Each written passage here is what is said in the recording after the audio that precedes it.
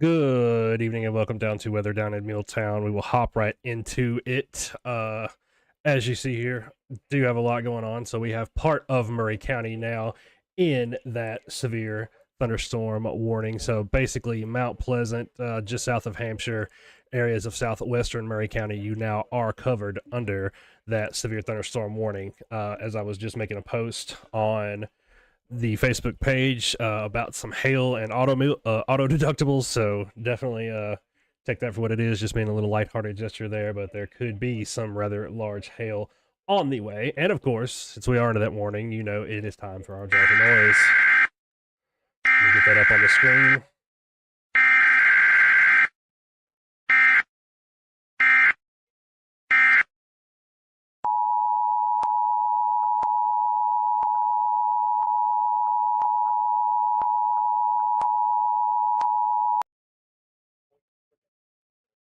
I'm getting the text pulled up on that for y'all right now. Just give me just a second. It literally just dropped. So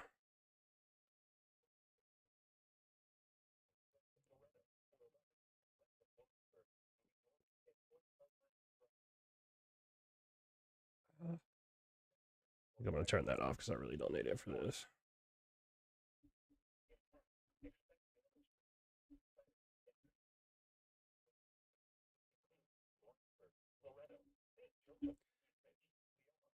And I've also got the NOAA radio audio to pipe in on the broadcast now once we need it as well. I guess I can right now, so let me know how this sounds for y'all. In Middle Tennessee until 9:15 p.m. Central Daylight Time. At 8:41 p.m. Central Daylight Time, a severe thunderstorm was located near Lawrenceburg, moving northeast at 40 miles per hour. It's kind of a pain to get all this into the tracker, but it's a good thing to have as well. So, source, radar indicated. Impact, expect damage to roofs, siding, and trees. Locations impacted include Lawrenceburg, Mount Pleasant, Summertown, Eastridge, Gordonsburg. Nobody's got an excuse to not have a NOAA radio if you got one here to listen to, right? At 8:29 p.m. Central Daylight Time, a severe thunderstorm was located 9 miles northwest of Loretto, or 11 miles west of Lawrenceburg, moving northeast at 45 miles per hour. Hazard, 60 miles per hour wind gusts and nickel-size hail. Source, radar indicated.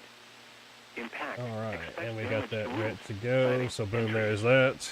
Locations impacted include Lawrenceburg. So if you're just joining us, we do have that severe thunderstorm warning that is in effect now. I'll back it out just a little bit to our state level view. We got the tornado watch up here, up to our northwest. It has not. Let me drop that out real quick. Northern Lawrence County in. Okay.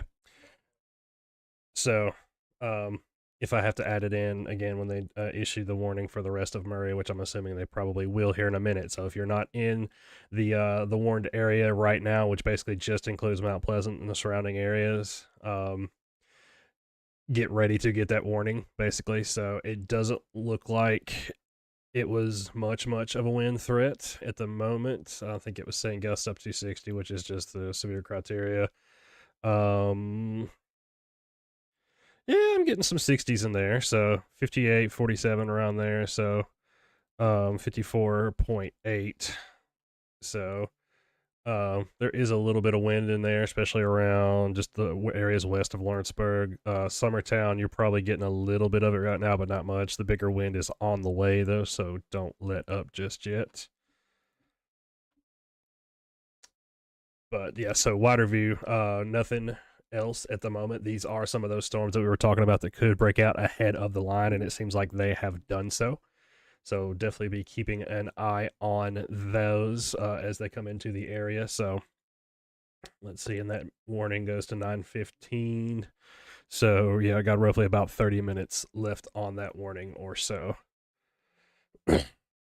So I'm trying to go and get to the comments here real quick. I'll try to pop in and out of the comments as we go all night because this is probably going to be a late night. So Jaren's in Mount Pleasant said nothing yet, lots of lightning. Yeah, it's been lightning for a good 20 or 30 minutes. I was actually on my way back home from Sonic in Columbia earlier and could see it over the horizon. So fun fact, in the South growing up, we always hear about heat lightning. There is no such thing. It's just a distant thunderstorm reflecting off of the clouds. So throw that in your little trivia bucket and surprise people at the bar. Tiffany says, can we go to sleep comfortably? I would, yeah, go to sleep comfortably. This isn't going to be, I think, we shouldn't expect what's been going on up north. I mean, there's been a full-on tornado outbreak up towards Illinois, Ohio, Indiana all day long. So I've been watching those as I've been, because I always try to sharpen my skills and get here in the desk and look at stuff with the programs and the software that we've got at our disposal to just always stay sharp. So, I would go to sleep comfortably. I'm sure Mrs. C, she's told y'all plenty of times, goes to sleep comfortably and just relies on me to go kick her out of the bed. But I would definitely have that NOAA radio on, or another way to get warnings. So Candy's in Mount Pleasant. She's got a lot of lightning as well. Starting to thunder, says Julie in Pulaski. Yeah, and by all means, tag your buddies and your fam in this or whatever, so that way they've got some good information as well.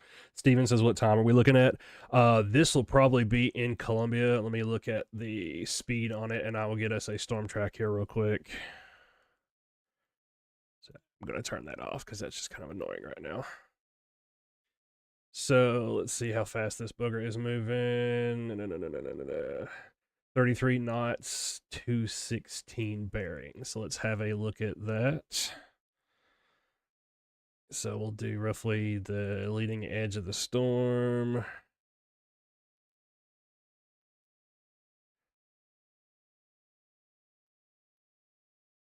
Oh, it didn't work.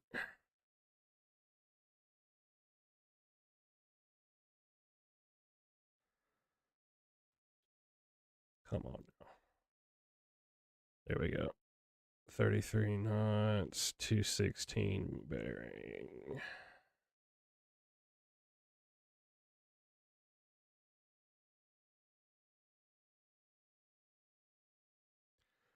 All right, so yep, there we go. There's roughly our storm track on just that leading edge of it or so.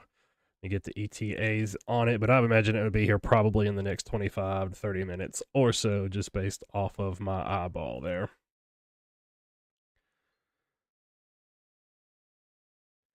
Let it populate, because I make sure it gets all the little small towns and stuff, not just dealing with the big stuff. So Mount Joy, about 8:59. So you got about 8 more minutes or so. Mount Joy, about the same for you. Mount Pleasant, Hampshire, about 9:03, 9:04. Chapel Hill, about 9:09. I'm assuming that's a Chapel Hill here somewhere, not in Marshall County. So Mount Nebo, 9:15. Sawdust as well. Williamsport, about 9:15.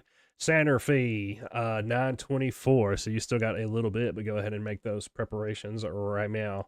Leapers Fork, about 9:45. So it's looking like I just tracked the center part of it, but it's going to impact Columbia. I just didn't do it in a wide enough band there, but that's roughly about what you can expect. So I would say, yeah, it's saying Poplar Top, which is kind of right there, even with Columbia, 9:13. So yeah, I got about 20 minutes or so at best, I would say, before this thing is here. So if you need to go grab the trash cans or the puppies or whatever else, secure your outdoor objects, go throw an extra mattress over your car. Think about those auto deductibles. Whatever it is you got to do, go ahead and do that now, because you're running out of time. Julie says starting to thunder in Pulaski. Yep, y'all are kind of on the edge of this one, Julie. I think you may get left out of the party for the most part on this one. So, is my sound cutting out for anybody else? Marissa says she's having a hard time hearing me.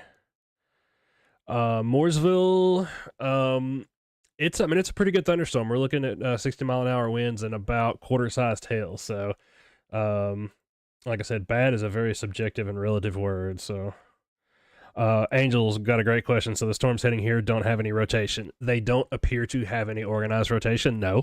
But just a reminder, anytime that there is hail, there is an updraft, and an updraft is essentially rotation. So we can real quick have a look at this. I'm just trying to make sure I go down through the comments here real quick. It will take me a bit. I've got Boppy in the comments as well for me, helping me out. So trying to catch all the main ones. But yeah, definitely tag your peeps and your friends. Jennifer West Eagle, thank you very, very much for that big money. Always appreciate it. Tiffany, ready for some beautiful weather? I understand. It's been pretty nice the last couple of days, so I really can't complain too much, I guess, on that. So, Chastity got the first sound of thunder in Mooresville. And bear with me, y'all. Apparently, I can't pronounce T's today. Yeah, Marissa, I think it's just you, because everybody else sounds like they can hear me. So,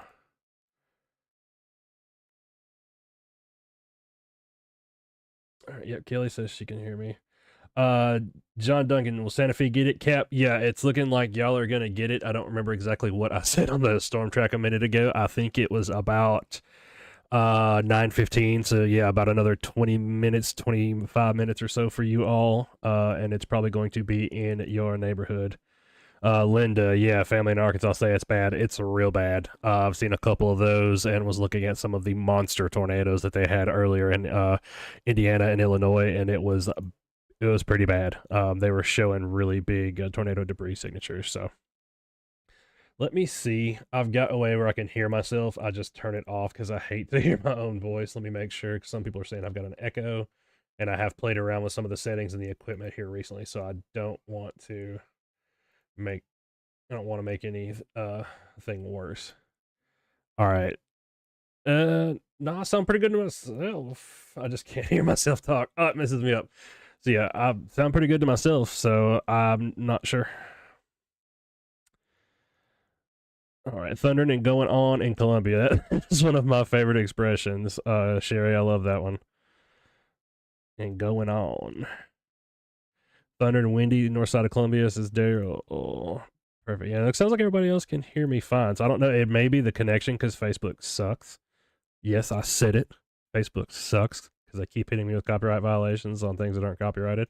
So again, you can always head on over to YouTube. We are doing a simulcast right now on YouTube. And that way, if you got an Apple TV or a smart TV, you can put us up on your big screen and rest and enjoy the sounds of the captain as you fall asleep.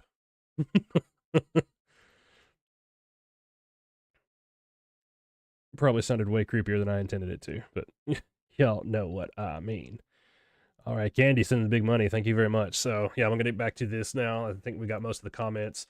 Do have, looks like, a confirmed report here of some wind damage. Lawrence County EMA measured wind gust 57 miles per hour near the Rock Quarry on Highway 64 west of Lawrenceburg. And I still am showing some hail here as well. So let's pop back over to our 2 panel and we'll look at the hail. So it's gone down a whole lot from what it was, but it looks like, yeah, just north of Summertown and that heavier stretch do have some hail possibilities showing up there, but it is a little bit more mild than it was a minute. Well, no, it's almost back up to an inch. So yeah, 0.97 inch, a little bit bigger than a quarter, folks. So moving at 60 miles an hour, that's gonna hurt. So let's see where that's at exactly. I think it was Metal Road. That's a cool name. Metal Road.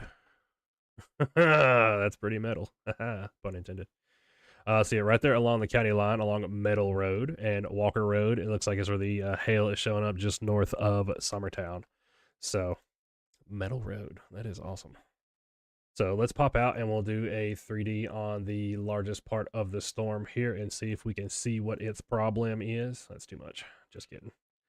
We'll do it here on there we go. It's still a lot. So cloud tops look like it's a big one, so about 45,000 feet on it. You see the dark purple spots there in the middle. Let's see if it'll let me take this full screen. Yeah, there we go.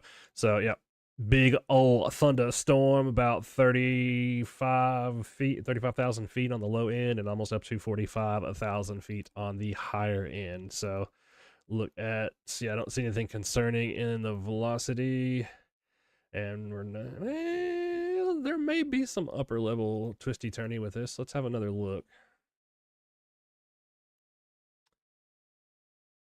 But Actually, we'll have a look at the hail core real quick. So I want to see that hail core if it's there. Yeah, there's that hail core right there. So darkest spots in that really deep purple there, unlike the band. That is our hail stuff. So that's not the right one I want. Yep, so there's our hail core. And then, yeah, that's our usual one there. So let's you kind of see all of the storm in 3D. One of the coolest tools that we have there. I really, really like it. It is showing a little bit of rotation factor there on our algorithms. Let me have another look at this in our 2-panel mode with the velocity here and make sure we've got our speeds entered correctly. I mean, maybe a little bit, but it's nothing that looks organized. The problem is, since we're down here in Middle Tennessee, we're looking at about 6,000 feet above ground level. So that's kind of the issue with our storms down here, while we rely on you all so much. Yeah, I don't think so. It may have some broad rotation in it. Let's have a look at the higher. Yeah, maybe a little bit broad, but I don't think that it's anything organized. But again, anytime that we have hail, our lightning started working again all of a sudden. Thank you. All right, see, I've been having issues with that for the last 30 minutes. That's why I was running a little bit late on getting live started. It's been working all day, and then all of a sudden it decides to crap out. So yeah, it looks like lots and lots of lightning there just north of Summertown, Mount Pleasant. You are getting it right now. So let's have another look at the wind as well, just to see how that's cooking. Yeah, definitely seeing some 60s out there, so that would not surprise me. Coming into Mount Pleasant right now, looks like I'm measuring a 60-mile-an-hour gust, potentially. So definitely keep an eye on that. Come on, if it will... because I left it on the street. So yeah, we got 59 right there. Looks like there was a 60 somewhere in there that I saw, but yeah, possibly some 50-mile-an-hour winds coming in on the Mount Pleasant side of things right now. It looks like just right there near the bypass and 166.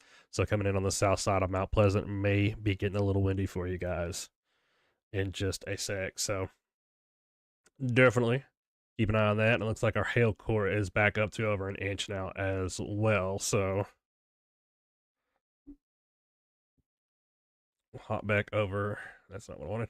Hop back over into our 2-panel mode there and have a look at the hail again.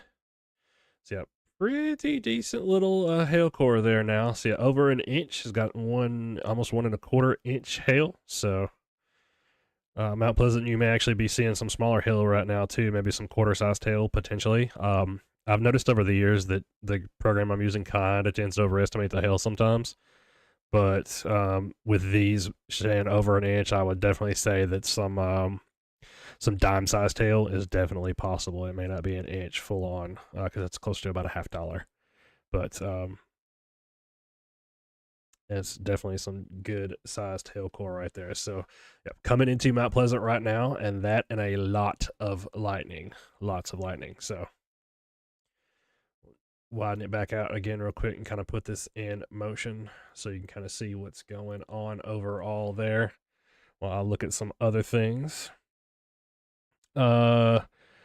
Yeah, so great question from Whitney. Will this help the main line be weaker by chance? It very well could. If this was happening at noon, I would say no, because it's going to dump a lot more available moisture and possibly some more instability into things. But since it is so late at night and the sun has already gone down, I would say probably not. So the main line still is coming.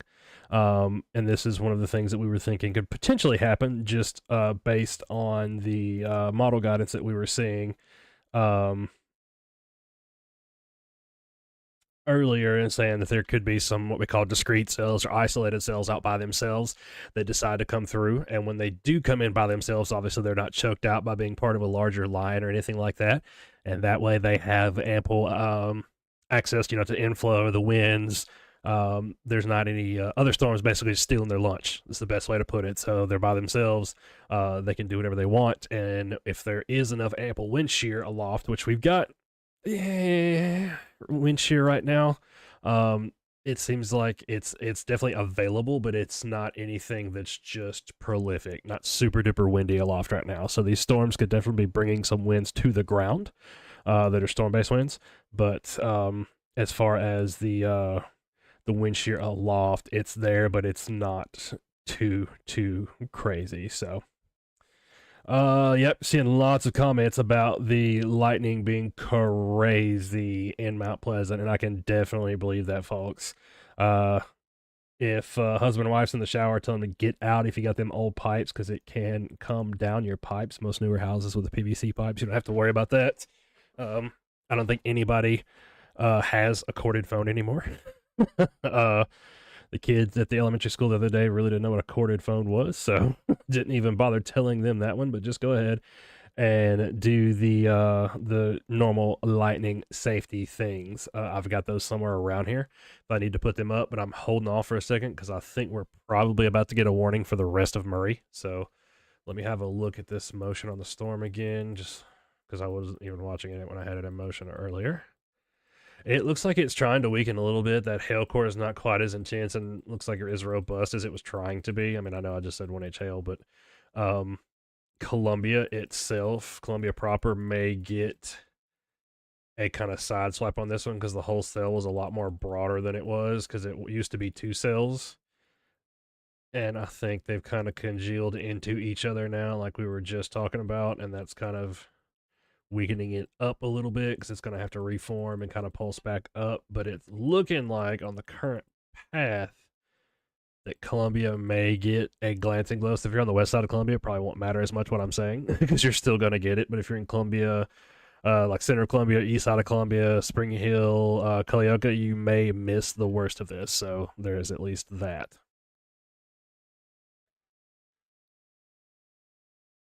Make sure. Yep. So yeah, Brandy asks, I think, yeah, I hope I just covered that for you. It's just as I was talking, Brandy from YouTube just asked about Culleoka. And that we try to be vague. It's on purpose. We promise we're not trying to be mean or anything like that. But we'll say like Murray County, and we try to cover everything as a whole, or southern middle Tennessee or whatever. So if you live in Culleoka and you live in Mount Pleasant, or you live in Columbia, or this side of Spring Hill or Santa Fe or wherever, and we say Murray County, that means you. So we try to be vague on purpose for that, just so we can cover as many places at once while we're talking. So Vince says he's seeing some rotation. Where are you seeing that at, Vince? What I was going to do a second ago, because I normally try to run a couple of different instances of my radar program going, but when I'm using those the query programs and stuff like that, it gets kind of mad if I use more than one instance of the program because it doesn't know which I'm trying to query or show this street or that hail or whatever. But yeah, maybe a little bit on the back end of this.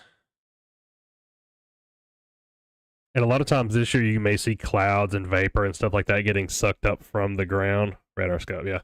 That's what I'm looking at as well. Vince, Radar Scope's probably the best mobile app out there. I think it's available on Mac too. So I mean, I can't say it's 100% mobile, but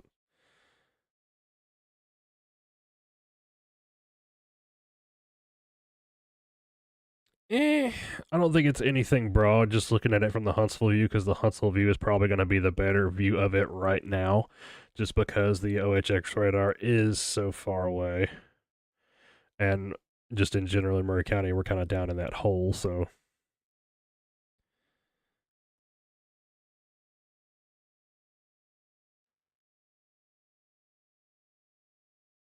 we'll see. The OHX view is where I'm assuming you're seeing it from, because it does look like there is a little bit of conflict on the western side of the cell running down like Highway 412, but I don't see that on the Huntsville view. With radars that close, if you have any big organized rotation, you want to confirm it on as many radars as you can. So it should be showing the same thing on the HTX Huntsville radar, and it is not at the moment. So I kind of see that windy spot that's just going through Mount Pleasant, but I don't see the opposing wind coming in from the west. So again, anytime there's hail, there is at least an updraft. So but I do not see any just organized rotation as far as I can tell. Johnson is going to pass through fast or stay for a while. It's looking like it's probably going to pass through pretty quick. I think this was moving at about 47 knots or something like that. So that's about 50, low 50s mile an hour, I think. Let me look. 33 knots, excuse me. So that's going to be about 40 miles an hour. So, I mean, it's moving on at a decent clip. Let's see. There's a reason why I've got everything else on here converted automatically for me because I can't remember the conversion. So yeah, 33 knots is about 37.9 miles an hour, so we'll call it 38. So it's gonna move through at a pretty decent clip. So it's not too bad. Julie, hail in Hampshire. What size hail do you have? That's stuff that we like to report to the Weather Service when it is large enough. So basically, the severe criteria starts at about penny size hail, and then goes up from there. If you're still seeing some pea-sized hail or some stuff like that, I mean, that's something that we always like to know, but it's not reportable to the Weather Service. But definitely let us know anytime you all are seeing hail.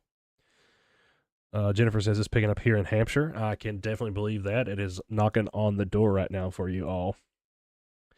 Linda, how do you find us on YouTube? You can search at the little @ symbol, WDiMT, or you can just go on there and search Weather Down in MuleTown, and that should get you to us.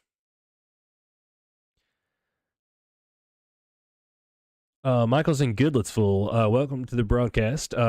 We try to cover general forecast and stuff for the most part of Middle Tennessee. But Goodlettsville right now is going to be a good bit away from all of this that we're talking about. So it's probably going to be marching its way off to the northeast at some point here later on, but nothing for you right now. So. Kathy, will it make it to Murfreesboro? This particular cell, probably not. I think it's going to be losing a little bit of its punch, but I always hate to say that, and then it pulls back up because that is very possible. So it's trying to move kind of that way. It's got a little bit of an eastward like stumble, we'll say it, as it's going north. So you may see some of the remnants of this, Miss Kathy, but I don't think this same storm at this same intensity will get to you. So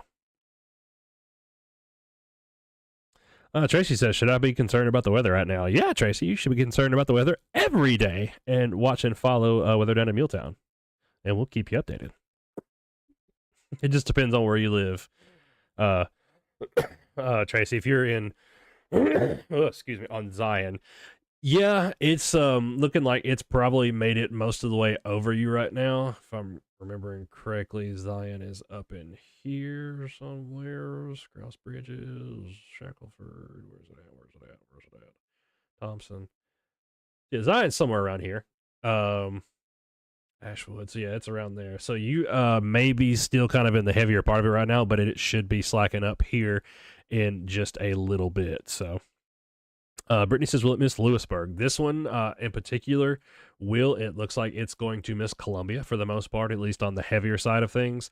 But there are some little hot spots in this cell that's trailing it as well. So there is more rain coming. This isn't the main event. This is actually just one of those pop-up individual cells that we thought might come through. Yeah, and I'm actually starting to hear the thunder here now outside the studio window finally. So Casey Lane area, nothing going on because that's not far from me, Brittany. I am in the Sunnyside area, so getting hail on Williamsport Pike by the VFW, says Mark. What size hail? Always tell me where you're at, which is great with the Williamsport Pike VFW, but tell me what size you're getting. Relate it to a coin, please, not a marble, because marbles come in all different kinds of colors and shapes and sizes. Jalen, a single parent whose child is terrified of storms. I understand completely. The best advice I can give you there is just sit down, talk with them, and educate them about the weather. It's something that's always going to be around.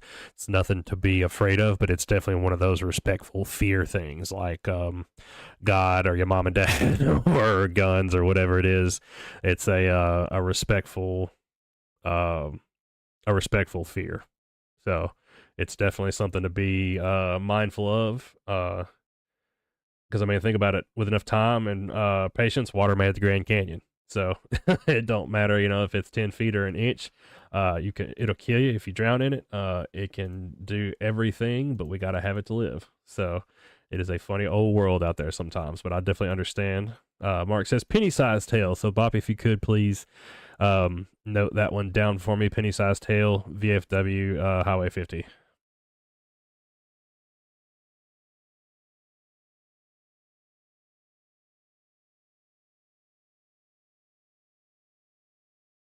All right, am seeing some P-size class. Courtney, I am so glad that he enjoyed the class. So yeah, it looks like Courtney's son is one of the ones that we went and talked to last week at Woodard. I've had several more schools and homeschool folks and people reach out to us about doing that, and we're getting them scheduled in as well. So we absolutely loved going and talking to him as well, Courtney. Make sure you tell him that. I think I enjoyed it just as much as the kids, because I'm just a big kid at heart as well too. I just know about the weather and have facial hair. All right.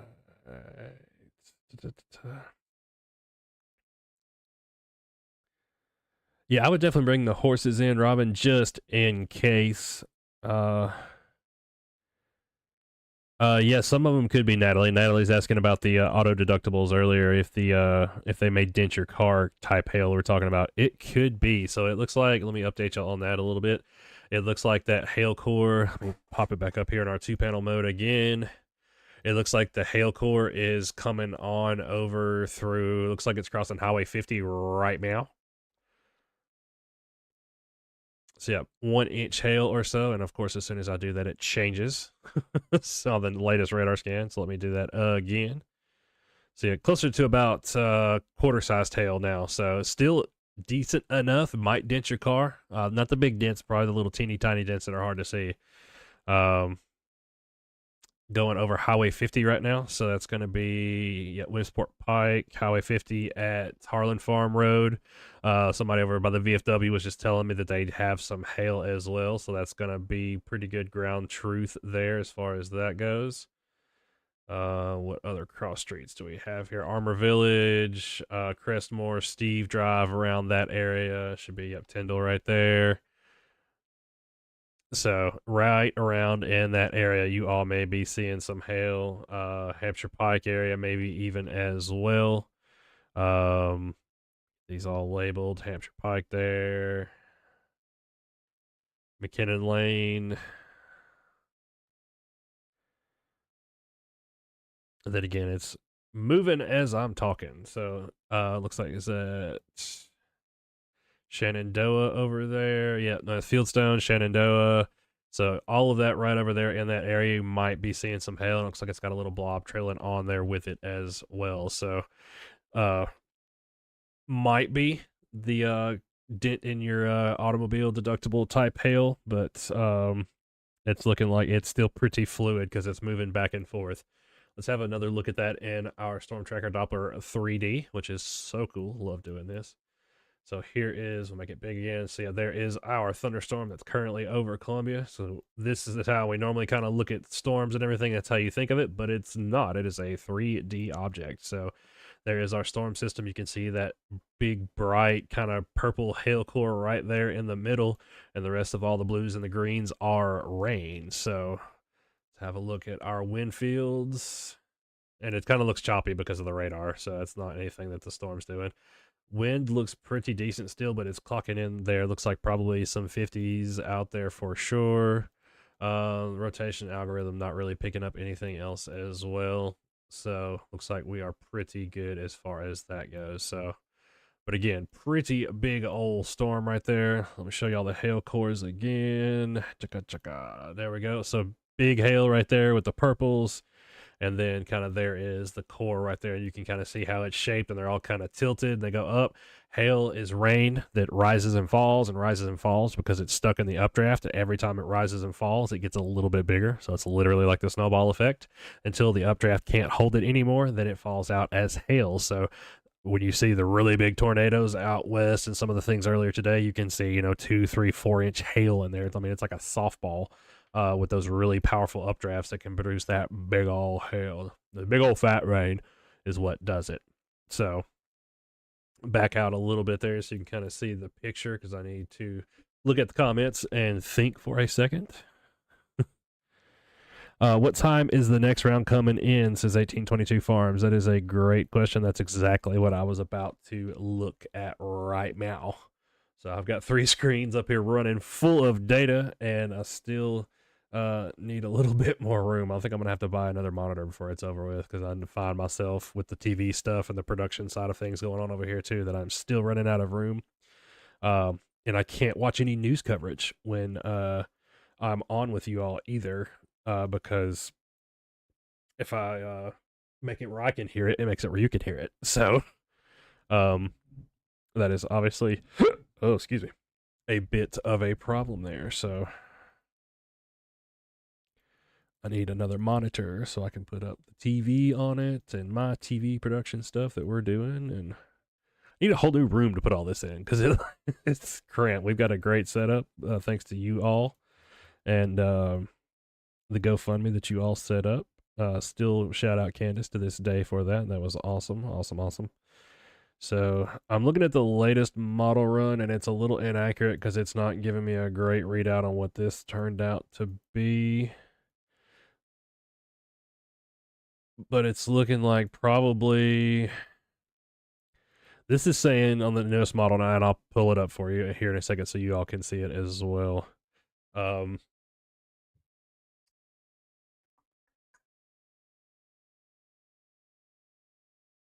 There we go. So let me take that full screen.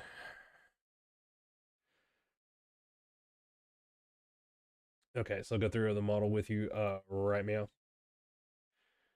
So this is what I'm looking at. Let's back it up there a little bit. That's not what I wanted to do. All right, so this is the 01 Zulu run of the HRRR model. This is my favorite for Storm. So there we are at 9 o'clock. So we're pretty similar to what's going on there right now, but it's showing us pretty much continuing in pretty, not maybe severe storms, but pretty good storm cells there through the 10 and 11 o'clock hours, midnight as well. And then you can kind of see the line approaching right through here. This is what's going to be what's essentially going to be most of our main line. This is 1 a.m., still pretty much covered with broken showers, maybe some individual cells trying to sneak in there, but I think a lot of this is going to kill out any chance that they may have to become really just supercellular or mean. But then you see the main part of the line there approaching between probably 2 and 3 a.m. and then just rain on the backside of that into the daylight hours and probably clearing off close to about 8 or 9 o'clock tomorrow morning. So that's what we're looking at the moment. I think that's going to be fairly accurate. Again, it just is a supercomputer. So got to take it at its word. Let me have a look at the tweeter. I still have to call it Twitter. I can't call it X. Because that is one of the best places for live information and breaking news and stuff like that. So, yeah, I think they did go ahead and expire that severe thunderstorm. So let me get this back to live. Yep, they did. So it's still kicking right now, but we do not have the warning in place anymore. So we no longer have that warning. So I'll go ahead and drop that. And I actually need to drop the current conditions too, because they are not updated either. Sorry about that, folks. I can try to update those real quick. Again, if you have any comments, go ahead and throw those in the comment section. I'm trying to get to them as I can, and I've got Poppy in there helping me. Always appreciate that.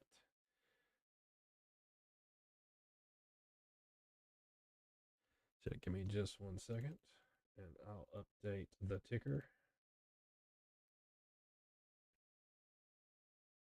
And again, if you've ever wondered or looked at the current conditions and been like, hey, he said it was going to be 72 and it was only 68.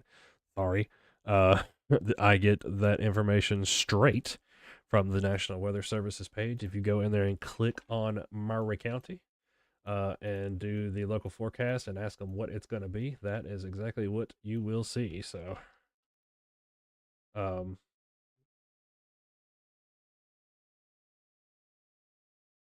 that is where it all comes from, good, bad, and ugly. So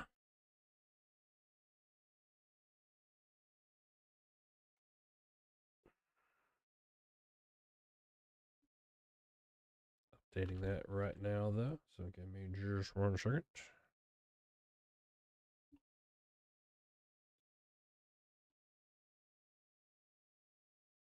I hear the wind picking up here, or rain or something. Oh, I didn't want to do that.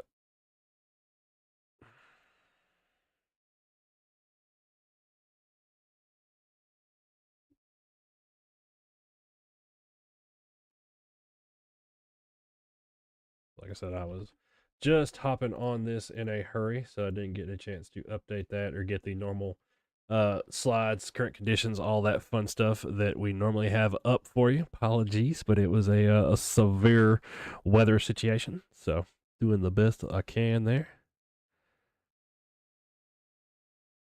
Oh yeah, I'm getting so many comments now. It's kind of burying them quicker than I can respond to them, y'all. So I am trying. Let me actually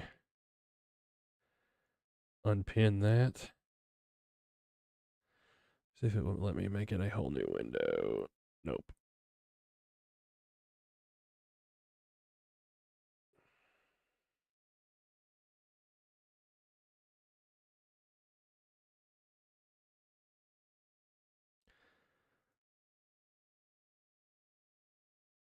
Yep, getting so many comments. It's just scrolling faster than I can literally read them or interact with them or anything. So I'm trying, y'all. Appreciate you all joining us. Nancy on YouTube says getting rough near Franklin soon. It looks like it's definitely headed that way at the moment. So let me have a look. Yeah, so Thompson Station looks like they're getting the rain right now. Fairview's about to get the same as well. So I imagine in Franklin, it will probably head your way. Yeah, probably within the next 30, 45 minutes or so, give or take a little bit, because it is trying to slow down and weaken a little bit. So, and here again, as we were talking about, it's going to be our main event back this direction over here. So it's looking like uh, it may head your way, but it's going to be hopefully weaker than it was here. I don't see those hail indicators anymore on there, which is definitely good news. But it's still got a good bit of lightning, and lightning is one of the gauges of kind of how we look at storms and tell how they're doing. If it's got a lot of lightning, it's still usually got a lot of convection, and that means it's still rolling on. So, yeah, definitely sounds very loud outside. Leanne wanted to know how much rain we're going to get. That is a great question. I honestly have not looked at it yet. I've been kind of looking more at the severe side of things, but I can imagine with all of these HP, what we call high precipitation storms, that it's going to be a lot. Dorothy's at the GM plant, getting thunder and lightning. Yep, it looks like it's right on the edge of you all. You shouldn't get the direct on, full on stuff of it, but you're going to get, I think, kind of a glancing blow on that. Danielle's in Spring Hill. Nicole says, is it passing over quickly? Yeah, it looks like it is for the most part, but it looks like it's also slowing down a little bit. It was chugging on about 40 miles an hour earlier, but it was chugging on almost at 50 as it crossed the Bama, Tennessee line. So there's that. It does seem like it's slowing up a little bit. Catherine says it's starting to let up a little bit in Old Zion area. Never had any hail, so that's definitely good. Crazy wind in Santa Fe, says Allie. So yeah, I can imagine that. That's where about the worst part of the storm, or the heaviest part of the storm, is right now, is up there towards Santa Fe. So, and I just reloaded, and I've got so many more comments. Yep, it's literally just burying me with comments, y'all. I'll apologize. I'm getting so many. It's taking as soon as I try to go through and get a place to start, it reloads and it just shoves them all up on this on the scroll. So, oh yeah, and I can still see flashes coming through from the edge of my blackout curtains in here as well too. So,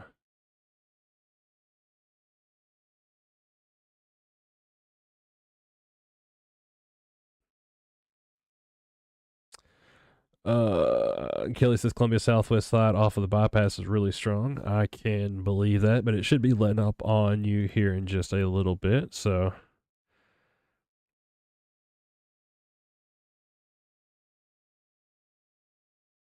huge lightning strike in Bobby's yard in Santa Fe. Glad you all are okay. Yeah, the lightning looks pretty good. I'm really tempted to stick my head out and take a look at it. Can well, actually, I'd have to turn the lights off. I'd say we can do that actually because I've got the camcorder over there by the window, but I would have to turn off the studio lights and it would probably glare too much. But one of these days, I'm gonna get a webcam and stick it up on the tower that the weather station is on. So that would be pretty cool. I used to love the Columbia Power water cable. When they did that, they had that as a channel, and that was really cool. So let me know in the comments if you remember that. Probably date yourself a little bit. That was in the early to mid 2000s, I think. So, well, it's been 20 years ago. It makes my back hurt. Nancy on YouTube says getting rough near Franklin soon. Yeah, a little bit. I think it's Praetorian. Nonstop in Spring Hill next to the GM plant. Aaron says, man, the captain is great. Thank you for doing all this. And you are great as well, Aaron. Thank you for joining us. We appreciate that very much. Very, very much. All right.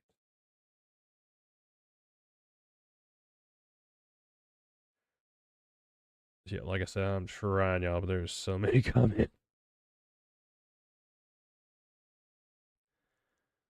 Let me see if I can just pop that out in a completely new tab. It's still going to be the same way, basically.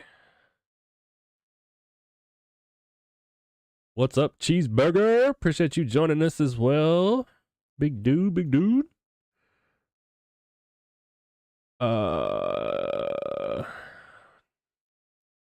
Just says lives off Williamsport Pike. Didn't get any hail, but it was quite loud for a bit. I can believe that for sure. Still going crazy outside near Santa Fe with the wind. Dana Lee, no, there is not a warning for Murray County. It expired just a bit ago, probably close to 20 minutes ago or so. So we're still on the lookout. But there is not, in fact, a warning right now for the Murray County. I hope I don't get demonetized for this because I think I said we're like a kids channel, but we'll be on here all night. It's going to have to happen.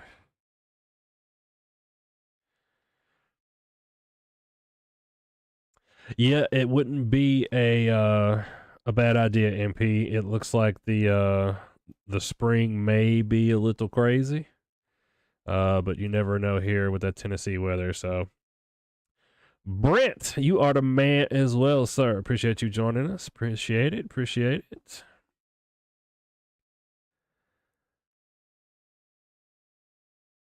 Yep. It was great. It would cycle. They had like a community, announcement channel, like the Channel 6, I guess it used to be, or whatever it was down here. But they also had another channel to where it would just go back and forth between like a north, south, east, and west from some tower. I don't even really know exactly what they had it on. And it was great because as soon as it would be storming like this, I would flip back and forth between, like Channel 2 or the Weather Channel or whatever. That was before I learned to hate the Weather Channel. And look at the cameras on CPWS, and you could see the lightning coming in, or when it snowed, it was really cool looking. So, yeah, that was great. I missed that channel. If anybody here works at CPWS or listening to anybody that knows anybody at CPWS, tell them to do that again. That would almost be worth getting their cable. Or even better, yeah, put it up as a webcam. I will gladly embed that into our stream. Gladly, gladly, gladly. Kyle says, any tornado chances tonight into the morning? Low, I would say. It's never zero. You will never hear me say that it is like a 0 chance of tornadoes, but it does appear to be low because a lot of this rain right now is taking the instability out of the atmosphere. So it's looking like this will probably help us out in the long run. We'll see when that next line gets here, though, because line segments, line storm, squall lines, QLCS, whatever you want to call them, they can be tricky just because of the nature of them as they go down kind of in the line or whatever. They can have those little circulations in between like two big cells where one's got outflow going out, the other one's got inflow coming in. And they're really tricky because they literally just kind of drop what we call Morse code tornadoes that just kind of drop down and go, and then they're gone. I mean, it takes the radar, I think, about 7 or 8 minutes to go all the way around in Nashville, so you can literally have a tornado and be gone before the radar comes around. So again, that's why we rely on you guys. But the good thing is, there normally those tornadoes are EF0, EF1, kind of weak tornadoes. So that is a plus. I used to have one of those actually as my background picture on Twitter. I don't know if it's still up on the at Bad Karma Chasing, which is our Twitter handle. I don't know if it's still up there, but it might be. You can go have a look. Follow us on Twitter. Leanne, we are very blessed to have you here with us. We appreciate that. Again, we're unlike, and we kind of want to look like, as far as the presentation goes. That's been the most proud thing I've been able to do, for me anyways, but we want to talk about the small towns and worry about you all and your family and not just the big cities. So that is why we are here. I noticed that as well, just watching all of the national news stations, and I would be like, hey, what about Columbia? They would zoom out real quick and be like, oh, hey, I see a big storm coming down there, and it looks like it's got a hook in it, and blah, blah, blah, blah, blah, and they would zoom into Nashville. Like, no! So they're great meteorologists, don't get me wrong. Talked with a lot of them the other day. Speaking of which, Franklin just did, and the edge of Davidson just did get that severe thunderstorm warning. So again, it did pulse back up a little bit. So those of you that are asking me questions from Franklin, it is under a warning now. It looks like Brentwood as well. So the edge of Davidson County and then Williamson County as well. So do have that severe thunderstorm warning for you all that are up in that direction. But again, yeah, we specialize in small towns because that's where we live, that's where you live, and that's who we care about. So you are our neighbors. We run into you all when we're out and about, and you say, hey, you're the captain. And I always enjoy meeting every one of you all. Love it to death. Seriously, mean it. So, John, we appreciate that as well, brother.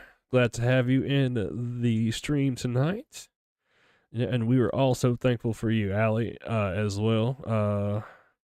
Cheeseburger, you too, brother.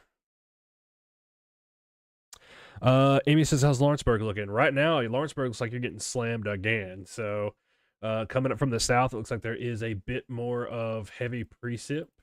Don't see any hail markers just yet. But it would not surprise me if one doesn't pop up soon. So it looks like there have been some confirmed reports of that inch and a half hail. Tennessee Valley Weather looks like they had reported some ping pong ball sized hail from Deerfield. Quarter-sized hail southwest around there. So yeah, they do have some confirmed reports down there in Lawrence County of some hail. Linville looks like you've got another little hot spot in the cell that's popped up as well with some lightning there. Wouldn't surprise me, just based on the return on that reflectivity, to see some small hail there either. So still not over. Again, stay with us as long as you can. And again, we are simulcasting on YouTube, so you can go and throw us up on the big screen or the small screen or the iPad or the whatever, and leave us on all night. Believe us, it helps us out with the YouTubes and the Facebooks and the algorithms and stuff. Just full disclosure, we are monetized here. We do make some money off of all this, and we try to put it back into the operating cost, pay for subscriptions, other things like that, and buy new equipment, do stuff of that sorts of things, just to bring you all a better experience all the time. And again, just bear with me. I went and grabbed some Sonic for the fam and had to go back, so I didn't get a chance to actually eat all of my food earlier before this started because I was running late, having to go back to Sonic because they forgot something. So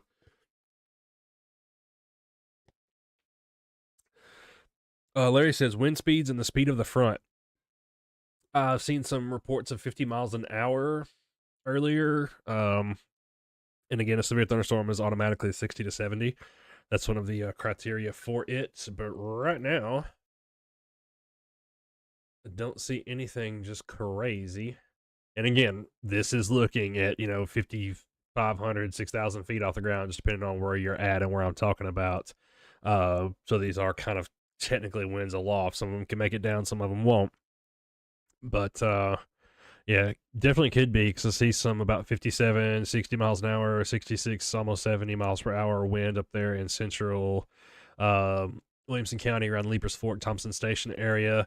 Maybe a little bit into Spring Hill, may still be a little bit windy up there. So I'm clocking about 48 miles an hour. But on the backside of things, through the rest of Murray County, it's pretty calm, 30, 40 miles an hour, 20 miles an hour. And then going down as you get into Giles and Lawrence. But again, remember, this is all got another severe thunderstorm about to cross the state line. This is all so the Doppler. It's in Old Hickory, so it sits up there and it goes around and around and around or whatever, and it measures all the wind. It makes little passes and sweeps like this. That's why it takes 8 minutes to come all the way around. Oops. So it's going up and down and up and down and up and down as it's scanning, and that's why I was telling you earlier the wind field looked kind of funny, like a sawtooth edge when I was looking at it on the 3D version. So it goes out at an angle. So by the time the radar site right here, because that's a little red dot, zoom in. So by the time the radar right there gets all the way down to Columbia, I'll put it on the center of Columbia right there, the lowest thing that it can see, so it's shooting out at that angle, the lowest thing that it can see by the time it gets here is 3,770 feet off the ground. So radar is not perfect. It has its limitations. That is one of them. To where we can't see exactly what's going on at the ground the farther and farther you are away from the radar, which is why you get this kind of purpley looking stuff down here. This is where the radar is having a problem seeing because it's all the way up there in Old Hickory and Nashville. So normally for cells like these, I would swap on over to a another instance of our GR software here, our radar software, and then go look at the Huntsville radar. I'm going to try to do that right now.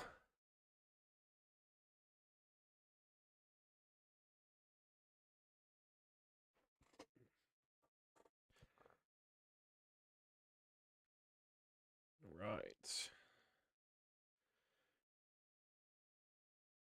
Yeah, this looks like Florence has got a pretty good little storm going on. I'll have to swap you over to a different view here so you all can see that. So yeah, this is the Huntsville radar now, looking down at things. It's a little bit better distance-wise and range-wise. So pretty decent storm coming across there right now, about to cross the Tennessee-Alabama line here in just a bit.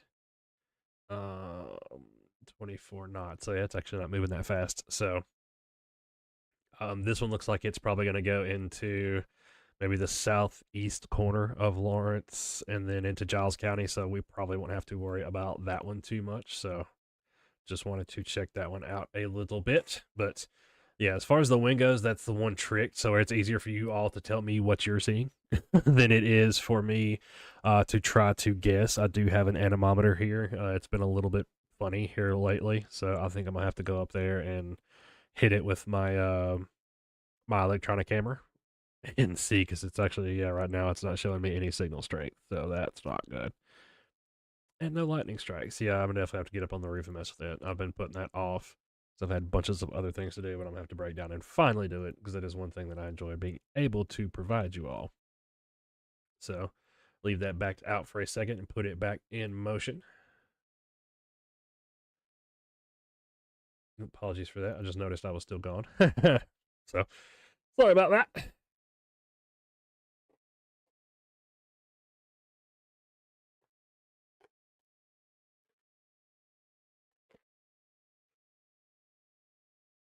Whipped cream on my face. Sorry about that as well.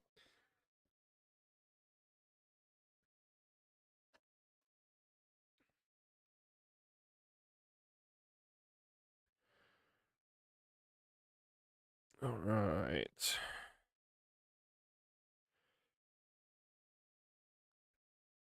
And we appreciate you as well, Larry. Glad to help.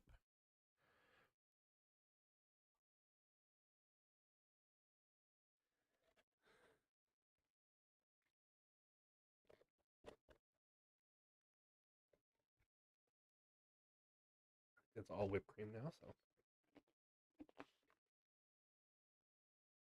I want my bananas to curdle up. All right, folks.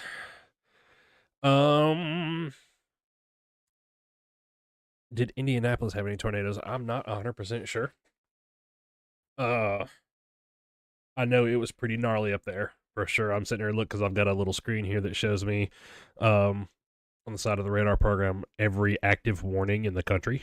So it looks like there still are a couple of tornado warnings up in Indiana. So I'm assuming that it's still pretty gnarly up there. Yeah, it looks like it is. Yeah, they got absolutely hammered today up towards the north of us there. So you got fam up there. I would definitely check on them, see if they're okay, all that fun stuff, because it was definitely a rough day up towards the north of us. So,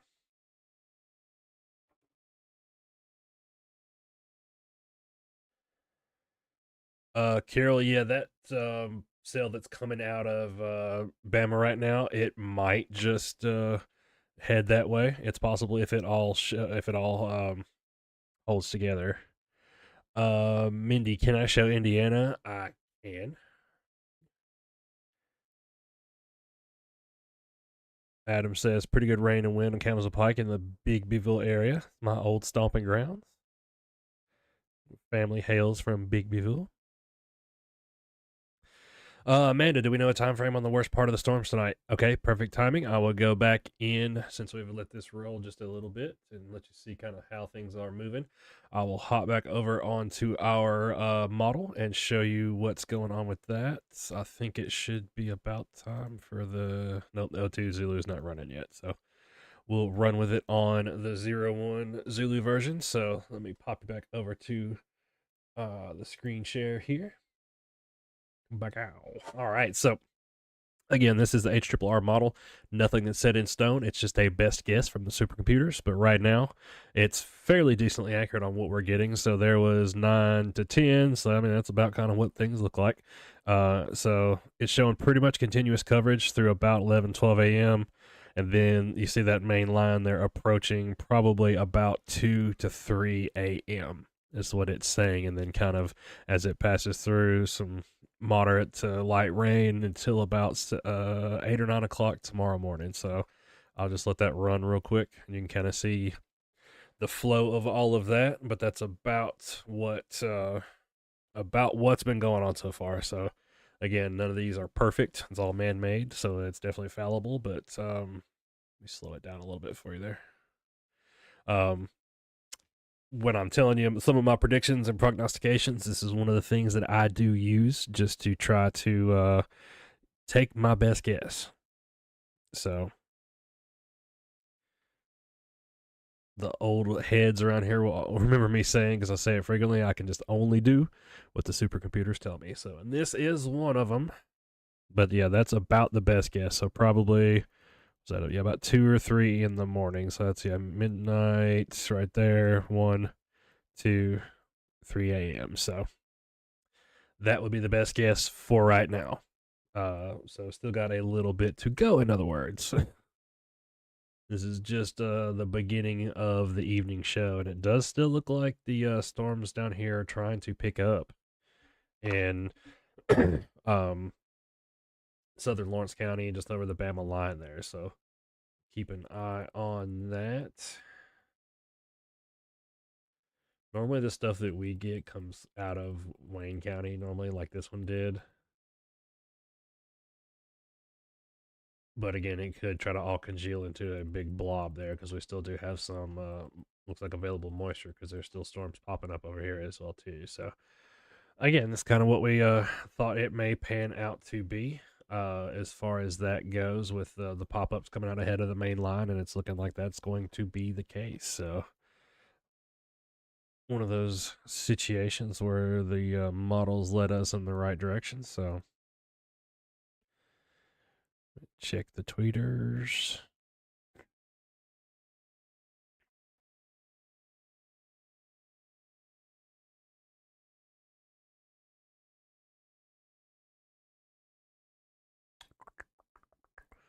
Yep, tweeters are pretty quiet at the moment, looking like.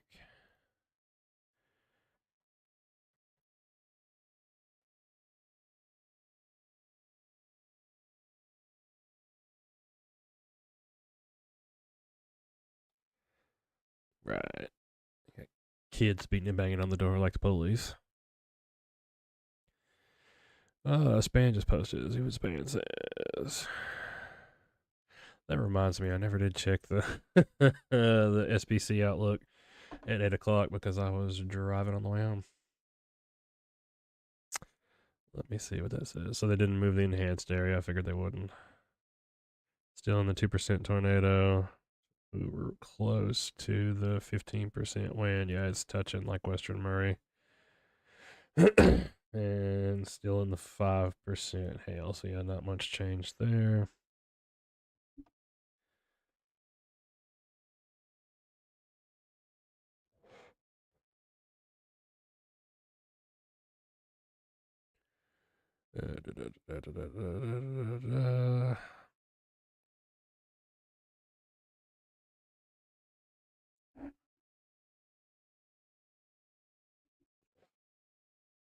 Okay, so won't bore you with all of this, but I'll give you some excerpts here. So, radar trends exhibit a narrow swath of scattered supercells extending downstream ahead of the larger MCS system across central Indiana into central Ohio. Activity is longevity. The activity has longevity, and will likely spread a bit further east than earlier indicated. Given these trends, will extend severe probabilities across eastern Ohio into western PA. Account for these supercells maintaining intensity and otherwise weaker instability regime. So that is not for us, but that kind of tends to show what exactly is going on with the system and the atmosphere because we are on the bottom end of that. So yeah, it really doesn't say much about our area, so that's good. Nothing specifically about Tennessee Valley, so that's a good thing. So I won't bother posting that one. We have a look at some of the other models here as well. So it looks like the O2 Zulu is running on the wrap.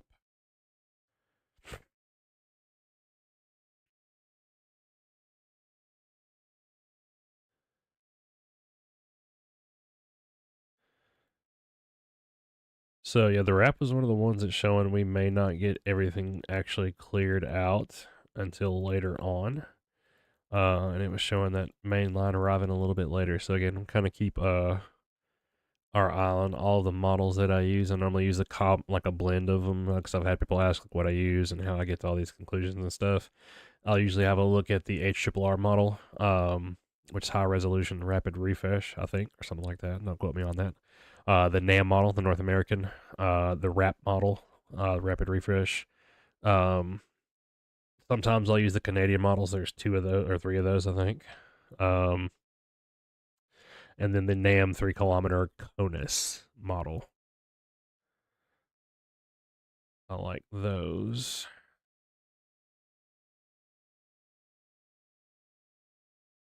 Yeah, and the NAM 3 kilometers got a more sharper defined line coming in as well too, but it's got a little bit more of these discrete individual cells rolling through ahead of it too. So that may be more of a situation that we're looking at because I'm seeing these storms just kind of bubbling up over here. I think, yeah, the radar should be showing us that if they were just West Tennessee storms coming through. But yeah, it looks like there's still plenty enough moisture and convection here to bubble up some of these little storms, and they are showing lightning as well too. So again, that lets us know that those little storms are kind of not necessarily strengthening, but they do have enough oomph to have the convection that they need to do their thing. So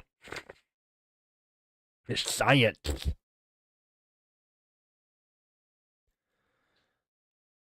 All right, let me see if I can. Yeah, it'll let me zoom this down to Middle Tennessee. All right, so we'll go back to our models again here real quick, and I'll show you what's going on with that. So this is the North American 3 kilometer model. Oops. So again, kind of see some of those bills popping out ahead of things, and this is 11 p.m., 12 a.m. So it's one of these that's showing the line getting here a little bit later. 1 a.m., 2, 3, 4, 5, 6 a.m. So it's actually got the main event coming through about 6 a.m. So, and it's a 00 model. So that was run about 3 hours ago. So yeah, it's 0253 Zulu right now. So a little bit old, but again, not too bad. So I'm going to run that one more again. So yeah, showing some of the more cellular things breaking out and discrete cells ahead of the line, then that main line coming through about 5 to 6 a.m. and then tapering off about 8 maybe. There may be some residual rain. Looks like actually that's looking like throughout the afternoon. So yeah, it's clearing off at about 6 p.m. So again, several different eventualities that may come to pass, may not. So just looking at all of the different things there. So go back to the comment section real quick because again, I know it's full and I'm trying to get to all of them. We try to go in and at least like everybody's comments so that way you know you've been seen and you are special. So we appreciate you as well, John. I don't know if I've already replied to you or not, but just in case I haven't, there we go. Faith says the winds on the back roads off and on, only one big gust where I'm at. Well, that's great news, Faith.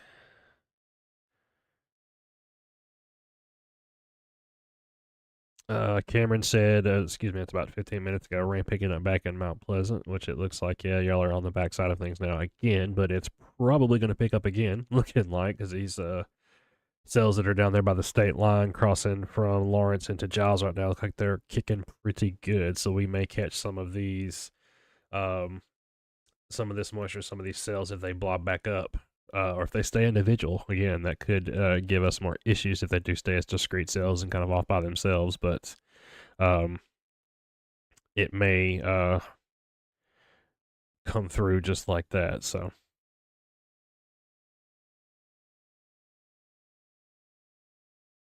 Sandy says, pretty good when came through cross bridges, had a bunch of hail, dime to nickel size. I can't believe it. It was looking like it was pretty big on the radar. Casey says, what's Spring Hill getting hit with in the next few minutes? Right now, it looks like Spring Hill's calmed down a good bit. So it looks like it is just rain. I'll kind of pop that back out on southern Middle Tennessee there so you can kind of see everything now. And I'll put it back in motion for y'all too while I'm over here thinking and speaking because I can't do both at the same time.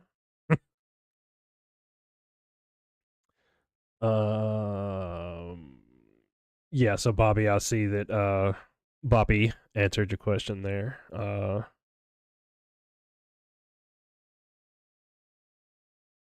Allie says she always pops on here and checks with weather down in MuleTown before anything else when the weather starts getting wild. Thank you for all you do. You are welcome, Allie, and we appreciate you as well. Appreciate you joining the live stream with us. Ken's in Lewisburg says windy and rain. Southwest starting to become active. That sounds about right. Looks like, yeah. Let this roll a little bit. But y'all have got some lightning moving into the area in Lewisburg. Yep. So y'all got some heavier precip coming through right now. Allison said it's weirdly quiet right now outside, like everything pressed pause. Yep, it has a tendency of doing that. The rain and the storms drive all the people and all the animals inside, or at least the ones with any sense. Unlike me, I go outside with a video camera. And then it gets quiet. That's why I love it so much when it snows. It is so quiet when it snows because like the snow absorbs all the sound. There's nothing out going. There's no traffic. There's no birds. It's just so peaceful. I love it. Larry says lightning count is off the charts. It probably would be if my stupid weather station was working, because that's one of the things that it does take a count on and detects, but it's not working at the moment. So I'm really gonna have to work on that too. Problem is I don't have an extension ladder, so I have to go borrow my neighbor's to get up there, and then I need another ladder to get on top of the chimney. Thomas Ferris says, what radar software do you use? So sometimes when I post like the reels and stuff on Facebook, just because it's another thing that we can potentially get noticed on and tickle the algorithm with, I normally use RadarScope Pro. I think RadarScope's $10 or so on most app stores and Google Play, Apple App Store, whatever. You can do the Pro subscription that gets you some more perks and lightning and some other things. I don't remember exactly what all it is, but it's a yearly subscription on that one. And then for our broadcast software that we're using right now, it's actually a company called Gibson Ridge. So if you hear me say GR, that's what I'm kind of abbreviating there. And this is Gibson Ridge GR2 Analyst 3. So it used to be just GR2, but then they released an update for it. But it is not cheap. I think it's $400. I think now, so it's not cheap. They do have a it's called GR2 because this is what they call next rad level 2 radar data. It's a little bit sharper, more HD or whatever you want to call it. They have a GR3 version that's a little cheaper, but it uses the level 3 radar data, which isn't as sharp, not as well defined, basically. But I mean, it's still a great program. So all of the Gibson Ridge programs have been great. Only thing that I didn't enjoy was, again, I bought GR2 way back in the day. For that $300 or $400, and they released the update for it, and I actually had to pay for the update. But I mean, that was like 10 years ago that I originally bought it, so I can't complain too much. But definitely a hit in the pocketbook. Christina, welcome to the stream. So, just depending on which model you ask, it's looking like we should get the storms, the main line of storms, probably somewhere between 2 to 3, but some of the models are saying it may kind of delay itself almost until daylight. So I know that's a real big wide gap there for an answer, but that's the best I got for you. So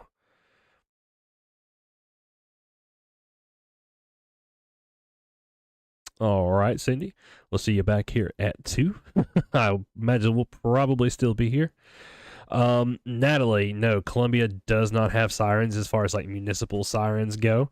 Neither does Murray County, and there's a good reason. A, they're expensive, so our taxes go up.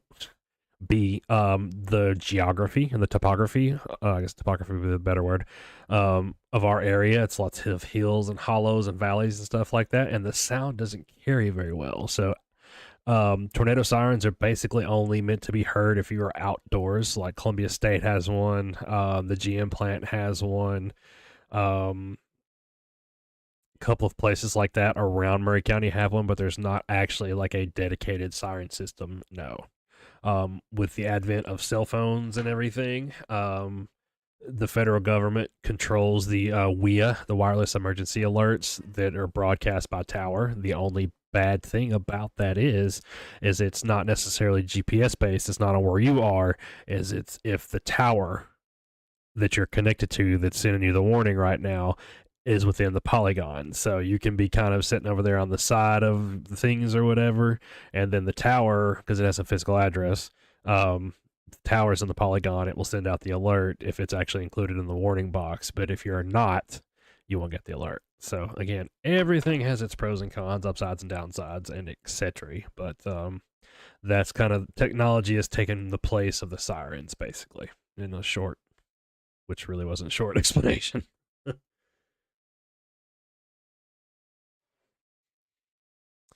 And again, that's what I was about to say. So even if we are not on here talking all night, I will still probably leave the radar up, and I may even pipe in the NOAA weather radio audio, so that way, again, if you don't have a weather radio, you can still listen to us here on Weather Down in MuleTown and still get that get the audio and the benefit of having a NOAA radio. Boppies want me to address the storm heading into Giles County. Yeah, for sure. So it looks like the severe warning that was over there closer to Florence has died down. It was a really slow moving storm, so I kind of figured it would. But yeah, it looks like just south of Pulaski, like around Minor Hill right now, about to be coming up on Elkton. A lot of lightning and some pretty heavy precip with that storm. We'll swap over and see if we can see any hail on there. So wind speeds for the most part look like they're behaving. There's some 40, 50, not 50, close. There's some 45 mile an hour gusts in there or so on the backside of this. So maybe a little bit additional wind to it, but don't really see any hail other than way down here in Stella. So between Prospect and Minor Hill, looks like you might possibly see some 1/4 inch sized hail. So got that going on down there, which again, with as heavy as this precip return is, that does not surprise me too much. But that's pretty small on the hail end of things as far as the stuff we've been seeing this evening. Oh yeah, it's not gonna work because I've got two of them running right now. So, but yeah, just trust me on that. It's showing up about 0.3-inch hail, but lots of lightning for sure down there. Lots and lots of lightning there.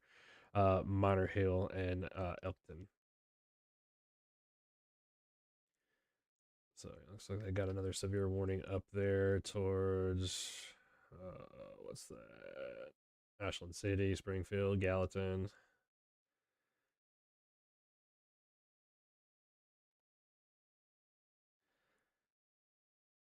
Oh yeah, so Indiana. Somebody asked about that a second ago. Yeah, looks like things are pretty crazy still up towards Indiana. There are just rows and rows and rows of severe thunderstorm warnings, a couple of tornado warnings, and things like that. So this is that Indiana view. I forgot who it was that asked, and it took me a minute to get to it, but sorry about that. And Amber, yeah. So we can never tell you no, there will never be a tornado. But right now the risk is low, so it's never zero. But the risk is low right now of any kind of like organized system, strong tornadoes, stuff like that. So, Sarah says, "What is our radio station?" Just depends on where you live. So, if you live in Murray County, I'll have to pull it up. I've got it around here somewhere. One second.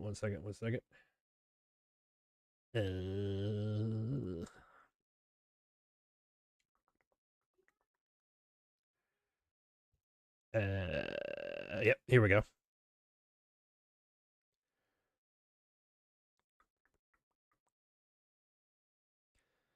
I've got a nice little graphic that shows. Yeah, I don't want to open that in Photoshop. Let's open it. Just the windows. There we go. So this is the NOAA weather radio station. So all of these, just depending on where you live, will be your weather radio stations. Normally, just because it seems like it picks up a little bit better. I think I've got all of mine set to Lawrenceburg. I've got some of them set to Centerville, I think, but it will be either the 162.450 or the 162.425. On the weather radios, I don't remember which channels they are because they're set like 1, 2, 3, 4, 5, something like that. Let me look at mine real quick.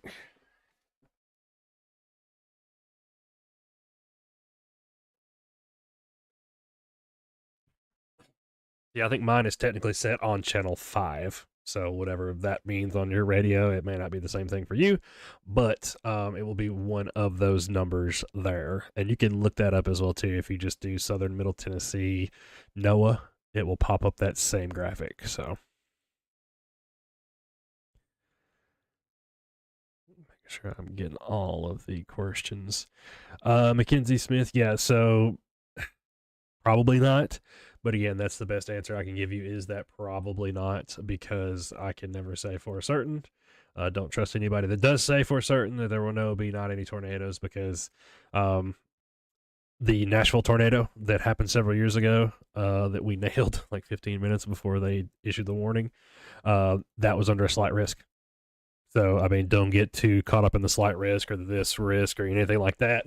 I mean, obviously, if we're under like a moderate risk or a high risk, which is like level 5 out of 5, that's different, but just never get caught up in that, because I mean, it's the weather. It really doesn't care what risk, quote unquote, they were at or anything like that.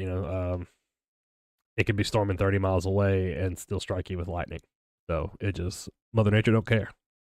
So just I'm definitely not saying be freaked out and stay up all night. Go to bed. Absolutely, go to bed. Sleep good. Just make sure you have a way to get warnings if we do have one issued. So make sure your phone's on loud or something like that. You got a weather app that can wake you up, or the weather radio whenever you need.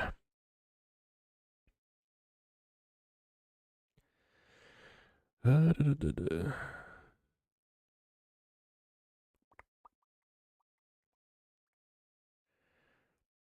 All right. Isaac said, "What's the wind speed around Columbia Spring Hill?" Right now, probably not that much. At least not any storm-based winds. It's looking pretty calm at the moment. Or it should be pretty calm now. There may be some ambient winds because right now, if my weather station's to be trusted, because again, it's been going in and out, about 5 to 8 miles an hour right now in Sunnyside. So not anything huge. Most of these are storm relative winds that we've been getting. So once the storms go through, that's usually going to be about it for the winds. There may be some on the back that are related to this front later on, but it's not going to be just anything major.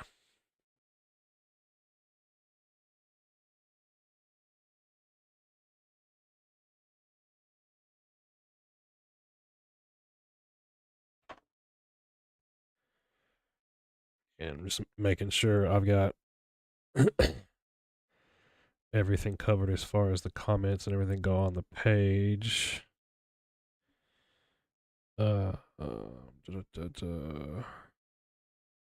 Yeah, they did issue a new tornado watch, but that was up to our north. I don't know who said that a minute ago, but that would be correct. It's just not for our area.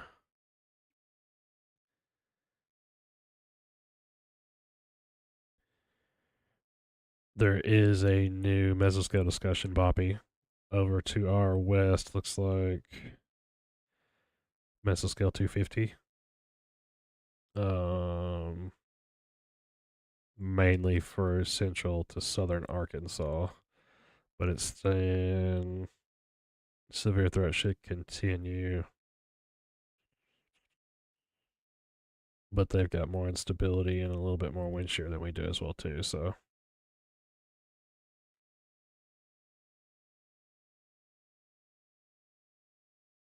they did extend some of the tornado watch counties, though. It looks like. Let me see if it'll show it here. Yeah, so they did extend some of the tornado watch counties as well, Boppy. So it looks like it's going to the. Let me turn the radar off for just a second. It looks like it's going all the way up to the Tennessee River, pretty much. Excluding DeSoto, it looks like it's the only one that's not in it there, but looks pretty good. All right, and I'm fixing to take a real quick commercial break as well because I got screaming kids in the background and my butt's numb. So give me just 1 second, folks, and I will be right back.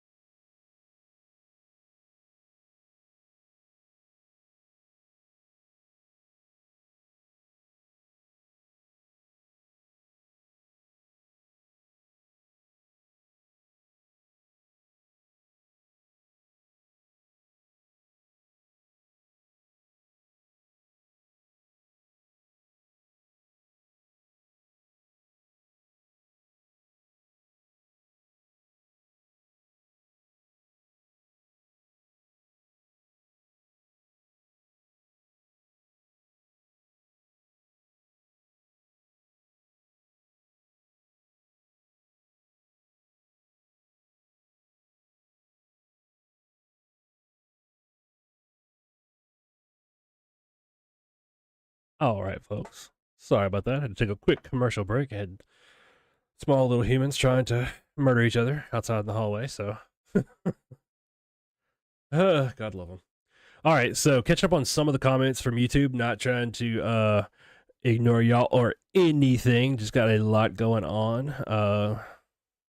And we know we don't have many comments on YouTube. So again, appreciate all of you joining the stream with us. Heard sirens off National Highway. Storm had me suspicious. Yeah, there may be, just depending on where you are. I know GM has some sirens up there, so you may have heard them when we got the warning. Then Hannah says, anything to worry about with stuff hitting later, just more thunderstorms.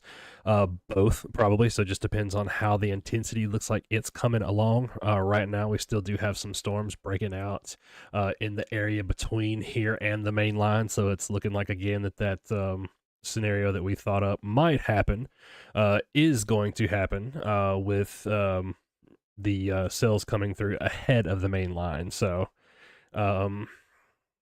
I would definitely don't lose any sleep over it, but make sure you've got a way to be woken up if there is anything issued.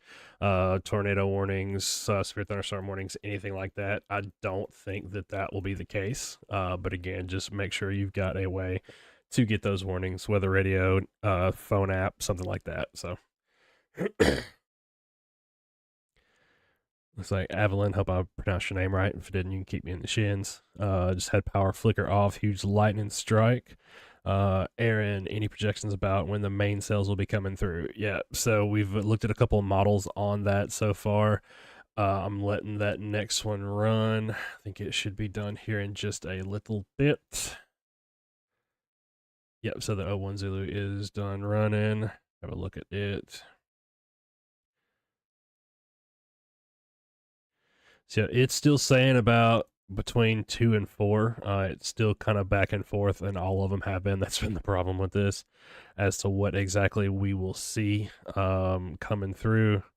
And it's still got more of like the broken individual discrete cells before the line comes through, but it's still holding on to about that 2 to 4 time frame. So I hope that answers your question there, Aaron. Appreciate you joining us. And again, everybody on YouTube, it's got better quality, and you don't have to deal with the Zuck.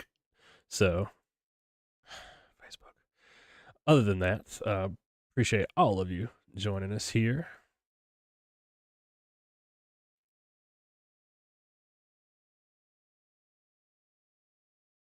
Yep, just addressed those discretes popping up to the west.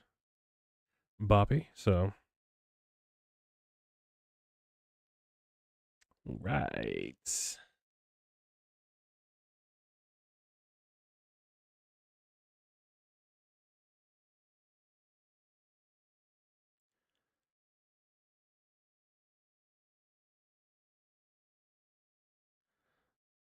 Why is this thing being difficult?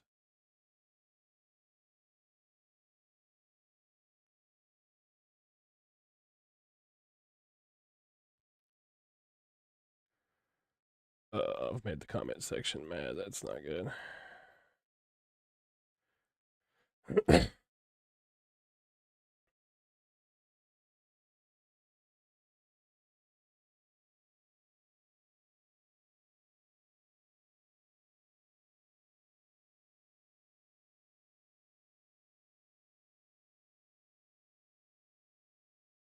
Come on now. See, this is why I fight with Facebook constantly. So now it's got my comment section popped out to where I can't see it. That's great.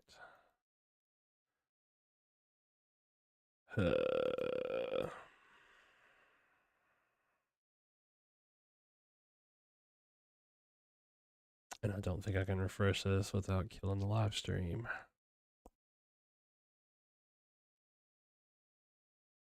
Well, that's not good. Why won't you?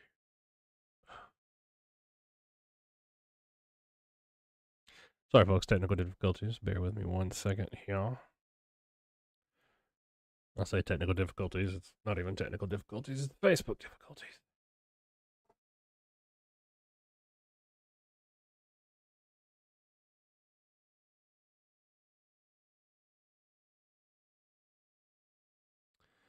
Come on, man.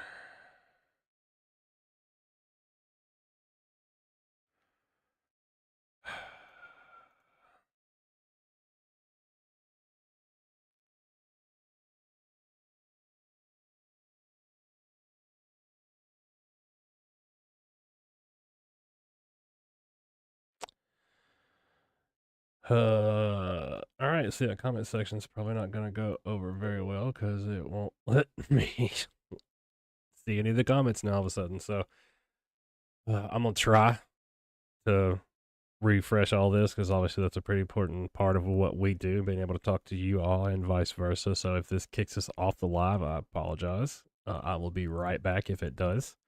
But I don't see any other way to fix this. So it's like completely frozen my comment section and got it all screwed up to where I can't even see anything.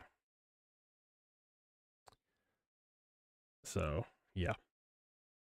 1 second. If this again goes off the air, apologies. I will be right back. Nope, still there. Perfect. All right. Okay, cool.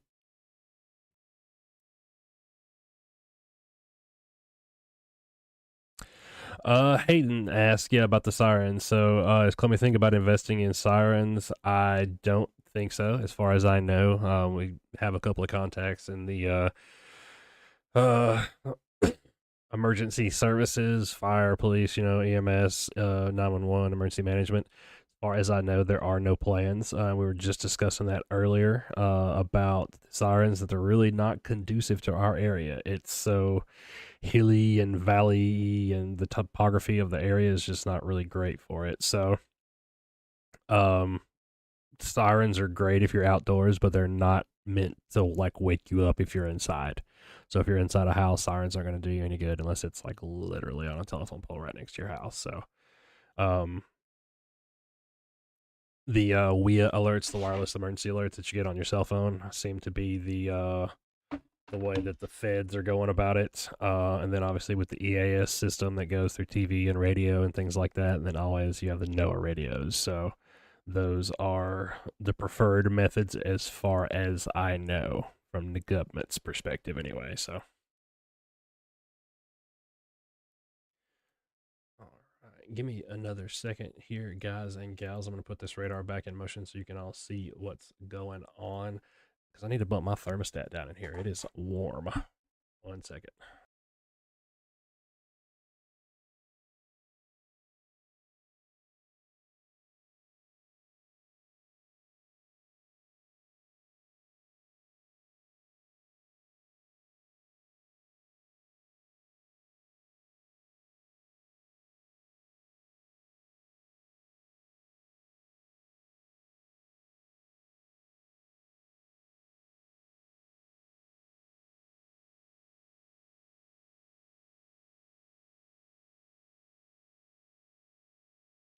Ooh, all right.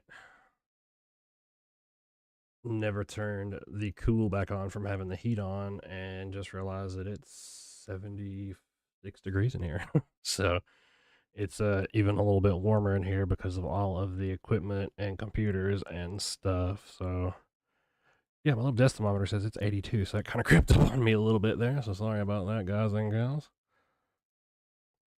Rebecca got a question in the comments. Did the little rain that we got, did it help weaken the next round at all? It probably did actually. So if it was noon and we had this rain come through, I would say probably not because it's just gonna go in and add that much more available moisture into the mix. Oops. But with it being nighttime and the sun being down, we really don't have that energy source that it provides to kind of help create that instability. So yeah, with these little storms coming through, um, that's what we were talking about a little bit ago. Let me pause the radar and I'll kind of show you what I mean. So before this actually picks up, these storms were coming in um, at an angle, and it was pretty much two different storm cells. Then, as the radar progresses, they kind of congeal into one, and so that obviously weakens it for a minute because it's got to kind of absorb that one, get its flow back going, and then we see we got the warning there, but it kind of chilled out for a while and then pulsed back up into the severe warning up in Williamson County. Same thing with these. So the small little discrete cells that we have out here, the more that they're by themselves and kind of able to do their thing without getting sucked into another storm or having it rob its ingredients. Um, it's the better for the storm, obviously not for us, but that's what we're calling these, the discrete cells. If you hear us talking about that, that's what we're talking about. These little cells that break out ahead of the line because they can go a little bit more severe more quickly than the other ones that kind of just congeal into the blob. Obviously, the blobs can be dangerous too, because we see this one down here putting down a lot of lightning just to the southeast of Giles County there. Lots and lots of lightning, actually. So, Ardmore area getting slammed with the lightning. So, if you're down there, definitely keep your head down for a little bit because it is a lightning show for sure. But it actually could help weaken some of this. Same way with these little discrete cells. If they don't really turn into anything by the time that the main line gets here, which is going to be this, it may look a little funny right now, but this is just because the radar is looking up so high at it. I can show you the Memphis view here in just a second, and that will help kind of make that a little bit more clear looking. But as the main line sucks up those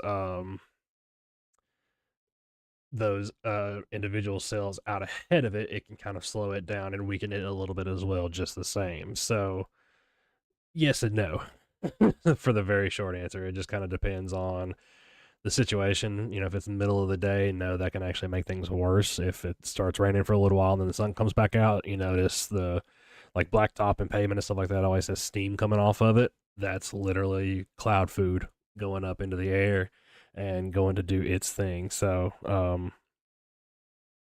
here is the Memphis view right there. So, you can see a little bit better what I'm talking about with the main line, and then here's those storms we were looking at a second ago from the Nashville view. So here, let me get this. It'll need to download a couple of the frames, but here is the Memphis view, and you can kind of see it's moving to the northeast right now as we speak, and that's what will be coming in later on. The problem with these line segments that we get, squall lines, QLCS, whatever you want to call them, they can get the little Popeye arms. I'll pause it real quick. So in between the lines here, it's kind of like a sawtooth edge, and you get the little gaps of this cell and that cell. We can get small little curves and things like this, like right here, can form some circulations. You can have some weak tornadoes that pop up really quick in and out before the radar even catches them sometimes, because it takes about, I think, 7 or 8 minutes for the radar to go all the way around in Nashville or Memphis or wherever. And that's the difficulty with those type of events with the squall lines like this, line segments. And as you can see, if you watch this, it's actually, you can see the wind out ahead of the line pushing some moisture, probably a really big cloud. It's when you can see the big fancy looking roll clouds or shelf clouds that people always post on the news or the Weather Channel or whatever else, where it looks really gnarly. That's basically what that is the front, and the storms are actually pushing moisture and clouds out ahead of it, so you get that cool little line right there. It's called a gust front. So you'll notice if you've ever been outside on a nice summer day and you see the lightning in the distance and the storms coming right before the storms get to you, you get hammered with that big wind gust. That's what that is. That's a gust front. So that means it's time to go inside, get out of the pool, call it quits, or whatever. So, but again, that is the same line that we're seeing forming up and coming in through here. So, great question. It very likely could help weaken the storms. Sasha Long, big money, big money. Appreciate that as always. Helps us keep the lights on.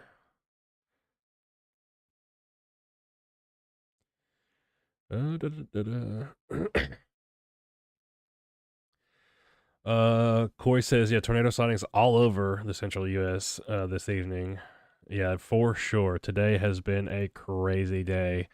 Definitely thinking about all those folks up there to our north in Illinois and Arkansas and Indiana and Ohio, because there's definitely been some monster big tornadoes today. I've seen some pictures that you all have sent us to the inbox, and I've seen some things on Twitter and stuff like that. So it's definitely been a rough day. Full on, full fledged tornado outbreak to our north. So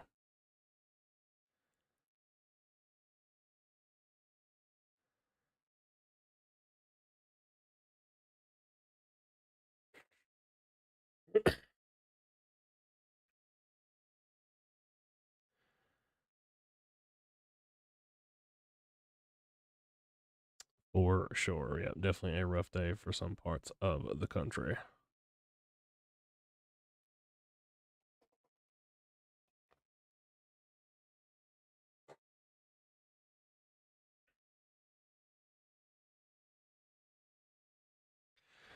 All right.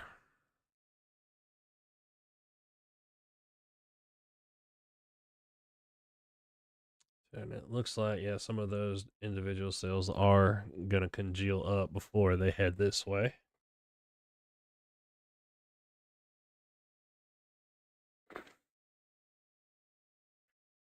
And they are headed this way. So we should begin to see some of the rain and lightning potentially picking back up in MuleTown here in just a little while. So probably in this area is where we're going to expect to start getting our storms from again. So if these kind of link up here, I imagine we'll probably see some more lightning. Hohenwald, same thing. Linden, you're getting it right now. Centerville looks like there's some on the way, and then Lawrenceburg as well. You should have a cell creeping up. Looks like probably into the south side or east side of Lawrenceburg here in just a minute. Southeastern Giles, you're still getting hammered with the lightning and the rain down there, so don't wash away. And definitely, like I said, keep your head down as far as that lightning goes because it is crazy at the moment.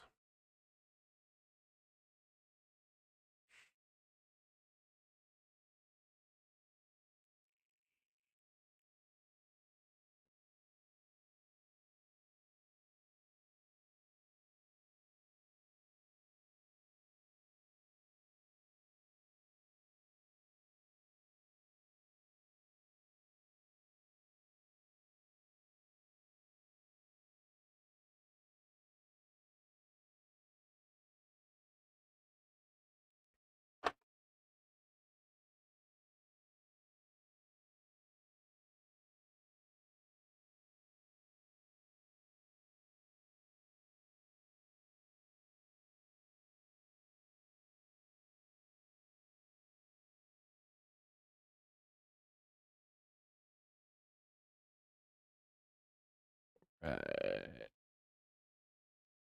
Cool. Already coming up on 2 hours of the stream so far. Uh,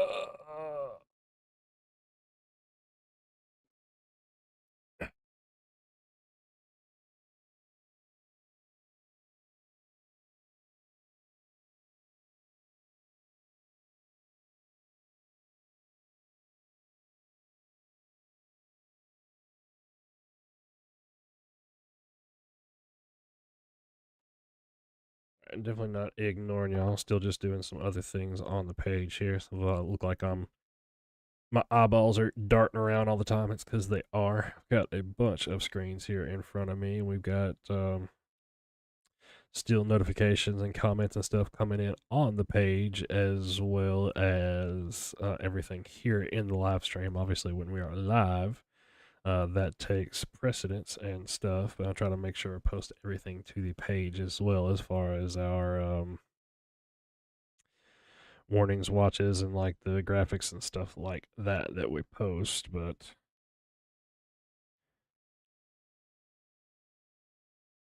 the live stream, and try to make that take precedence when we are live. So definitely send us messages, tag us and stuff, etc., etc., etc. May not get to it right then and there, but we will get to it. But if it's in the live stream, normally we do pretty good about, like I said, about at least liking it to let you know that we saw it. if not replying to it, because it is the one thing that you all have uh, told us that was important to you all, is being able to talk to us instead of like the Channel 2 folks or something like that, where you can't talk to them, you can't get a response, ask a question, yada, yada, yada. Is my audio echoing for anybody else? Because like Boppy is hearing an echo.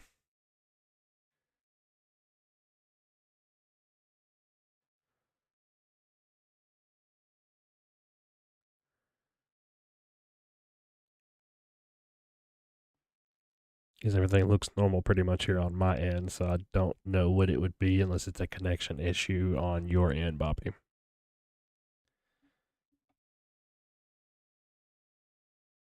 Hold on, I've got my. Like I said, I hate doing this, but at least it's delayed. Let me listen to the stream on my phone real quick with my AirPod in.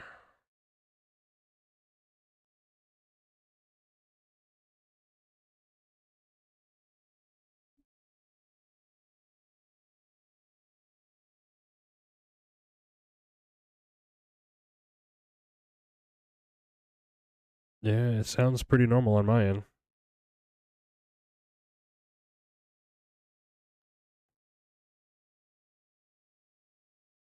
Yeah, I'm assuming that's a connection issue on your end, Boppy.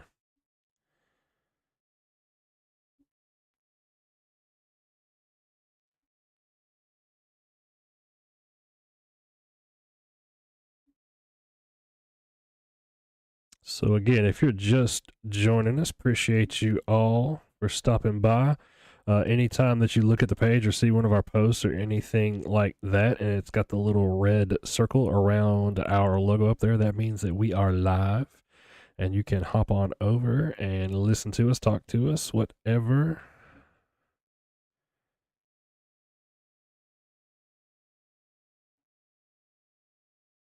Just again, responding to some messages and stuff here right now, so I'm not ignoring y'all.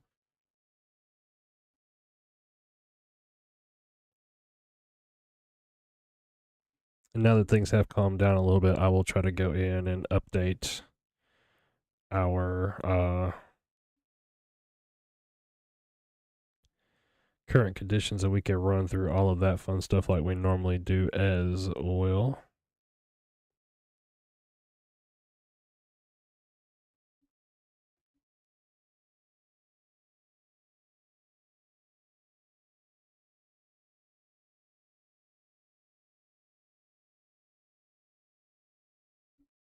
Cool. So, yep. Y'all give me just a couple. And as always, if you have those questions and those comments, go ahead and throw those in the chat. We welcome you to the stream. If you're just joining us or just recently joined us, make sure you like, share, and subscribe and all that fun stuff. Helps us out with the algorithm. Cool. No echoes on YouTube. Everything sounds good. Perfect.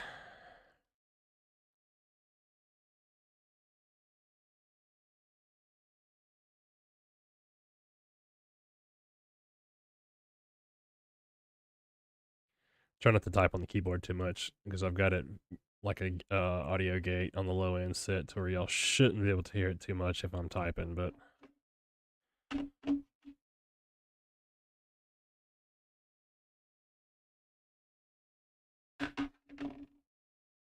if you can, I apologize. I'll try not to type too much.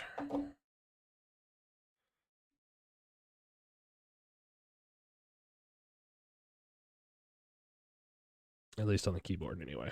I'm constantly typing on my phone or doing stuff like that, but iPad or whatever.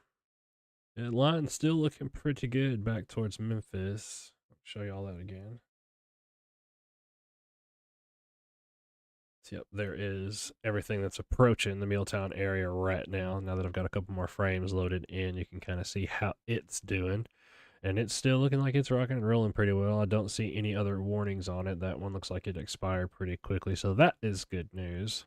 And we don't have as much instability, it seems, either as over to our west and north either. So when this arrives, it should either remain the same or get weaker, I would say. So right now, it's doing fairly okay. Still got lightning in the area. It still looks like it's got probably a decent amount of wind to it.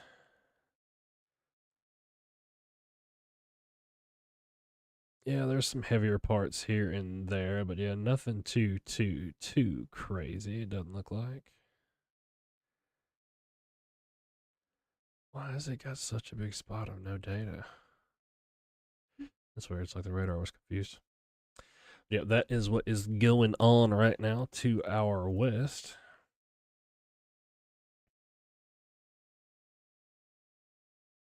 Yeah, it's definitely a nice gust front showing, isn't it, Bobby? Was just explaining that just a minute ago how that works and what that is. Yeah, definitely got a nice gust front going, and that's what we're talking about. If you're just joining us, is kind of this faint line that you see right here out ahead of the storms. When you see the big pictures of the roll clouds and shelf clouds, the big cool looking doomsday looking cloud things on YouTube or Twitter or on the news or whatever, that's kind of the same thing. So it's just a thunderstorm line, the frontal system right here pushing moisture, wind out ahead of it, and that's what makes those cool looking clouds.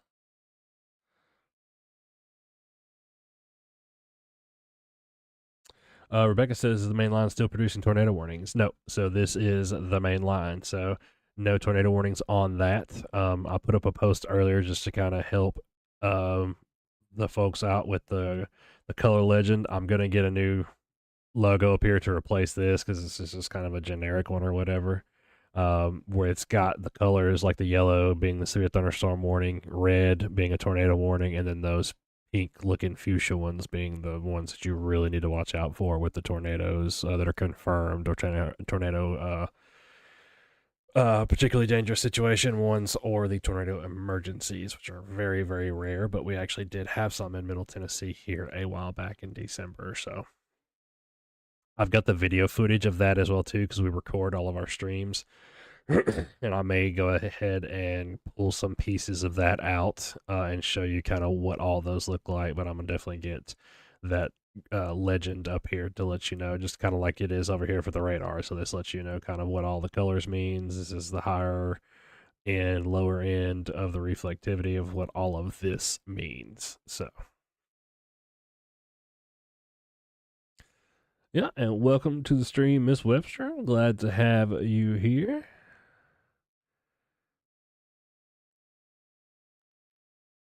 Unfortunately, it doesn't look like it'll be enough to cancel school tomorrow or anything for you. So, other than that, no free days tomorrow. But yeah, still keeping a close eye on things as they roll in. I'll back that out just a little bit because you can see right now we're kind of in a little bowl or a little break here. So,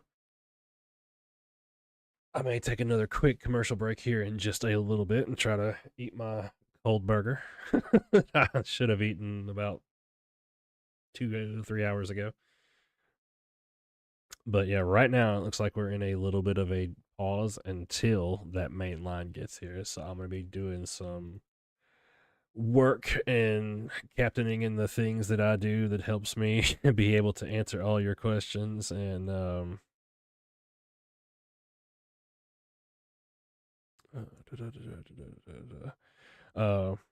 looking at models and taking in all the information and doing the things. So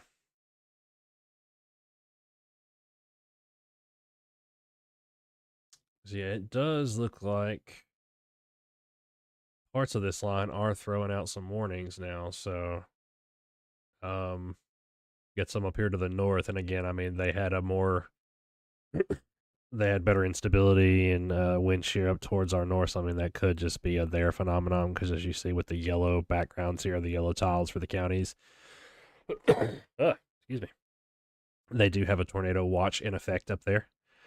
So that's one of the things that I've been watching all day anyway. So, but we'll see. Like I said, it could get into Middle Tennessee and decide it likes our atmosphere better because it's a little bit less occluded, I guess would be the right word, from the storms coming through earlier, other than, just the brief ones that we've had through here. So maybe it's, maybe the line likes it better, maybe it doesn't. Who knows? But we'll be with you here throughout the night until it goes away. So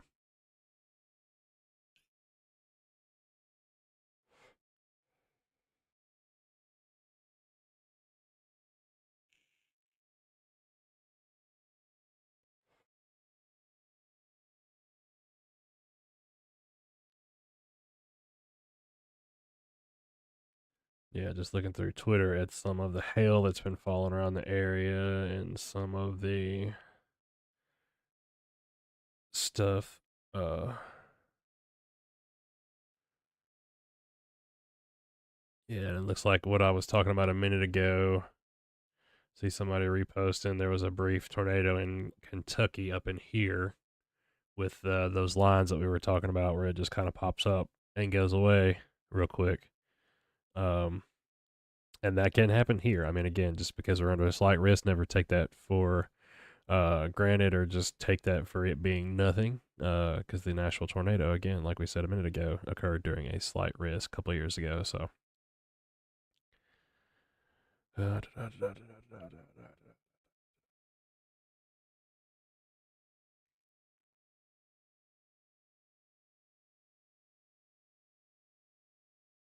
Yeah, lots and lots and lots of lightning for sure with these storms that do get going. And it's looking like some of those that are sliding over from the west are picking up in lightning from what they were. So again, them kind of blobbing together and congealing is a good thing, but they are still showing those at least the convective potential to still have some lightning embedded. So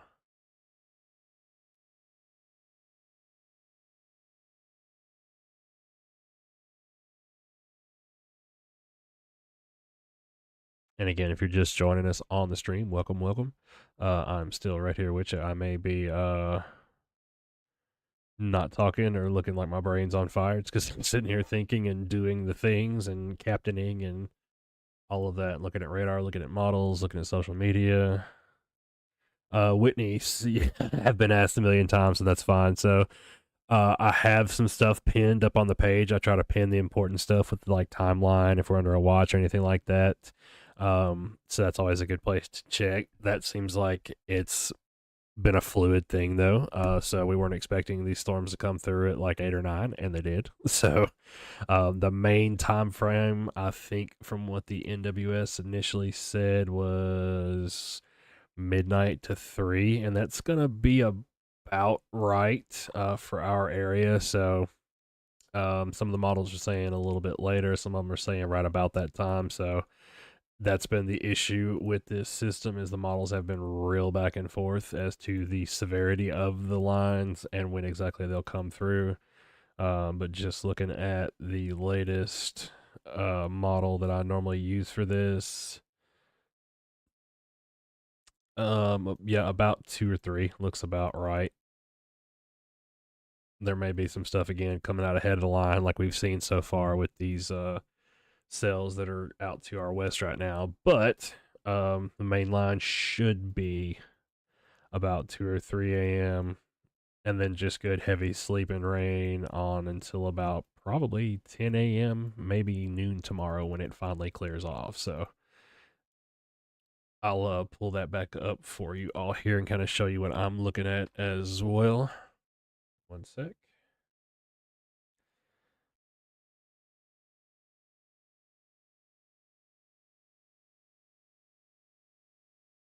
There we go. So this is the O2 Zulu HRRR model. So I'll go ahead and set that in motion real quick here. Let me slow it down just a hair.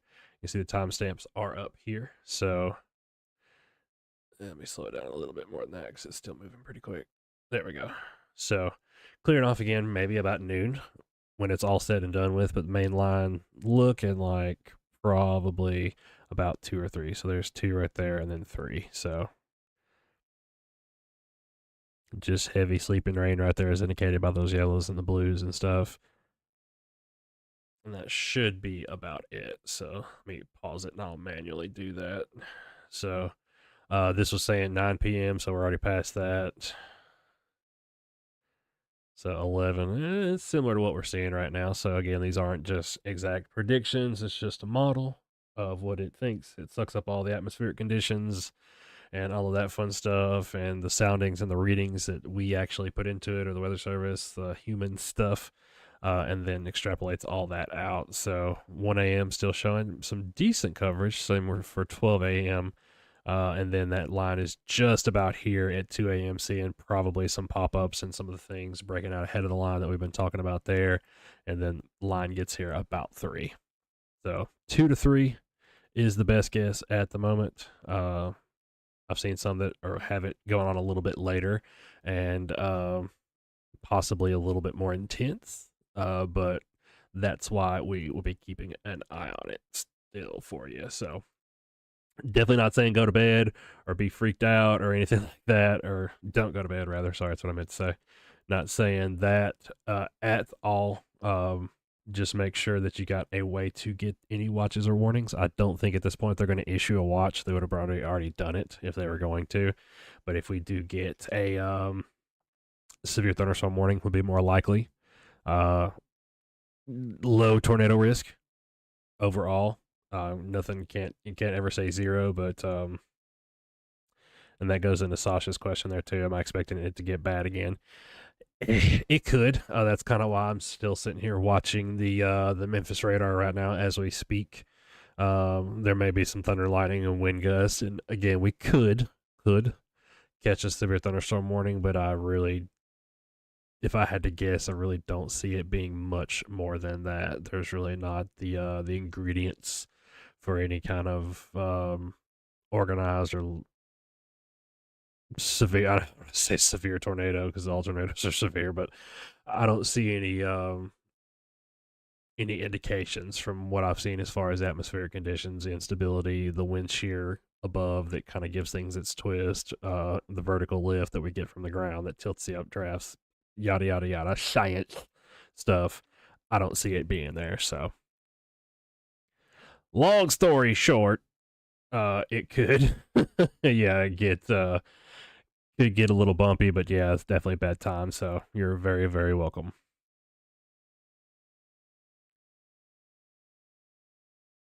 Which is the total catch 22 of this whole gig, because I love when it storms and lightnings. I mean, just a raging storm, and I'll lay down and go to sleep. I love it, man. I can't tell you how much I love it. I mean, y'all could probably guess because I do this, but love a good raging storm to go to sleep to. Nothing better. The sound boxes, and the little things you can buy, or the apps or whatever you can put in your AirPods, it just doesn't do it. Because, I mean, they get lightning flash outside and the thunder that shakes the house. Oh, love it. Man, I freaking love it.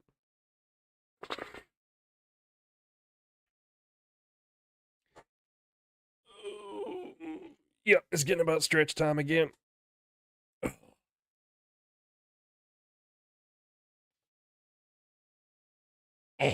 So, and I might again, like I said earlier, decide to eat my 3-hour cold cheeseburger here in just a bit. So I will still be right here with you. If we've got the live popped up, if we're live at all, I may not always be talking, but I will be right here at the weather desk. So if you throw a question in the comments or something like that, or anything, we'll still be there to answer it. And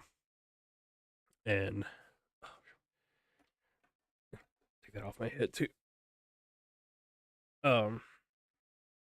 We'll still be here to answer it, basically, but I may just not always be talking because I don't want y'all to kind of have to look at my face with my mouth open, looking at stuff and thinking like my brain's on fire. So I do step away here and there generally, but as long as we've got the severe weather threat or we've got a watch or anything like that going,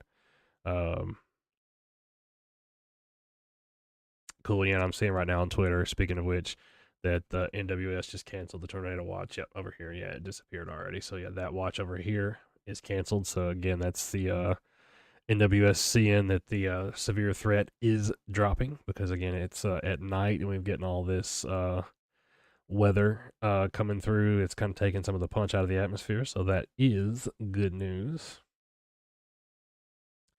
Opposite looks like it's true up here in Kentucky, because they're still getting, yeah, that was a confirmed tornado up there.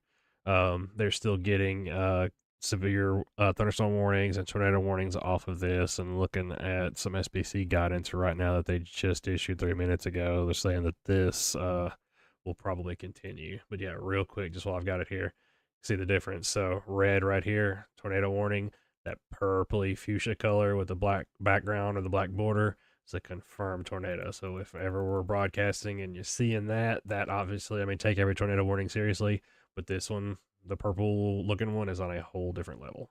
So just make sure. And I'll try to point out the difference. But if we're in a situation like that, I'm gonna be busy, very busy, very busy. What was that? Whitney. Yeah, weather is extremely interesting. I've been doing this since I was about 9 years old. I think I was 9. Yeah, I was almost 10 years old when the Nashville tornado hit in 1998. So I've been doing this for about 26 years. It's always interested me. I had a really good teacher in 3rd grade that was a STEM teacher, and we had a weather station in the classroom because it was what they called back then a 21st century classroom where they had computers in it. It was like, oh my god. Um, and she really got me interested in it and fostered and kind of added fuel to the fire, fan the fire, whatever you want to call it, with my interest in STEM stuff and really with the weather. So my mom took me to my first Skywarn spotter class shortly thereafter. I was not even old enough yet to be certified, but I've been doing Skywarn since I was 10 years old. So I love it. And we do not have a storm shelter, so here we rely on the interior room for like severe thunderstorm warnings. I mean, if they just issue, just kind of a pop up tornado warning. The last time, I think it was before we got our setup, when we actually had a tornado reported by EMS that was coming down 43, I think it was, a while back towards Mount Pleasant, when we actually had that confirmed tornado on the way. We slide on over to our neighbor's house because she's got a basement that's actually got a designated, like a storm cellar in it. So it's in the basement, but it's in the back corner where it faces the ground. So it's about 60% underground with the 3 walls and just has the one exterior wall facing out. So, but that is a great question as well. Alyssa says, Alyssa says, is Hohenwald going to get bad or about the same as we just had? Right now it's looking like about the same. So you've got some precip coming through right now. It looks like the lightning died down on it a little bit because I think a minute ago, yeah, it had a little bit of lightning to it. But it looks like the lightning has died down a little bit, so you just got some heavy rain. And I would say more than likely, again, this is going to bring some more wind with it just because of the frontal passage. And we saw a minute ago where it was kind of pushing that gust front out ahead of it. I'll go back to the Memphis radar real quick. So yeah, you can kind of see that blue line where it's still going to be pushing some wind out ahead of it just because the front's coming through. Sciencey thermodynamic stuff I won't bore you with, but it will probably be about the same. So yeah, and Julie, yeah, exactly what Boppy just said. Definitely go to bed. This is not a freak out and stay up all night kind of thing. I'm just doing it because I'm a weather nerd and that's what I do. Uh, but like Poppy said, they just have a way to get the warnings. So, and if I do step away, I'm going to turn on the NOAA radio. So you can all, I mean, it may annoy you with the robot voice in the background, but if you don't have a NOAA radio, you can at least listen to our stream and that way you can hear it.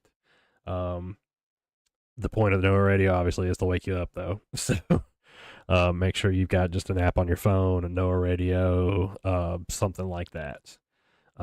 They can wake you up if there is a warning issued. Like I said a minute ago, I don't think there will be a watch issued because they would have already done it by now. But if there is a warning issue, just make sure you have a way to get that. Erica says, "What's it looking like for Eagleville, Christiana? I'm tired, but too anxious to sleep." Yeah, definitely don't be too anxious to sleep. Like I said, this isn't one of those nights. We're not talking tornado outbreak or anything like that. Like it was up towards the north earlier today. That was wild. This is not. So I wouldn't worry too much about that. If anything, may have some gusty winds come through. Maybe some small hail, but the tornado threat is low. Never zero, of course, but it is low right now.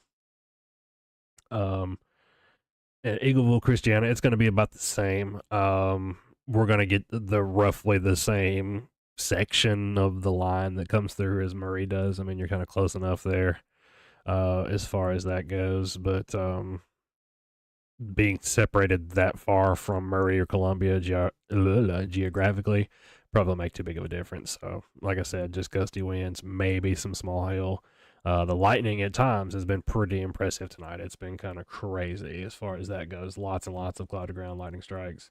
Um, but that would be about it, I would dare guess. So, again, we'll be on until the thing comes through. So if you go to bed, and I do recommend going to bed, definitely don't want anybody to be sleepless because of all this. If you go to bed and it wakes you up, you hear a big loud thunderclap or whatever, pop back on the stream, see what we're talking about, see what we're doing, say, hey, what's up? And we'll be glad to talk with you, talk at you, whichever. Yeah, Whitney, I want a storm shelter as well. Yeah, and that's exactly what I was about to say. Have an alternate exit, because that's me. I'm the crazy, like, what's going to happen if this happens, or what's going to happen if this happens, or what will I do if that happens? And I try to plan out every contingency in my mind that I can. And I want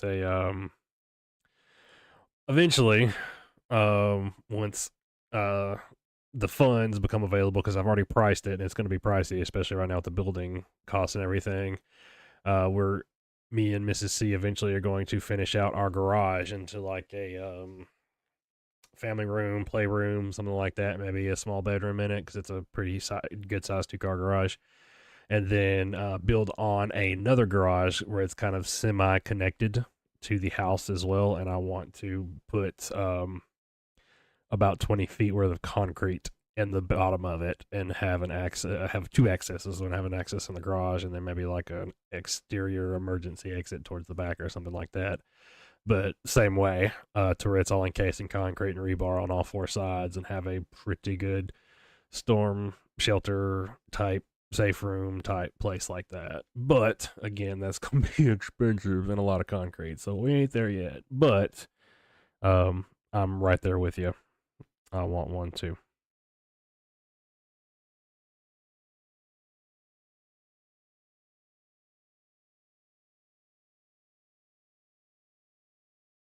Yeah, that is pretty crazy, Whitney. And that's what I was saying. It just all depends on the instability and kind of the storm ingredients that are in your general area. To where, yeah, Kentucky can be getting slammed right now. It's a lot better than it looked a minute ago.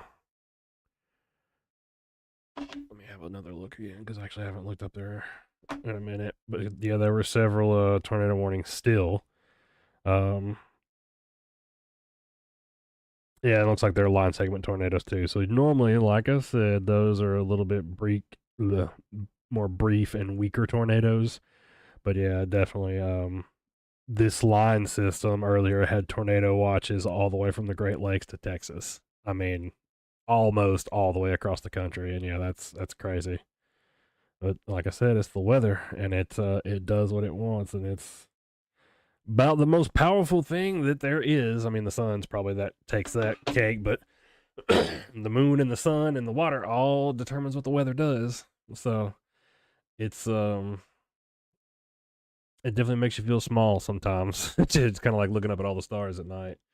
So go ahead and flop that back over to our neck of the woods there. So, but again, in kind of a little bit of a brief lull at the moment. So back that out a little bit, and I'll put that in motion for you all too. But yeah, Kentucky's still under that tornado watch up there. Same system, just kind of different atmospheric conditions, different instability going on down here. We've had the pop out storms ahead of the main line, and they haven't had as much of that. So Yeah, there's lots and lots of things that go into it. And then again, that's what makes it so interesting. So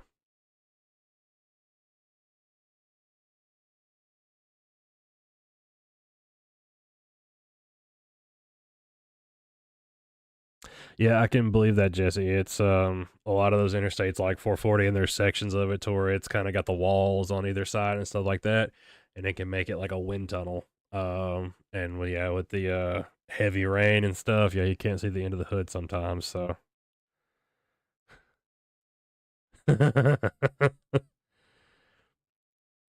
Boppy.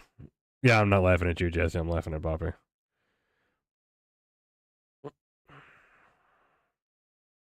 Talking about my daughter being my little mini me. Yep, she was asking me questions on the way in here, Boppy.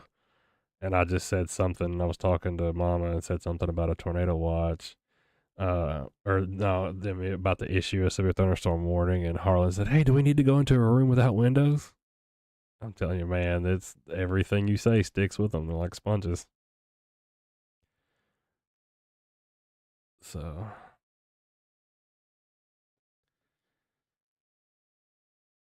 yeah, Rebecca says they're on Highway 50 right now, coming on the Columbia side, and you can see and hear the storm coming in from Centerville. Yep, that's what we were talking about earlier, where you grew up in the South and you always called it heat lightning, but there's no such thing. It's just lightning that's over a distant storm, basically, and is reflecting off the clouds. So, speaking of which, another storm report popped up right there. You can see with the little lightning bolt. Let me zoom in on it a little bit. So it looks like just northwest of Etheridge, 3 miles northwest of Etheridge.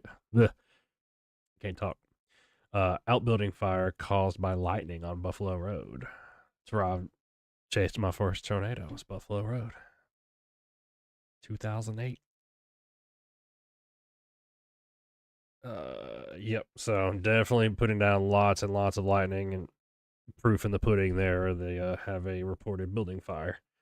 But yeah, like Rebecca was saying, a little bit of lightning picking back up with the hole in walled cell, and that's kind of how they go. They kind of pulse back up and down with being those kind of individual cells out ahead of the line. We kind of expected that, and the good news is it does look like it will probably mess up the main line that's coming through. There's energy and kind of flow as far as that goes. As it has to absorb those cells that are out ahead of it. So, but yeah, and like Bobby just said, yeah, not a warning on it or anything right now. Let's have a look at the wind. I don't think it. Yeah, pretty calm. Maybe some 20s and 30s in there, but nothing severe at the moment.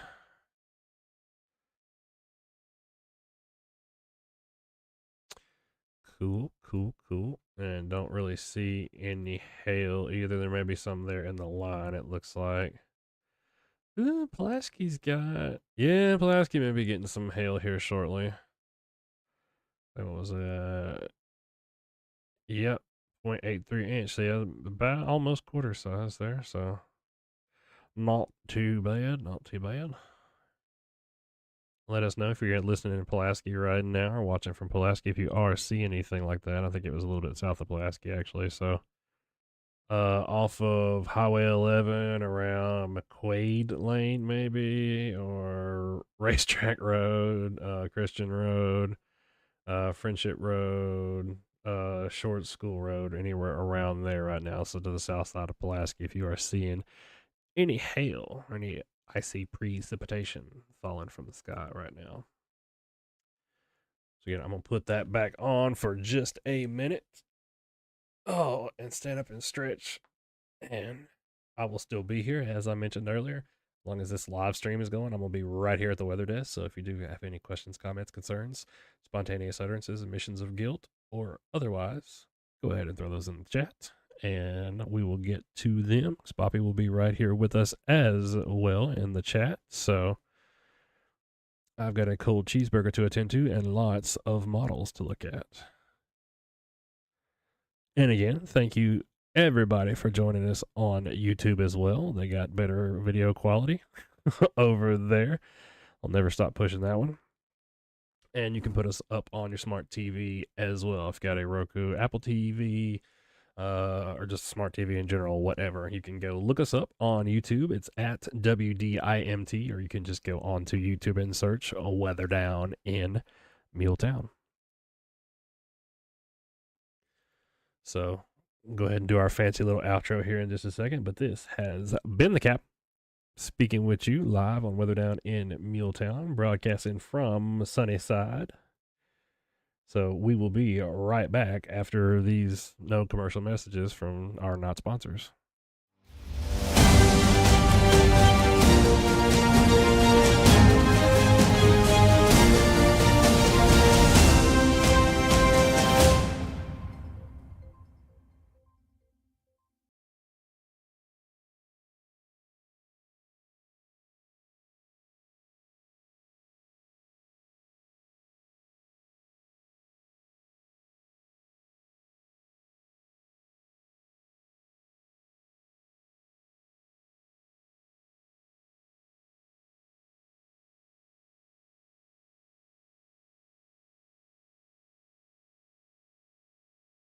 Mostly cloudy, 68. Fayetteville, cloudy, 66. Lawrenceburg, mostly cloudy, 63. Lebanon, cloudy, 68. Lewisburg, mostly cloudy, 64. Livingston, partly cloudy, 68. McMinnville, mostly cloudy, 70. Murfreesboro, cloudy, 64. Portland, haze, 66. The storm which prompted the warning has weakened below severe limits and no longer poses an immediate threat to life or property.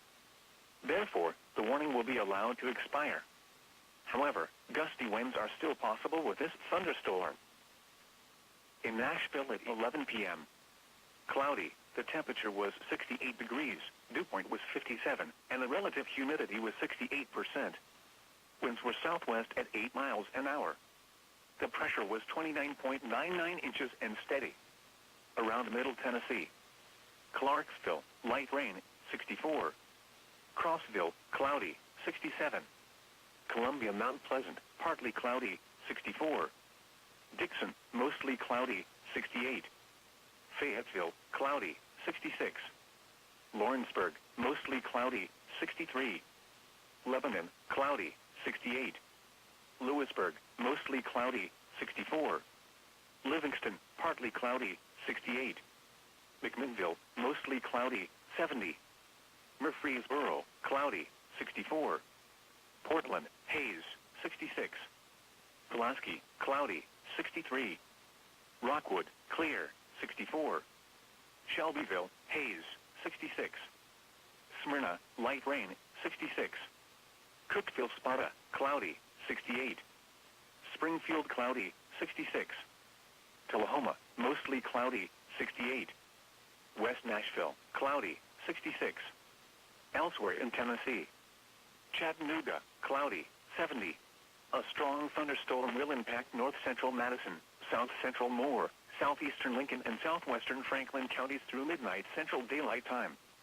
At 11:12 p.m. Central Daylight Time, Doppler radar was tracking a strong thunderstorm 7 miles north of Hazel Green, or 8 miles south of Fayetteville, moving east at 30 miles per hour.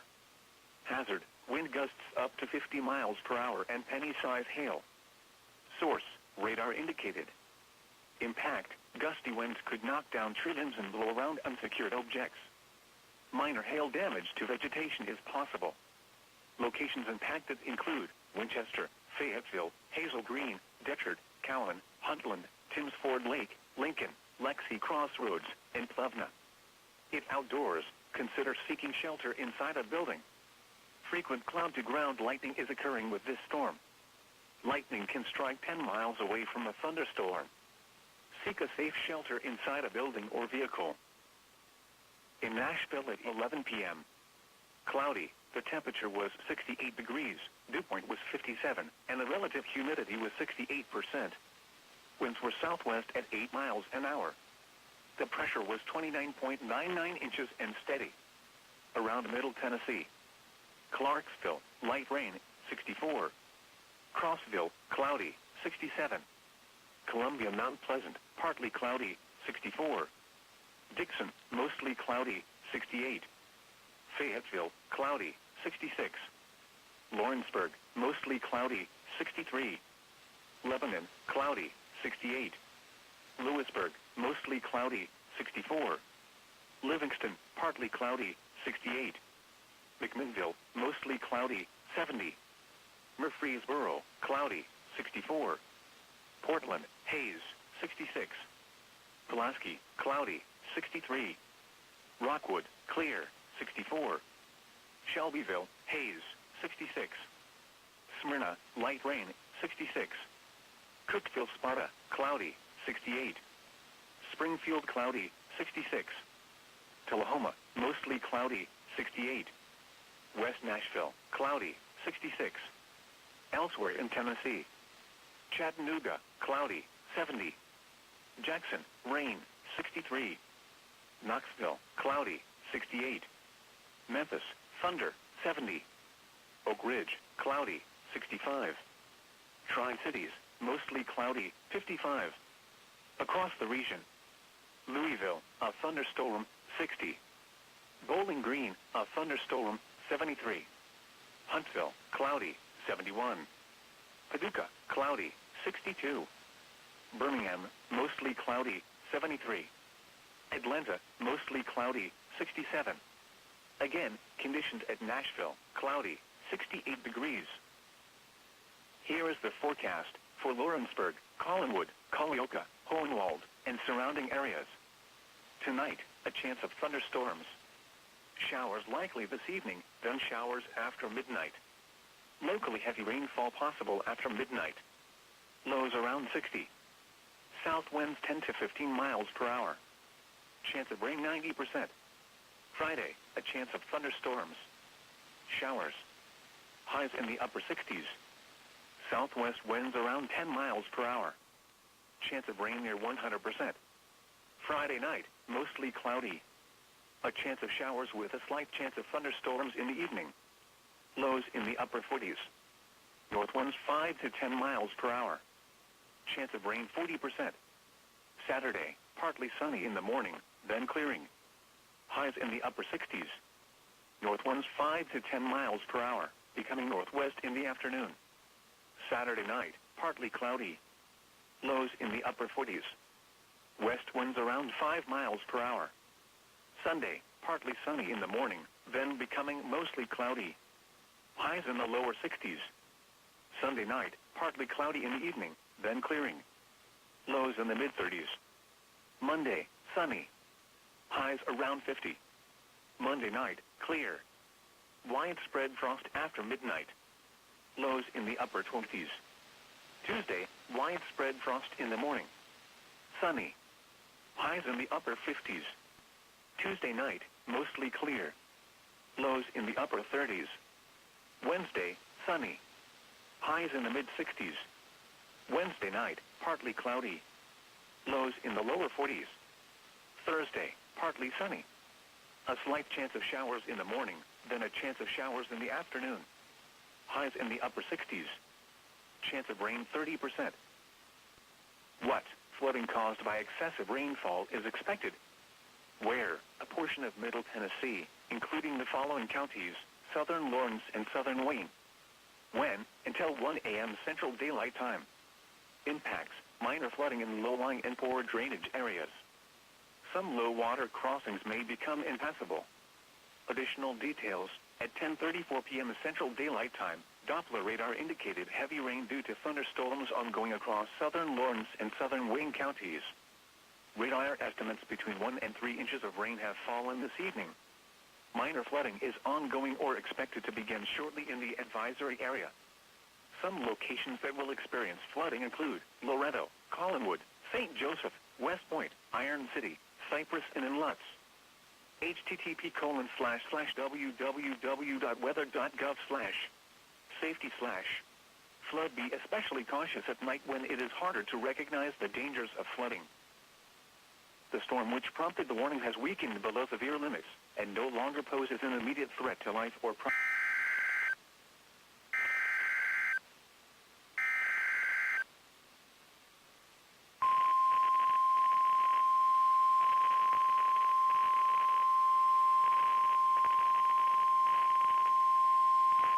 The National Weather Service in Nashville has issued a severe thunderstorm warning for southern Marshall County in Middle Tennessee, east central Giles County in Middle Tennessee, southwestern Bedford County in Middle Tennessee, until 11:45 p.m. Central Daylight Time. At 11:18 p.m. Central Daylight Time, a severe thunderstorm was located near Pulaski, moving east at 40 miles per hour. Hazard, quarter-size hail. Source, radar indicated. Impact, damage to vehicles is expected. Locations impacted include Cornersville, Francoing, and Belfast.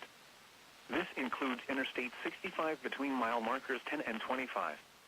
Prepare immediately for large hail and deadly cloud-to-ground lightning. Seek shelter inside a well-built structure. Stay away from windows. Torrential rainfall is occurring with this storm and may lead to flash flooding. Do not drive your vehicle through flooded roadways.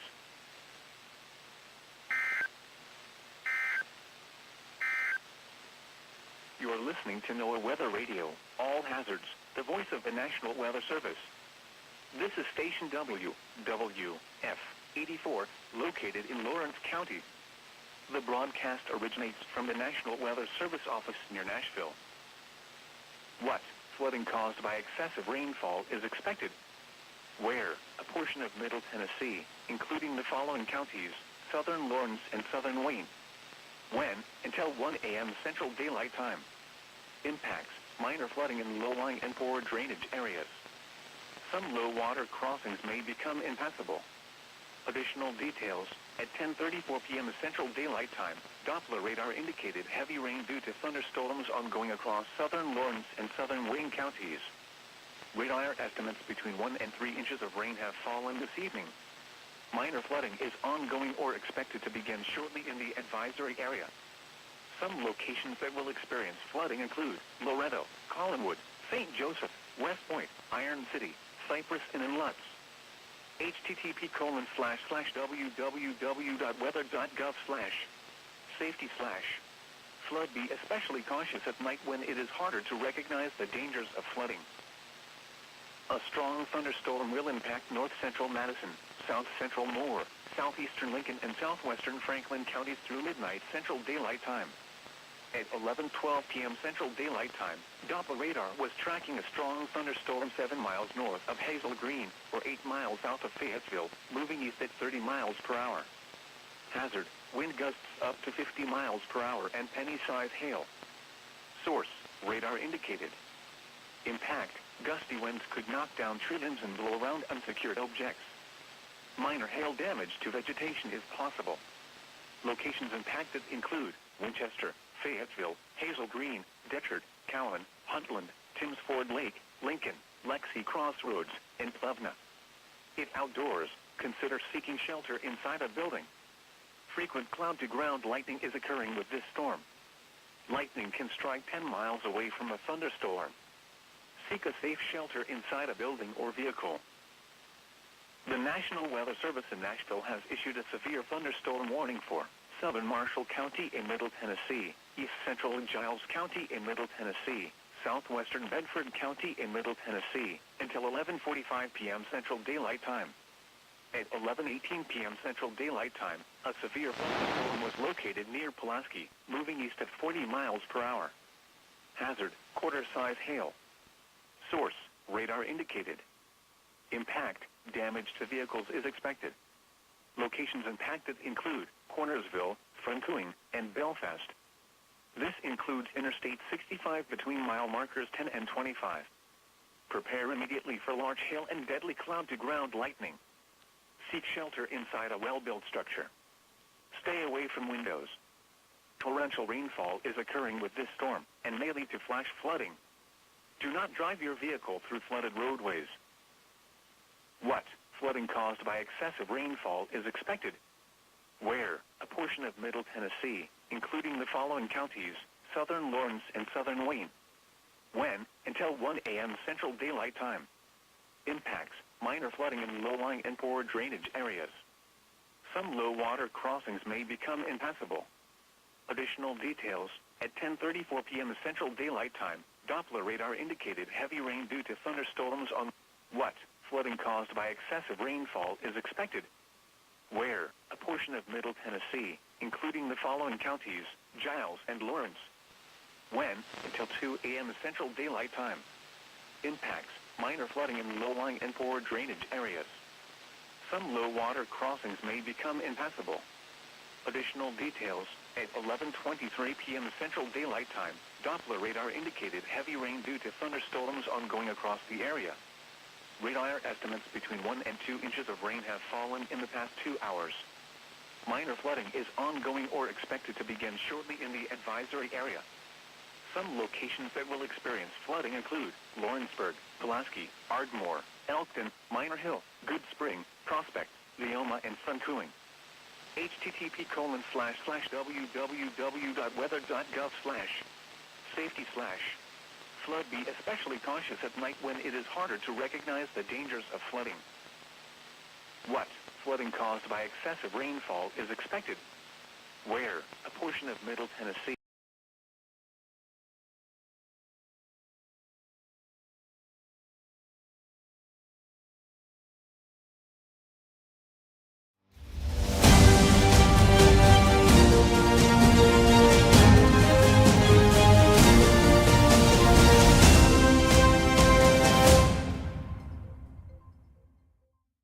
And welcome back to live continuing severe weather coverage here on Weather Down in MuleTown. As always, this is your captain, still at the helm here. Currently is 23:26. That's 11:26 to you civvies in the PM. Currently my weather station's not working, so I can't tell you what the exact conditions are, but it's getting cooler now that this rain has come through, the front has come through. So glad you are still with us here.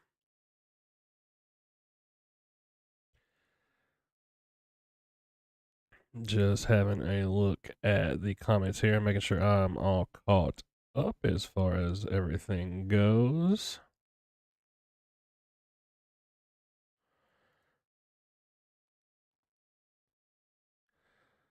Let's see, Boppy answered everybody, looks like so far, so that is good.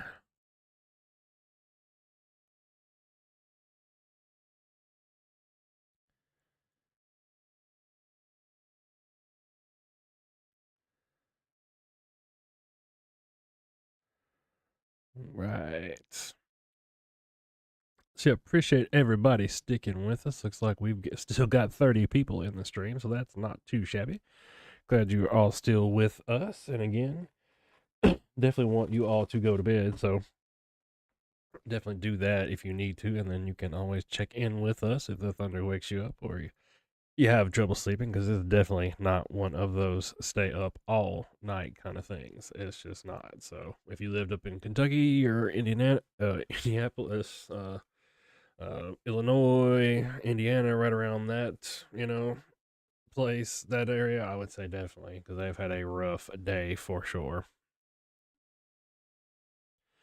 But around here, it's definitely not that critical. So have a look again at our Memphis radar real quick. Yeah, everything's still rolling so far as the main event, but it's I don't think anything is worn. It's still showing some hail icons popping up here and there, so lots of lightning, like we've been talking about, maybe a little gusty winds, but so far everything is looking about as expected when it comes to the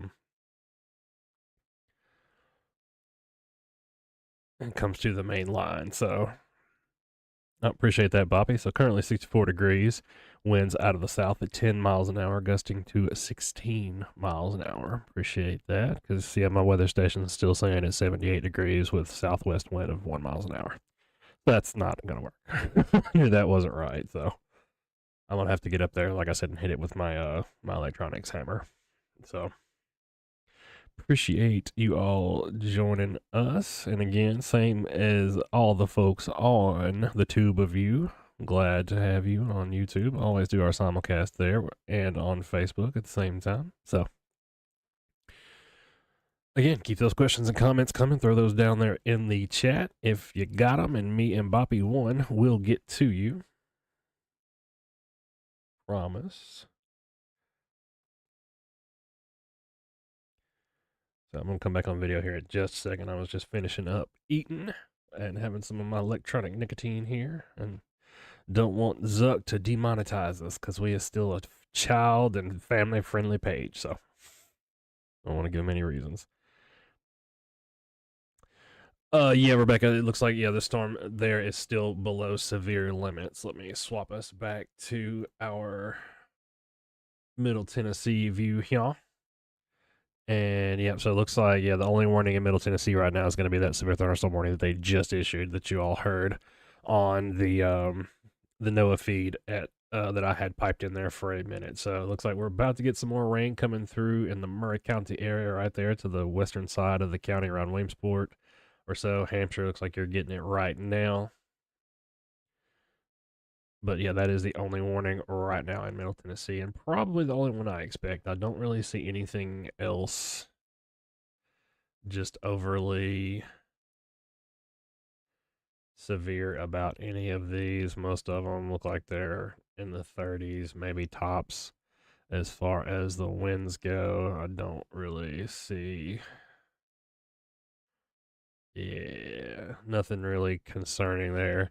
As far as the hail goes, yeah, that's a possibility. That is one thing that we've been seeing off and on with these cells, is some potentially sizable hail, inch or so in some cases. But um, Kayla, that's a good question.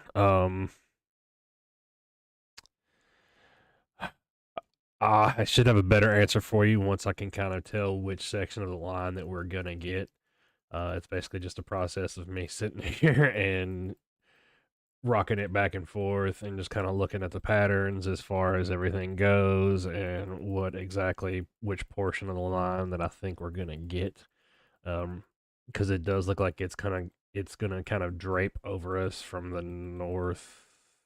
northwest or so, because it's moving east, but it's kind of got a little bit of, like I said, a northerly stagger about it too. So, um, yeah, it's gonna depend. I think if we get one of those larger cells to it, so like these that are kind of bubbling up here around Henderson or Bolivar, um, it's possible. Like I said, there's been some hail reports already throughout the area, a couple here in Murray County, so it is definitely possible. So it seemed like the atmosphere is ripe enough to support that a minute ago, and I would imagine that it's still probably capable. So,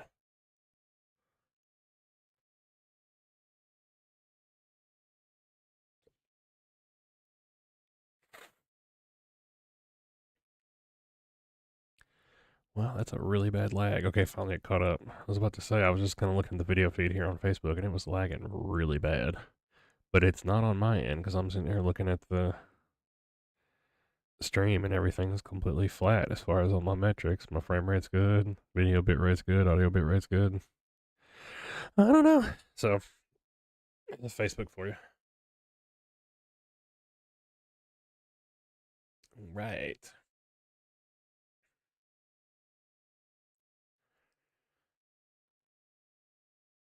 Giggity.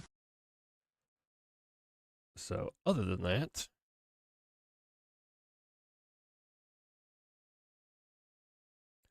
that's what I said. Bolivar, Boppy. How you taught me how to say it. Instead of Bolivar. Bolivar. Bolivar. Yeah, that's what I said. You make me second guess myself now, but luckily it's recorded. You can go back and look if I have to.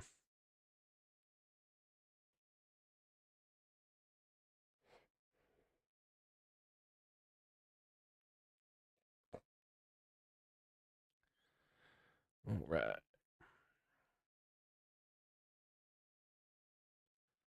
And again, y'all, if y'all are just joining us, I am still right here with you.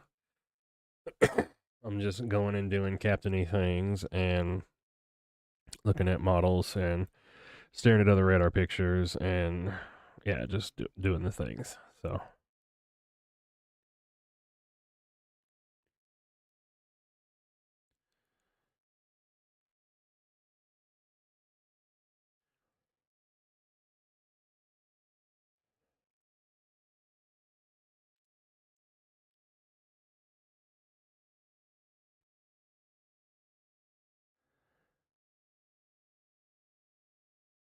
Yep, I can imagine some, or at least definitely yeah, the nerves too. Yeah, I can imagine. Lightning is one of my favorite things about the weather. So I've always liked lightning.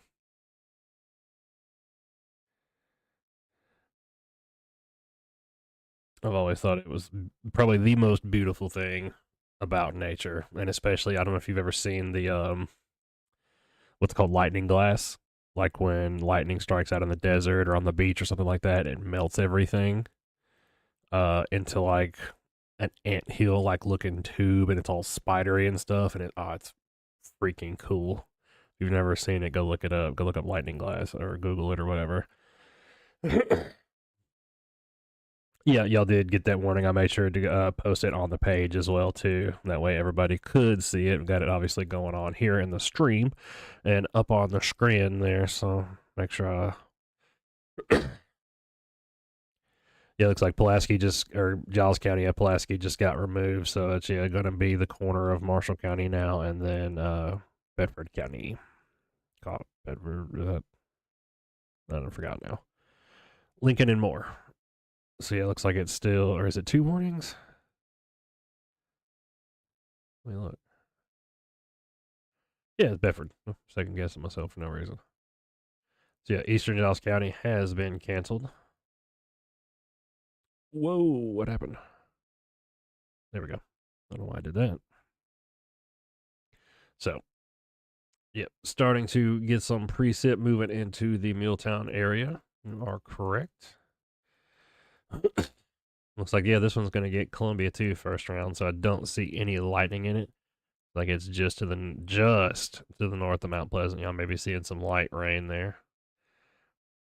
Yeah, starting to come back into the area. So yeah, shouldn't be too long, I would say, for its go time. I mean, it's still models are still saying like 2 3 hours, but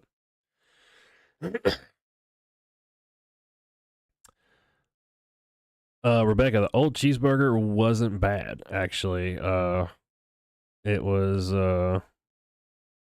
like a pulled pork barbecue cheeseburger or something like that from Sonic. So it wasn't bad, but my tots were pretty gross. So I had the same thing. It was like tots with the pulled pork on them, and it was pretty gross. Cold potatoes are just eh. Thank you for asking. Yeah, I've got I think it's Weatherbug on my phone as well, Marlies, and it tells me same thing every now and then. You get that one big loud crash, and it's like doo doo doo, 0 miles away. Like yeah, no joke. I think it just hit my front yard. So I can believe that. There is a lot of lightning. Looks like with the southern end of the Marshall County cell moving into Bedford County. Is Pulaski's still got a good bit of lightning. It looks like so even right there in central Pulaski or central Giles County, right there just north of Pulaski, rather. But yeah, it's looking like that one's swinging down a little bit because they're canceling off the warnings. But that's really the only thing so far in Middle Tennessee that's got a warning. So that's not too bad for what we expected. I kind of expected some of those discrete cells or the individual cells that broke out ahead of the main line may be a little unruly, but so far it hasn't been too bad.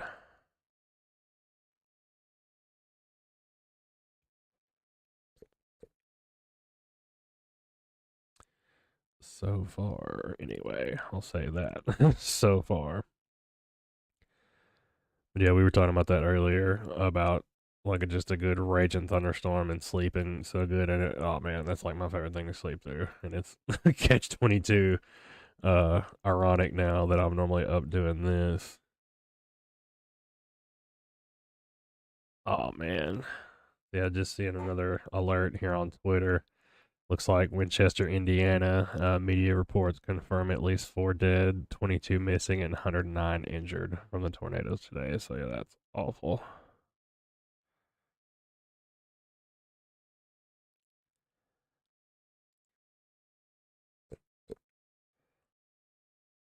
Absolutely awful.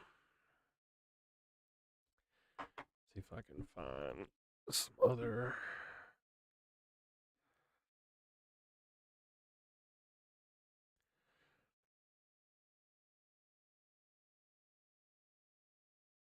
Yeah, trending right now is take cover now and take shelter now. So I mean, yeah, that kind of tells you all you need to know. And tornado is trending.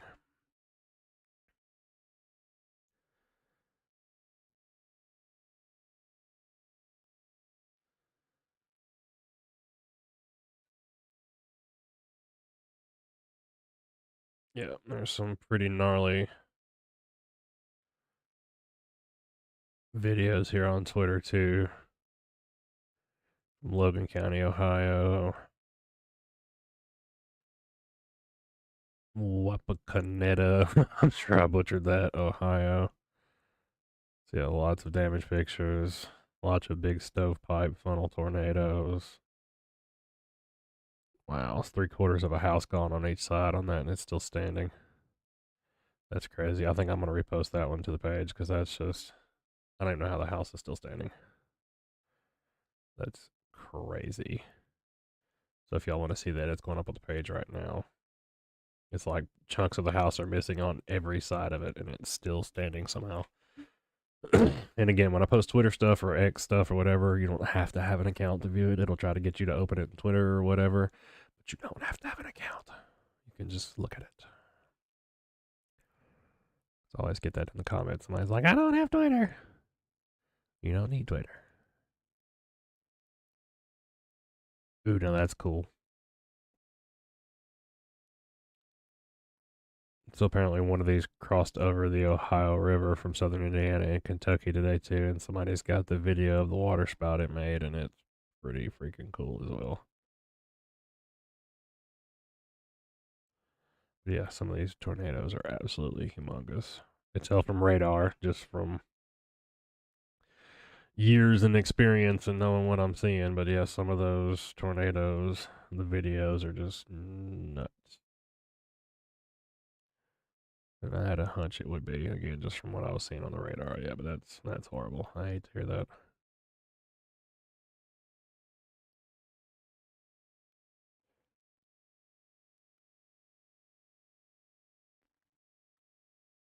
Yeah. Wow.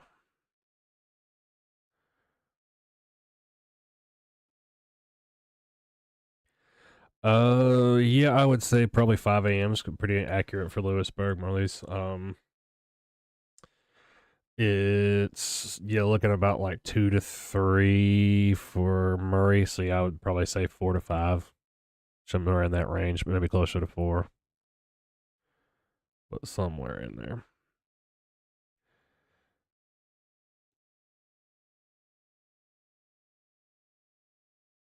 Gritty Lager, yeah, I'll never forget that place. Hurdy gurdy. Josh told me about that, or he was sending me, and I was like, "Where is that? Is that even in the United States?" He's like, "Yeah, it's in Tennessee," and I'm like, "Bro, where?" I had to pull up Google Maps to figure out where that was at. But now knowing that it was founded by a bunch of like Swiss, or I think it was Swiss. Anyway, it was a bunch of like European immigrants. Yeah, hurdy gurdy. You got it. You could have if you just slapped down 100 on the counter of a bar or something like that and told me that was in Tennessee and made a bet with me before I knew that, I'd probably told you a liar and lost with $100. German, okay. It was something like that. Something like that. But yeah, that's got to be the oddest. I mean, there's plenty of out there like Screamer and Wheel and plenty of weird places in Tennessee, but that one's probably got to take the cake for the most odd name anyway. Got to be the most odd. Where is it? It's somewhere right over here. Because it's right before you get to. There it is. Cruelty Lager. With the 2 long A's. Lager. You think it would be something about beer? I figured it was like cold beer in German because I mean they're moving over here. They've got to be rednecks, So, but yeah, there it is. Who'd have thunk it? I'm surprised I remember where it was on the map.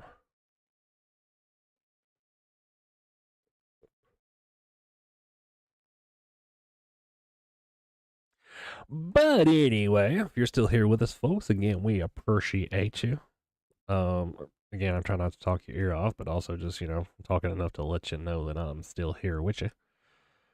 So, in the middle of things right now, kind of just in a break before the main line gets here. So, I'll put that back in motion for you fine folks.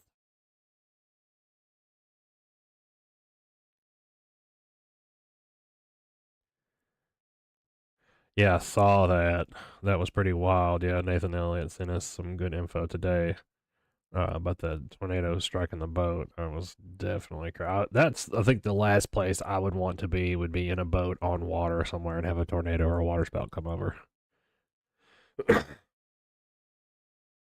I'd pretty much be rather be anywhere else, like outside in a chicken suit or something, blindfolded, just stand in the middle of the field with a tornado, as opposed to that. I mean, if it wasn't so much flying debris, I'd say I'd almost rather be in my birthday suit in the middle of a field than on water. But yeah, that's maybe it's me in water, but that's about as bad as I can imagine.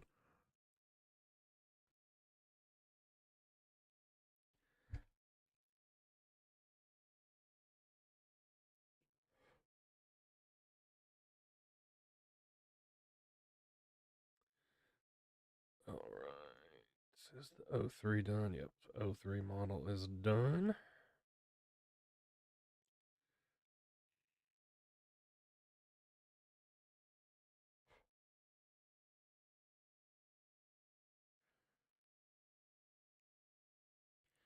Yeah, time frame might be moving up just a hair. So the latest.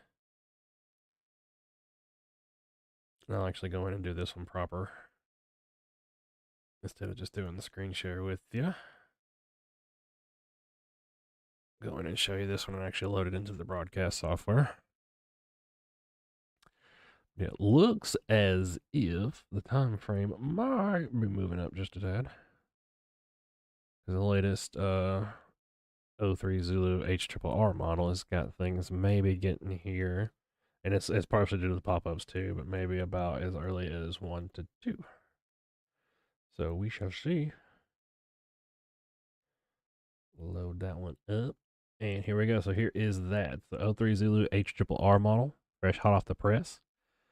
And again, timestamps up there on the top, but maybe about 1 to 2 a.m. now as far as that timeline goes. So again, it is a fluid situation. When dealing with the weather, it doesn't care about your timelines or whatever else with a slight risk, like we were talking about earlier in the broadcast.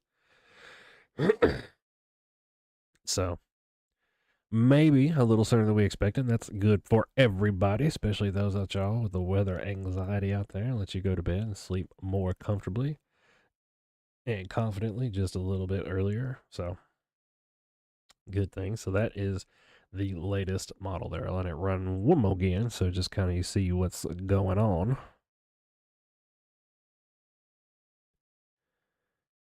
At 11, 12, 1, 2. So yeah, it's just about here at 2 a.m. So a little bit sooner than we expected, but still about in that same time frame window as the NWS said was we were originally thinking. So still tracking right about where we think, maybe a little bit earlier. So definitely no bad news to be found there.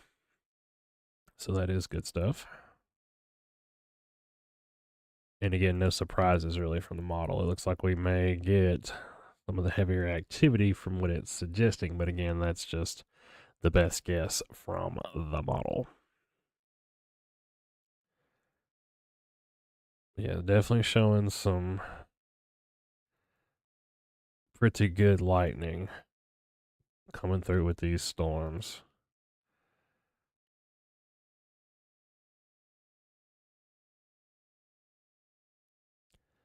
So I will pop that back over to the screen share because this is just kind of a quick, no explanation needed. So this is the lightning density, and it just kind of measures the number of lightning flashes per kilometer square or something like that. And you can kind of see there's the 11, 12, 1, and then that's when the main line's coming through. So about 2 or 3, 4 a.m. got a lot of lightning in the area there. So 2 a.m. or back up just there, 1 a.m., 2 a.m., 3 a.m. So lots and lots of lightning expected with the line, no matter what happens. Basically, otherwise, that seems like that's a pretty reasonable assumption from what we have seen so far throughout the evening.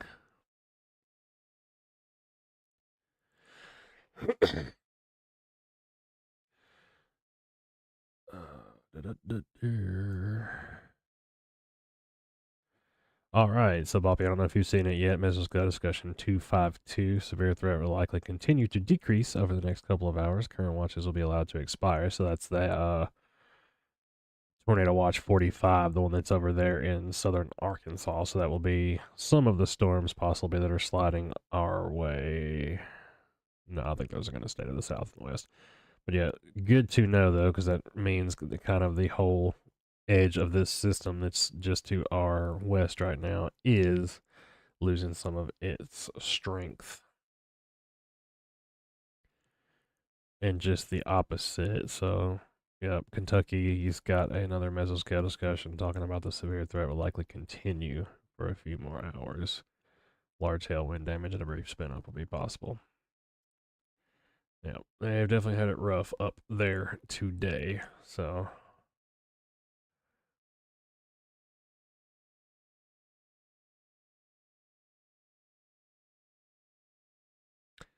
yeah, Liz, exactly what Boppy just said. Definitely, I would say nothing to lose any sleep over at this point. Just make sure, yeah, that you do have a way to get a warning if there is one issued. Don't think there will be any watches at this point because they would have already issued them pretty much by now. So no worries there. But yeah, definitely nothing to lose sleep over. It's good. Sleeping rain. Don't expect it to be much of anything else. There may be some gusty winds, but so far nothing is severe warned. So, yeah, same here with the doggos, Marlies. Mine never really had any kind of storm anxiety or anything else, and both of them are in there curled up in the living room asleep, never knowing what's going on. Now, if my footsteps go by, or Mrs. C walks through there, the heads and ears will perk up, being German Shepherds, but they're in there fast, knocked out as we speak. Yeah, Bob, it's kind of what I was figuring. She said News 2 reporting low tornado threat, gusty winds with the front out of the question. Yeah. And that's what we were talking about earlier, just with the frontal system passage. That's just kind of to be expected because as the front comes through, it's kind of pushing everything else with it. So we have warm air in place right now, just for a very, very simplistic version and explanation. We've got warm air in place right now. The cold air is heavier than warm air. And so just imagine kind of two triangular shaped wedges kind of coming in contact with each other. That cold air is going to dive under the warm air and kind of push it up and out of the way, just like your shower curtain does. If you ever get real nice hot water in the shower and you notice the curtains trying to suck in on you and stuff like that, same exact way. So hot air is trying to rise, trying to push the cold air out of the way.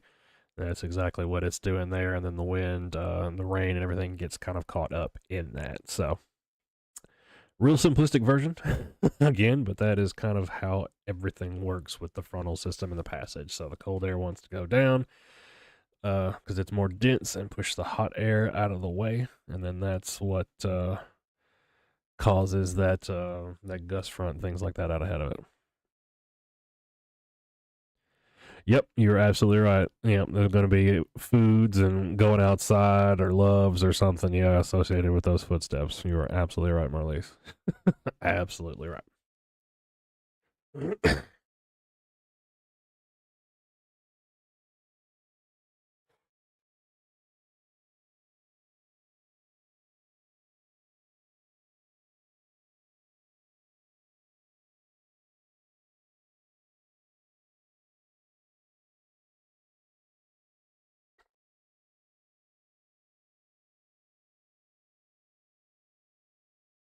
Yeah, another reason. That's why I was Just taking a second. I'm turning some of the lights off in the studio because, man, I hate fluorescent lights.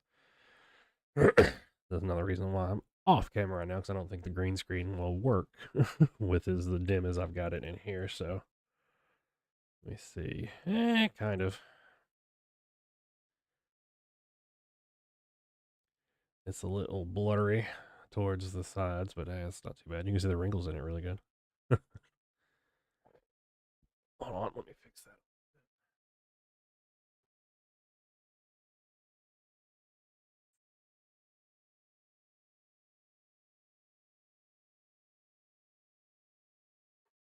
It's mainly from the fan blowing it around, I think.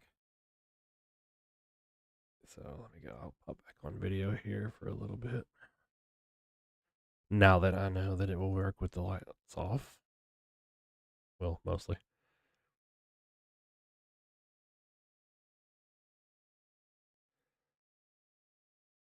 I got the kids convinced that it is magic.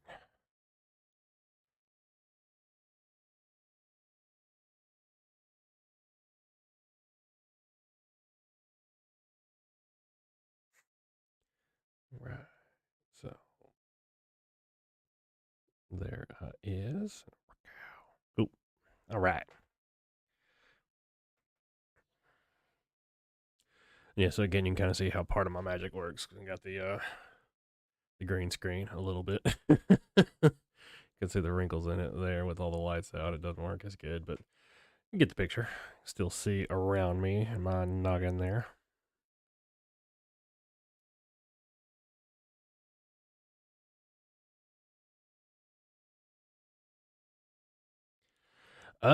Chickens, I have no idea on that. Could not say. I've never had chickens. About the closest I've gotten to that would probably be eating a nugget.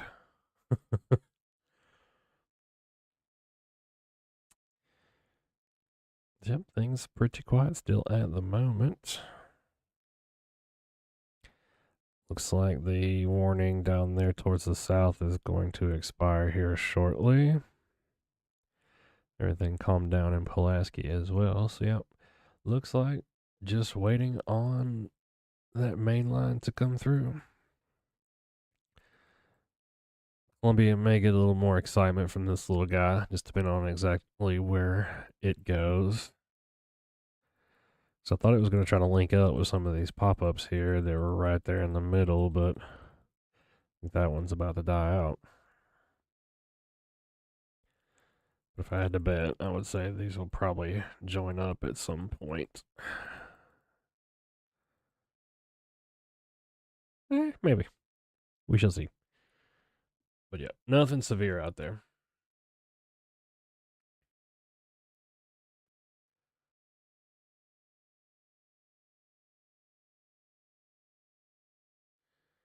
Yeah, that's very true. And I think animals have a sixth sense about that. I don't know if it's the pressure change or what, but yeah, they've got a sixth sense about that.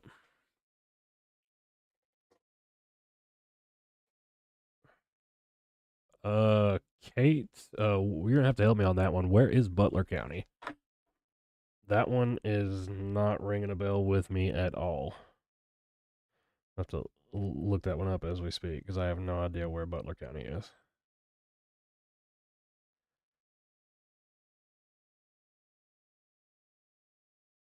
Oh, Kentucky. Ah, that would be why. Ah, see that now.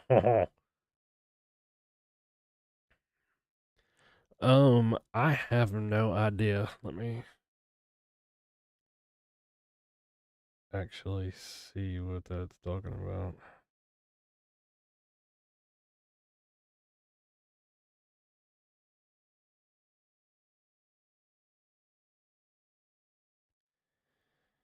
Okay, see that's just north of Bowling Green, looks like. Still pretty rough up there, I would say. No, actually, it looks like yeah, it's on the back end of things there. Gate. So it's still got the tornado watch in effect, but it looks like I bet they would probably let that expire for you all pretty soon. Because it looks like the worst of everything is passed for y'all.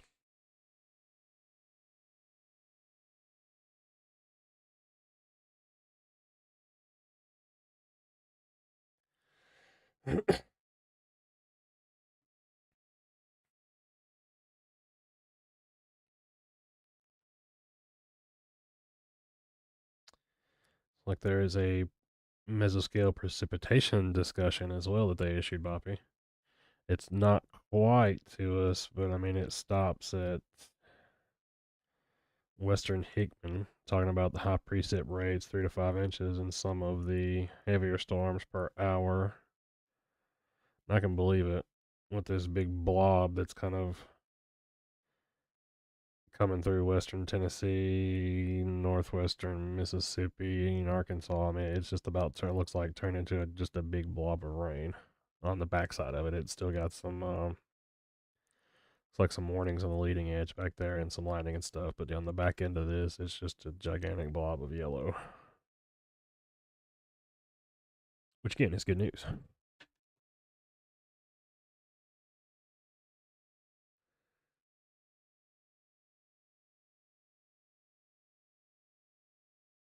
Yep, animals are just funny like that. I'm telling you, they know. Don't know what it is, but they know.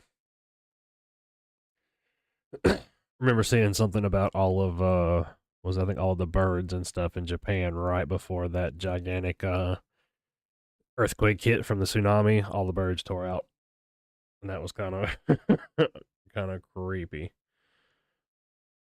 So that's definitely something.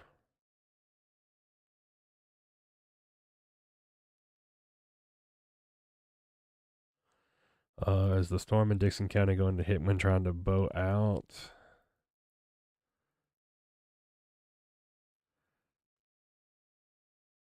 Not really. I don't think it's got enough movement to it. They're taking on kind of some curved.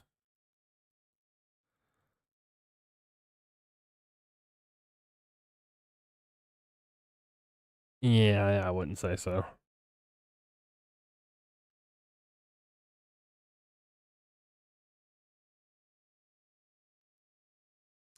Yeah, and that may be something to the like the barometric pressure theory, because if I'm not mistaken, like a lot of birds' bones are hollow; they're just filled with air spaces. So that could be something to do. And yeah, I mean, my grandma would always say, oh, my bones hurt, it's gonna rain or it's gonna snow or it's gonna do this or whatever. And since I've gotten in my advanced age of almost 40 and injured enough things that don't exactly heal right anymore when you're an adult, um, I can believe that because I've got things now that hurt when it gets really cold or the pressure slams or whatever else. So usually feel it in my sinuses, unfortunately. But yeah, I can kind of believe that.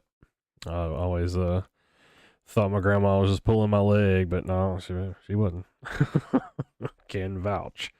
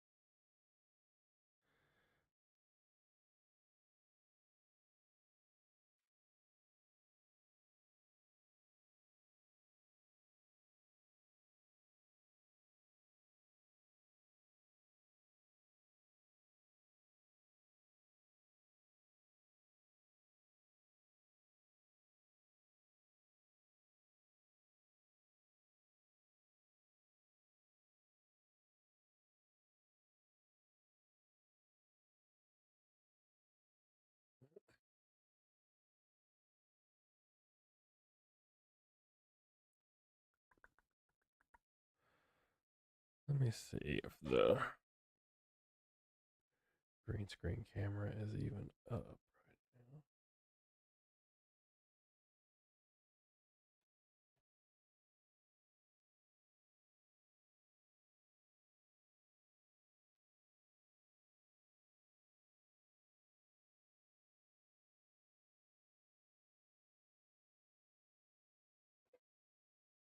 Sec, yeah, I think the green screen camera is indeed frozen.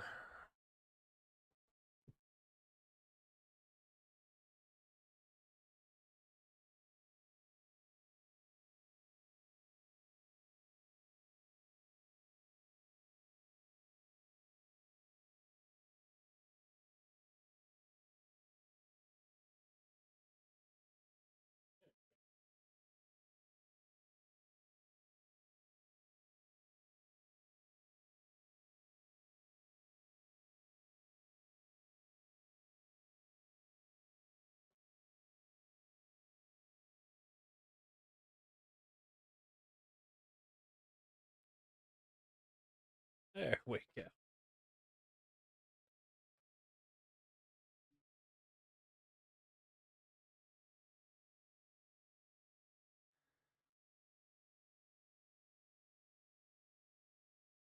Definitely a little fuzzy, but I mean,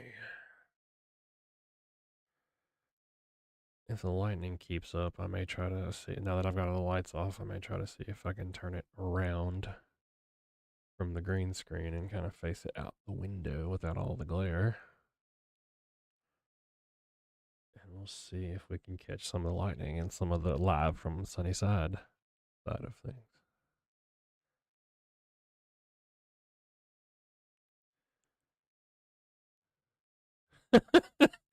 Yeah, Thunder Buddies. I know the song. It will probably get us demonetized, so I won't sing it with you. But yes, Thunder Buddies for life.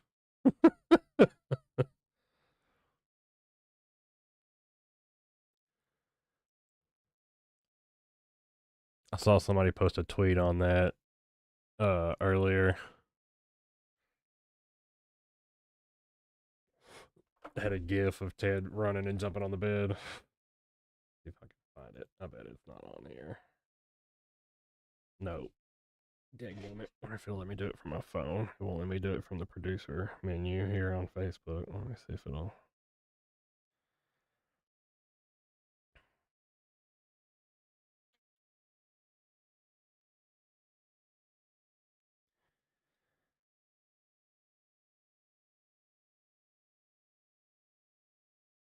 See. No, it just wants to do stickers, and I don't want to do sticker.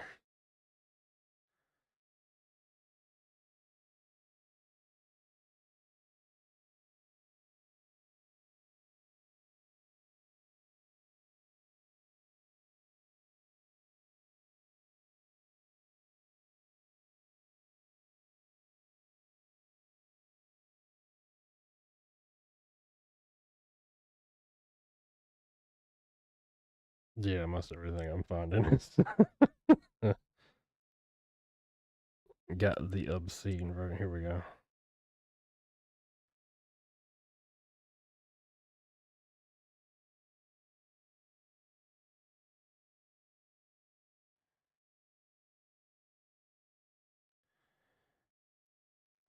Oh, is it gonna let me do it? No. Come on, Facebook.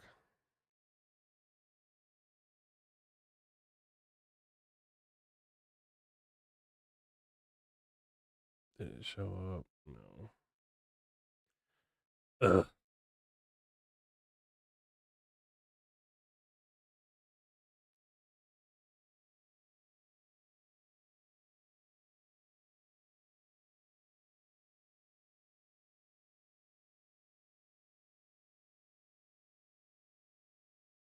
Yeah, it's not gonna let me do the GIF. Ugh. Figures. But yeah, Thunder Buddies. I mean, that's pretty much all this is devolved into, since everything isn't crazy busy right now. I mean, yeah, we're just kind of sitting here talking about whatever. Weather, this, that, and the other. Chickens. You know, just whatever. Whatever we feel like. I'm the captain and I'll allow it. Yes, other than the Thunder Buddy song, because that will definitely get us demonetized. But just know that I know.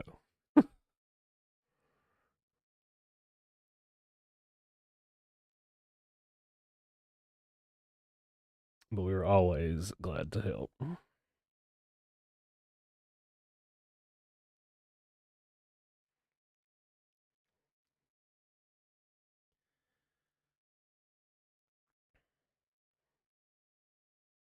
Yep. We sure are him. I was trying to find a GIF, the one I saw earlier, but 4 out of 5 of them had the F word in them. So I was like, oh, I can't do that. I had a good one picked out, and it would not let me do it. So, yeah, Waynesboro storm does have a decent bit of lightning in it, I think. Kind of. I mean, it's got some lightning in it, but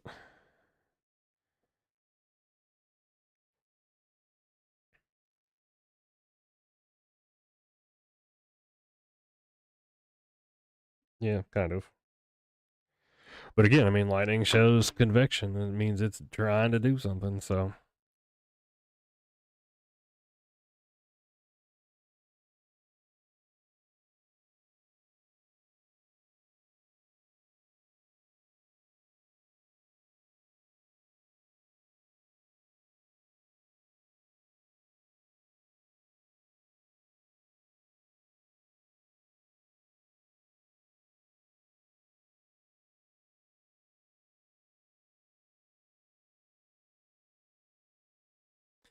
yeah, it's gonna be close. I think it may end up going a little bit to our west, or maybe catching Hampshire or Santa Fe, but the main line cometh. Yeah, that's a good bit of lightning back there towards what is that? Oh, Sardis, Reagan, Enville, kind of Nowheresville between Decaturville and Henderson and Selmer. That looks like a pretty good bit of lightning. Faux show. The highways in there, so good view, state line to state line. So again, if you are just joining us, we're just sitting in here and talking about whatever, waiting on the storms to get here. So appreciate you sticking with us, those of you all that have stuck with us. And if you're just joining us, welcome to the party. This is basically all we're doing at this point. So if you have questions, go ahead and throw those in the chat. I'll be glad to answer them. Yeah, Rebecca, we are actually in the process of that, for sure. So we're gonna get some with the logo on it. May try to draw up like a crazy little hook echo storm or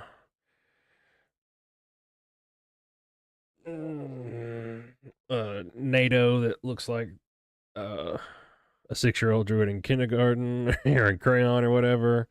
I'm definitely thinking a hashtag Captain shirt. I want a hashtag Captain shirt or hoodie or something, just because I'm proud of the moniker. Um,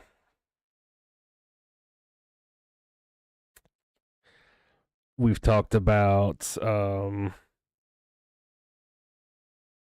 like dressing me up in like almost like a Napoleon uniform from like the 18th century, like 1700, around that for our appearances with the kids, because I figure the kids would get about that. Um, got several ideas as far as that stuff's coming. We've got some ideas, yeah, like for some stickers. Yeah, this is your captain speaking. That would be a good one. um, need to get like a good animated rendering of some type of captain like character that fits me. That's also not going to be like copyrighted. I don't want to look like Captain Crunch logo or anything like that. But I have to think up something. I've got a couple of artists and graphic designers that we know. That's who I'm gonna try to see if we can get that the legend made for the top of the radar that says it gives you the colors, for like tornado watch, severe thunderstorm watch, and the warnings and everything. Kind of hash those out so everybody knows right off the top of the bat. Um, I just problem is I don't have a creative bone in my body, so I I can think stuff up. I'm great at that. I just I can't draw a stick man with a crayon. I promise you. So yeah, I think the cartoonish would go over well. Just a rendering of a cartoon type captain, something like that. Um, More Jack Sparrow though, and less airline pilot captain, because it's definitely fits into my persona. So for sure. Yes, Boppy is in charge of marketing and public relations. I'm having Boppy schedule all my appearances.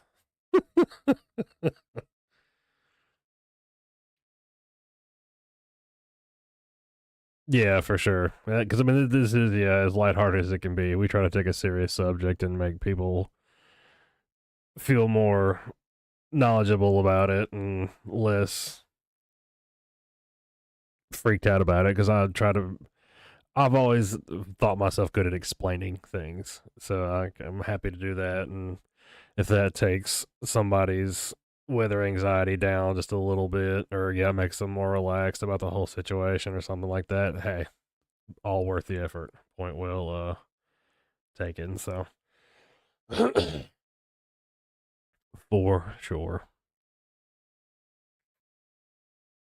Because I also struggle to have a serious bone in my body as well. And I can in situations like this. Like if y'all ever see me get like, because I started to get that way um, in that December outbreak when we did get those tornado emergencies. Because I mean, like I said, that was like the first time we'd had a tornado emergency in like 20 years. And you know, like you look at the map and you know people that live there. You know, or you work with people that live there and you're looking at what's happening and everything. And just as, again, as long as I'm doing this, just the gravity and the brevity of what was happening, I felt like you could hear it in my voice that I was kind of like, oh, crap, you know, for lack of better words. But I went back and watched that whole entire video and just kind of studied it just to see what I could have done better or whatever. And I didn't sound as bad as I thought I would because I'm normally just like this. So whenever I do get quiet or you can hear something in my voice, it's it's something.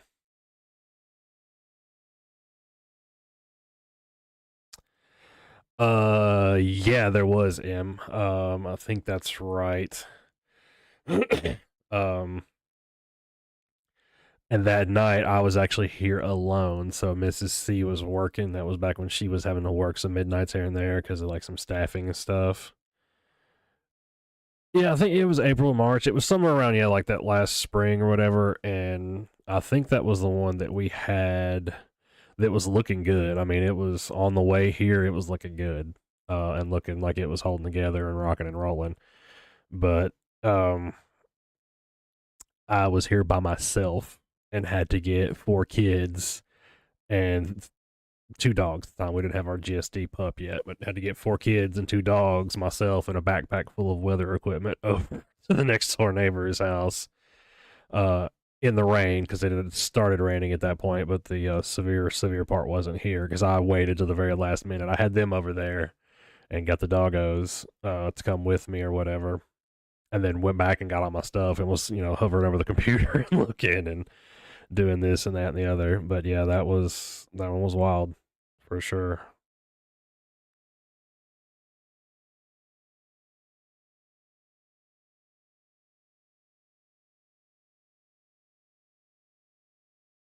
Yeah, that tornado emergency day was wild, Marlies. That was I think last December. It was the early part of December. I want to say it was like the 8th or 9th or something like that. And I went back and watched the video. I could go back and look, but it's not that big of a deal. But yeah, that was my nerves were a little wound up that night too. So yeah, that one's definitely legitimate. So that was yeah.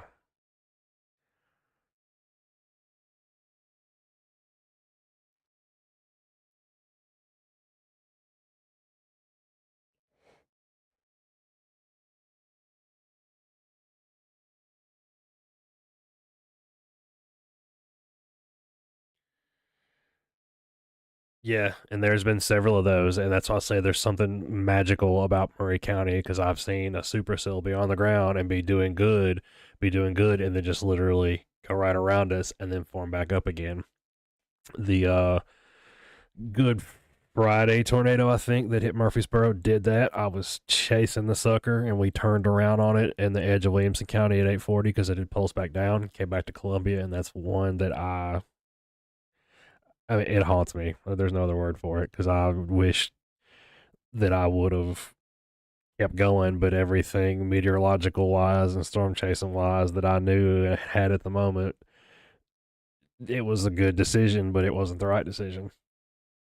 So, I mean, yeah, that's one that I've always wondered if we could have got that warning issued a little bit quicker, if any of those people on the interstate would have heard it more over the radio or over the whatever else and whatever. But, I mean, yeah, that's something you could think about for as much as you want. It's never going to change anything, unfortunately. But, yeah, there's been several. The Super Tuesday of what year was that? I think it was the presidential election right before Obama. So it was '08. Super Tuesday '08 was the same way. Big old supercell heading right towards Murray, and it split right before it got here, and it dropped a big tornado in Fairview in Williamson County. And then I want to say the other side of it, yeah, split and went towards Cornersville, maybe, I think, in the southern end of Murray County. So yeah, it was something else. In Murray County, there's something weird about Murray County to where it will split a supercell. And the snow dome that we talked about, I think it's there's just something weird about Murray County that does things to weather. Yeah, yeah, it did hit Stones River Battlefield. Remember that.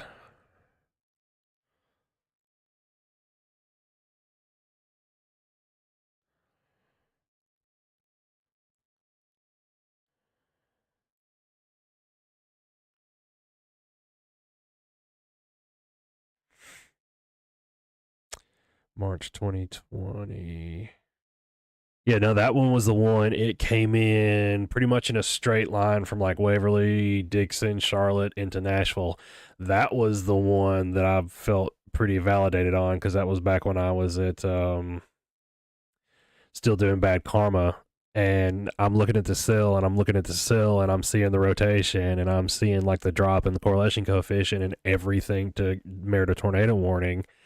And that was the one and only time that I kind of went off the reservation and posted it and was like, look, this isn't a tornado warning yet, but this is, like from the NWS, but this is like a captain's tornado warning. If you're in the path of this, you need to do something because I see a freaking tornado, y'all. Like all day long, positively see it. And it was a full about 15 minutes. I went back and looked. I've got the screenshot somewhere still on my phone because Bad Karma's gone. Unfortunately, Facebook deleted my original profile. Uh, but it was at least a good 10 or 15 minutes full before the NWS warned it, and then it slammed right into Nashville that night because that was the video from the dude in the crane. Remember that video where dude's like 100 and something feet up in the air and had that tornado come through? That was the same night. I called it about 15 minutes before it ever got warned, and that was under a slight risk. That's the one we were talking about earlier in the day about, never get too twisted up about, slight risk, marginal risk, whatever. I mean, obviously, if you're in an enhanced risk or like a moderate or a high risk, that's a different story. You definitely need to take those seriously, but yeah, don't get too twisted up about the slight risk because you never know. Yep, that is a little pop up, Boppy. It came out of nowhere and just got the northwest corner of Mount Pleasant. So yeah, it's looking like these are going to try to form up, I think, into like a little band here before the main line gets here. So we may see a little action from the south and a little from the southwest probably before the main line gets here. That's very possible.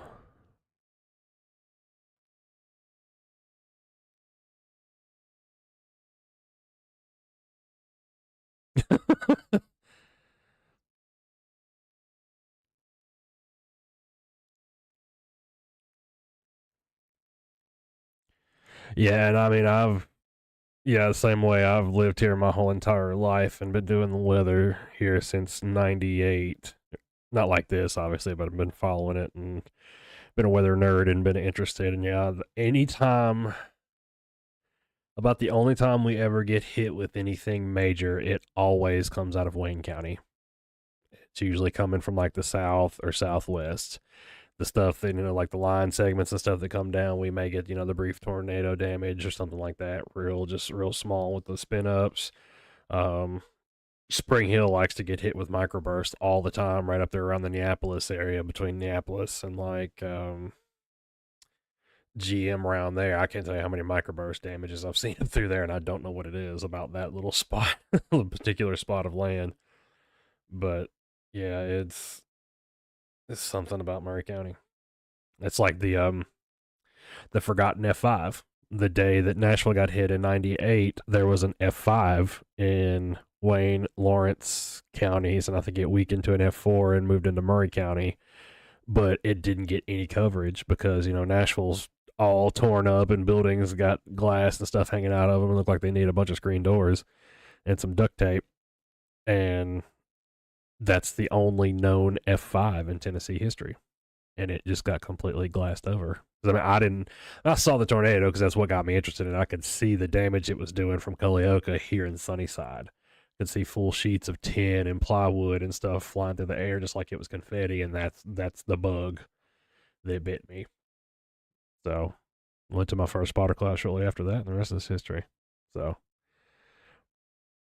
it was an awe-inspiring, in every sense of the word, experience.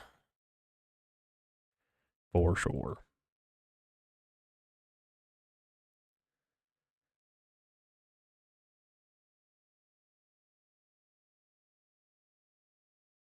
Yeah, that March 2020 would have been easy enough to sleep through because it wasn't that close.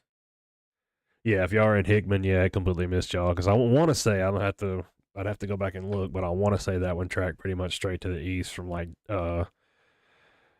what is that, Cannon County, I think, to Dixon County, and then to Robertson, and then straight into Davidson. Yeah, that's correct. Yeah, Bobby just reminded me of that. We found random pictures in our backyard in Sunnyside. Uh, uh, Receipt from Home Depot from like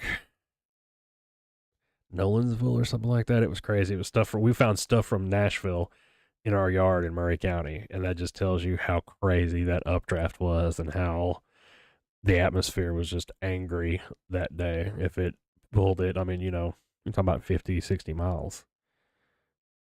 That's just crazy.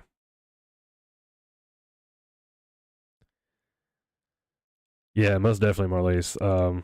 We were the same way here. We had some Bradford pears that were around our fence and stuff, and we waited too long to get one, and it was just a completely sunny day, and it fell on one of our vehicles, which was a crapshoot. But um, there's a really big oak tree in my front yard that I actually planted with my grandfather, like when I was little. So I mean, it's pretty much as old as me, but that sucker is huge now, and I wish we'd have planted it about 20 feet farther out of the yard. Because yeah, if it ever falls, and that really gnarly ice storm that we had, I think in what year was that, Boppy? It was when Lucy had her thing. It was in 21, I think. Same year Spacey was born. I made the kids not sleep in their bedroom because it was on that side of the front side of the house where the tree was. And I made them sleep, I think in the back bedroom. They're like, Daddy, why do we have to sleep in here? And I'm like, shut up, don't ask questions. Big tree.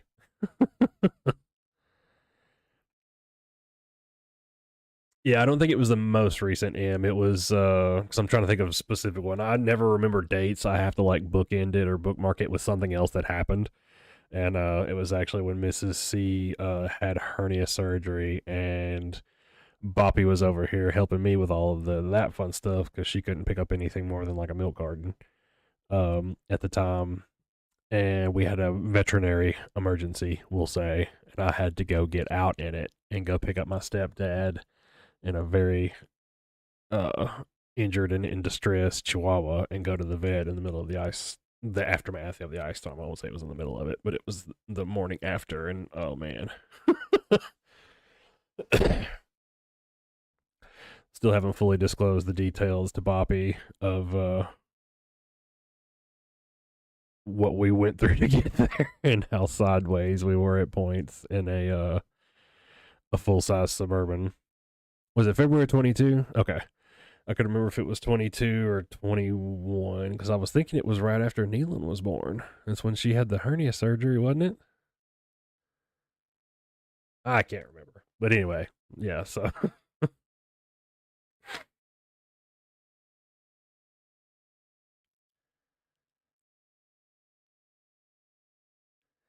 yeah, see, that's what I was thinking. It was the February 21 because we had, yeah, it was a decent, I think it was one of those transition snows where it started snowing and then ended with rain instead of what we usually get. So it was like a glaze on top of the snow.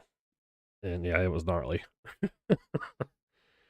Getting out and traveling that was definitely gnarly. And when I was in a hurry. Okay, that's what I was thinking. It was 2021. Yes, yes, you're exactly right, Em. It was exactly that. It was like several inches of snow and then yeah, good coating of ice on top of it because it rained and like freezing rained after the fact for like the rest of the day and then next morning was when all this happened and it was bad.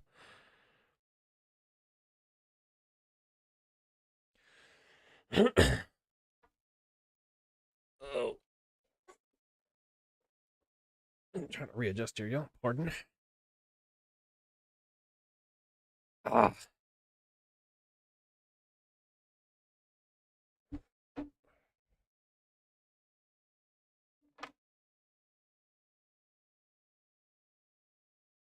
I don't blame them, man. Them chickens know what's up.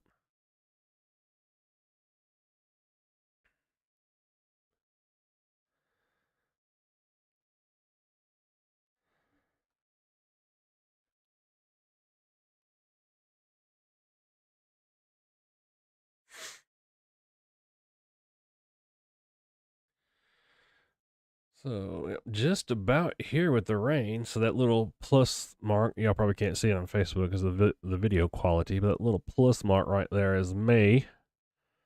Looks like I'm about to get some rain. Kind of. I'm on the edge of it, but let me see. Let me turn my video off real quick and see if I can flip the green screen camera around the camcorder that we've got in here and point it out the window without too much glare.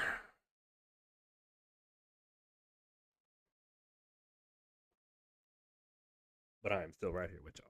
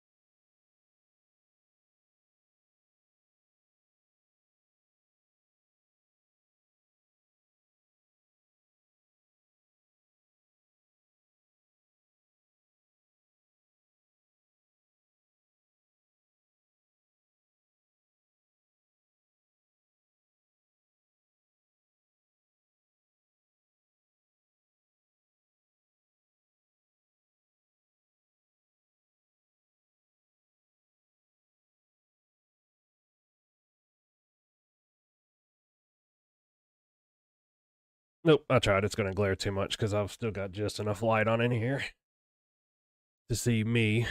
And maybe could turn all the lights out and try it to see if we can catch some of the lightning, but I think it's going to glare off the window too much.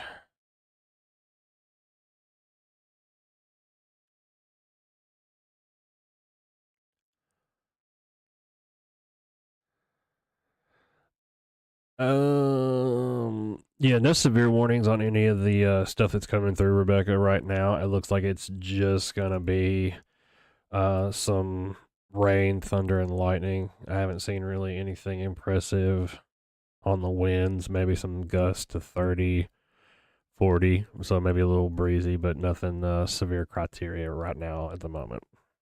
And I don't think there will be, just looking at this, because it's all kind of congealing together. When you see it start to kind of go from like the angry reds and pinks and stuff like that and being real sharp, jagged edges or individual cells, to go into the green, yellow, orangey blobs, that's good, because that's just, these are storms, that's just sleeping rain. So it's just about winding down, I think. Pretty sure.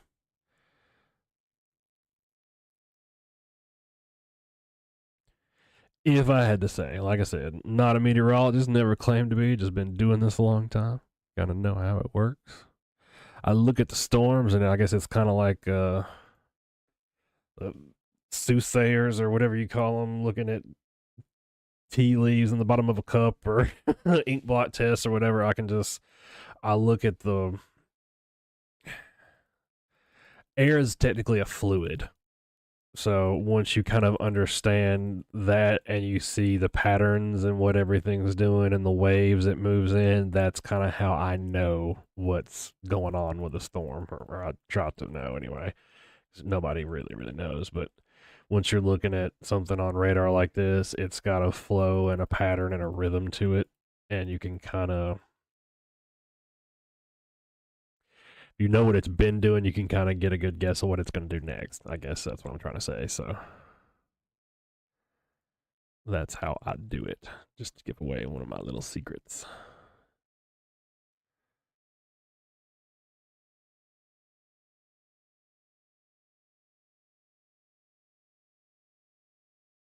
March 21.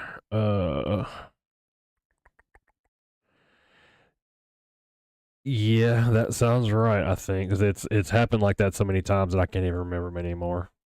But yeah, it's something about Murray County where it will just split a supercell wide open, and then half the time, yeah, it'll go around in two pieces and then like form back up in Rutherford County or something like that, or Williamson County, Marshall, and keep doing its thing. It's just something about Murray.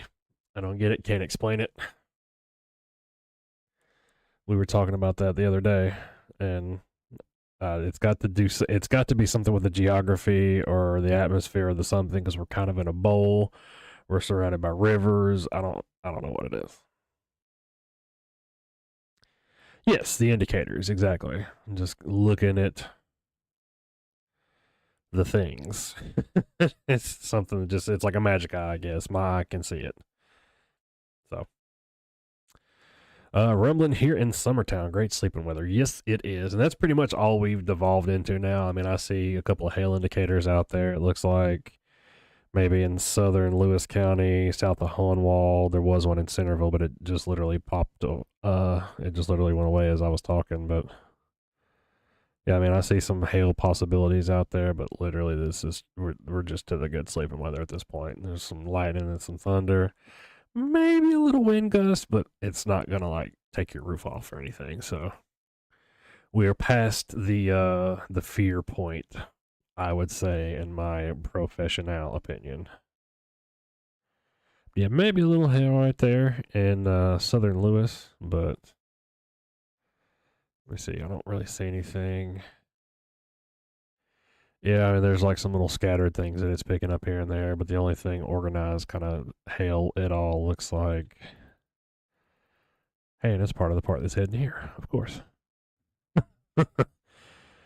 So yeah, that's what I was saying. Just if you look at things and what they've been doing, and kind of you can get a decent guess on what they're doing, and track wise, it's looking like this is probably going to come into Western Murray, if not kind of Central Murray, and join up with this other stuff. So the way this is kind of looking through here, I'm betting it's probably going to join up. You kind of see it condensing through here. There's nothing right through here, and kind of, it's just that one cell. And you start to see the blue appear in here and the green. Stuff starts popping up, and it's all going to kind of congeal into one cohesive segment there. So, yeah, this one in Homewald, though, it's doing the opposite. It's kind of trying to rock and roll a little bit. Let's see if that, I'll pop it back in 2-panel real quick and see if that hail keeps it up. Yeah, still showing about 3/4 inch hail. See, that's about quarter sized hail, or a little bit better. Not too shabby. Not gonna ruin your day, but might mess up your deductible. Because again, it's not really.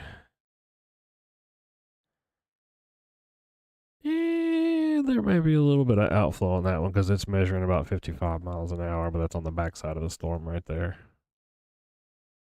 So yeah, I don't think that will be too big of a deal.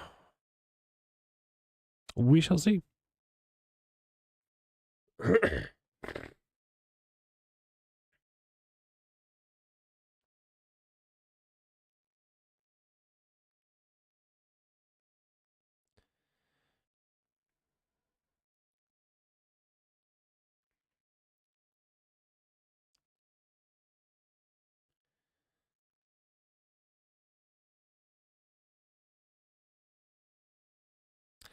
Yeah, I just got to try to shift it into neutral, Rebecca. That's about the best advice I can give because I'm an insomnia person too, but it's not weather related, so I can kind of imagine, yeah, if it was weather related.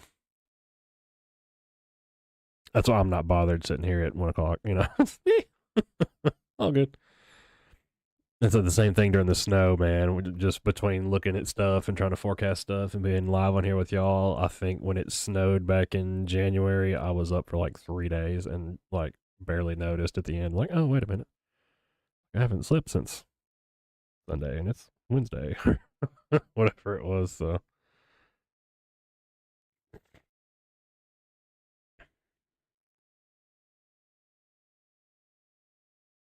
yeah, good luck with that, Rebecca.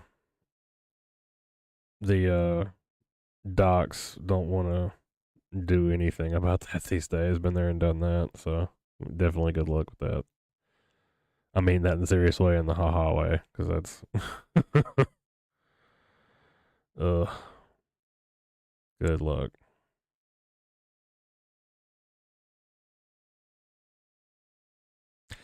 Oh, that's awesome, Em. I wish I mean, I love the neighborhood that we live in and everything. I'm glad we live here, but sometimes yeah, I would love to be out in the country where there's no light pollution and just have an entire like glass room, like a sunroom or something, and just lay in there on my back and watch it lightning. I love lightning. There's something wrong with me though, so.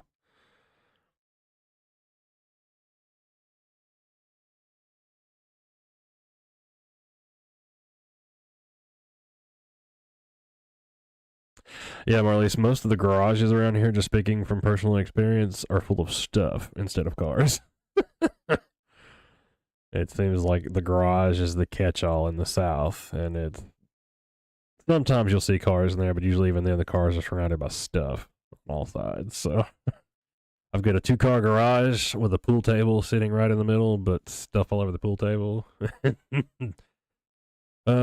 Couch, gigantic chest, deep freezer, like one of the you could put a body in deep freezers, but there's not a body. Facebook, FBI.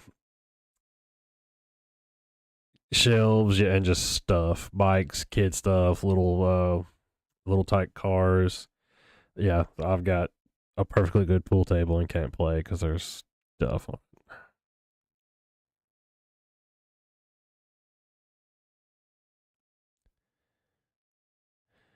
Yeah, Kimberly, that's what I was looking at. The that one in particular just had some wicked side effects, and mm-mm. I'm afraid.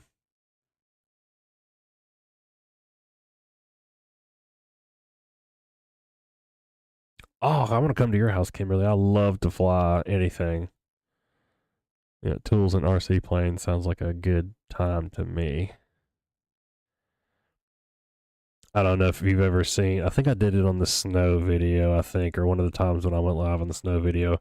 The desk, the weather desk. Other than the weather stuff that's up here, there is a flight stick and a throttle for an F-16, and I've got a combat simulator that's like it's not a game. Like it's hard.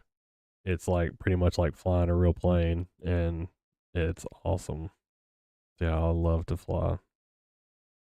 I need to get my pilot's license.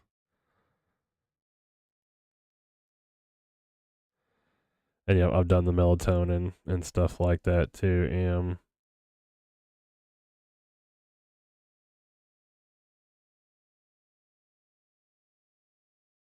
Yeah, that is awesome.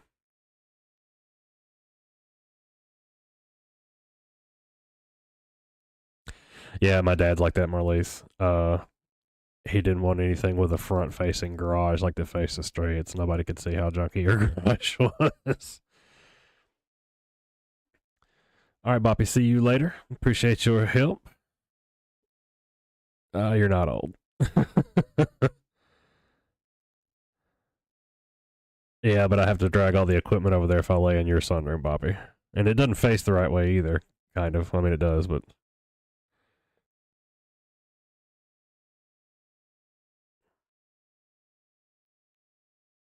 yeah, Kimberly, ask him if he's ever heard of DCS. Not like the government come get your kids, but it's digital combat simulator. You can do anything from fly planes to like drive tanks and artillery and like it's all kinds of stuff. It's basically just a war simulator. And you can do everything. It's cool. If you look it up on YouTube, you'll see all kinds of cool stuff on there. I normally fly the F-16. It's the only one I've gotten really good at, but I'm about to try to swap over to the F-18 and do carrier landings like the Navy, and that's about as hard as it gets, so I'll let y'all know. And the other one that I've always been really into is Kerbal Space Program. Little green cartoon men, but you got to go to space, and the physics are about as hard. And it's like its own little miniature solar system, and it's man, space travel's hard. I see why NASA blew up so many stuff in the 50s, and why stuff still goes wrong now because it's hard. But I like stuff like that. It's a challenge. It's not just sitting around playing a game that just kind of just pointless and goes in circles. So pretty cool. Yeah, and speaking of that too, we're gonna try to do like some public engagement stuff. Like I think we're gonna be at the Mount Pleasant Public Library doing a presentation sometimes in.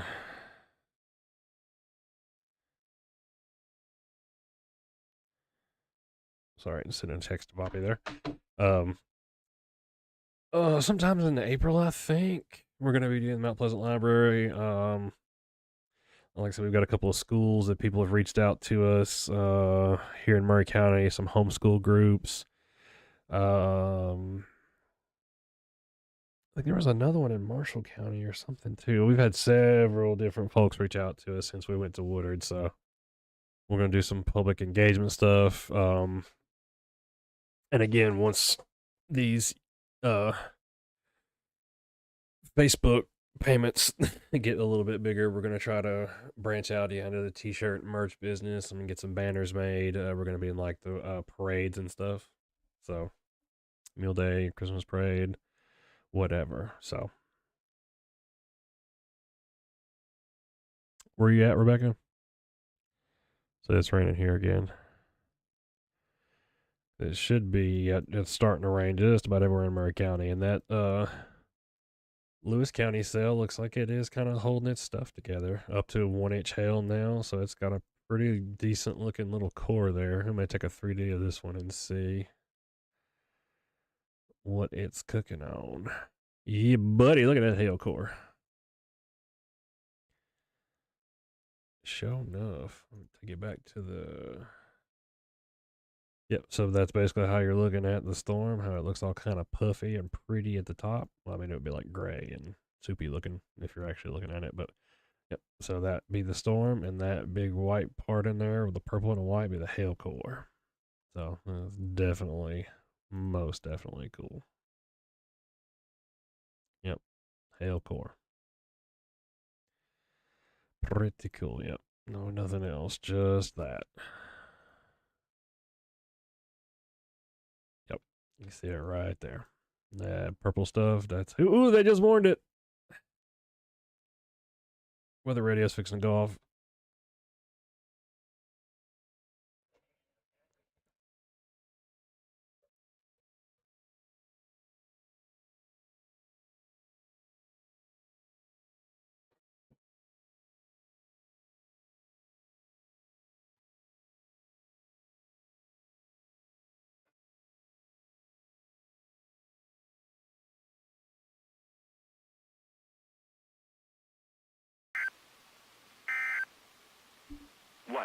flooding caused by excessive rainfall is expected. Yeah, so that Where was a portion of the Middle back end. I Tennessee, don't know why. including the following. So yeah, that should have triggered the NOAA radio. So we do have a severe thunderstorm warning for Murray County. So we'll go ahead and make our joyful noise.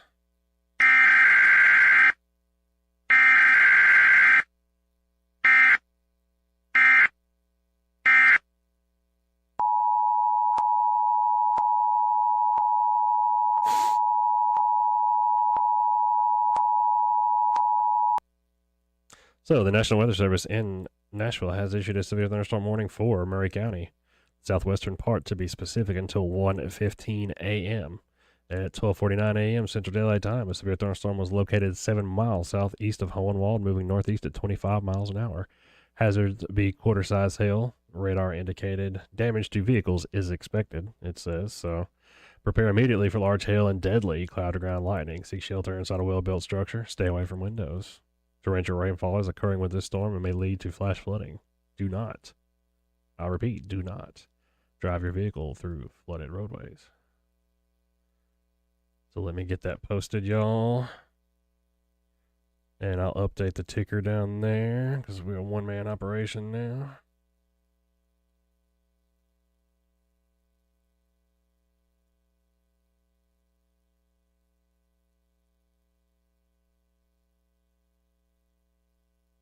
So bear with me. Make a screenshot out of this.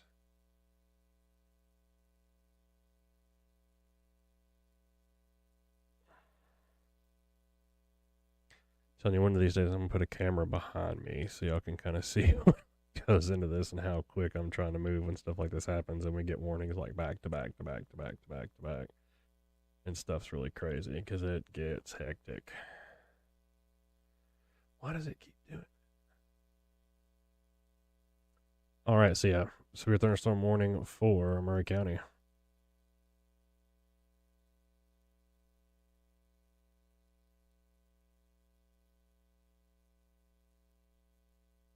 Let me get our ticker updated real quick.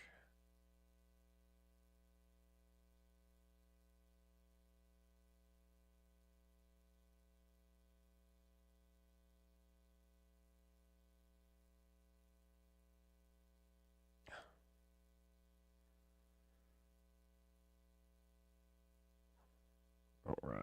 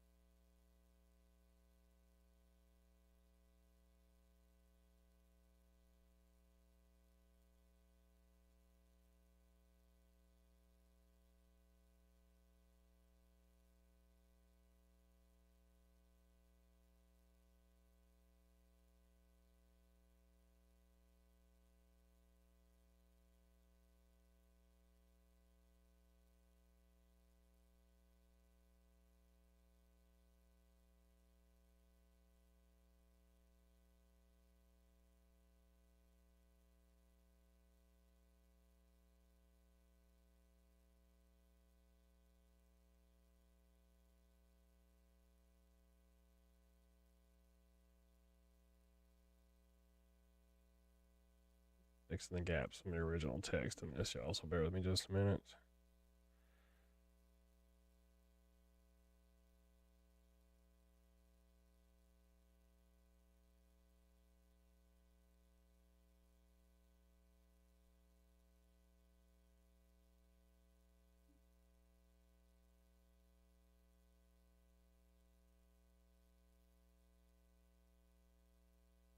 I don't know why it always comes out so gappy like that. All right, so there is our crawler. So anybody just joining us, we do have that severe thunderstorm warning. If your weather radio woke you up, that's great because mine didn't go off for whatever reason. So there's that. But let me see if it still is broadcasting. Shortly in the advisory area.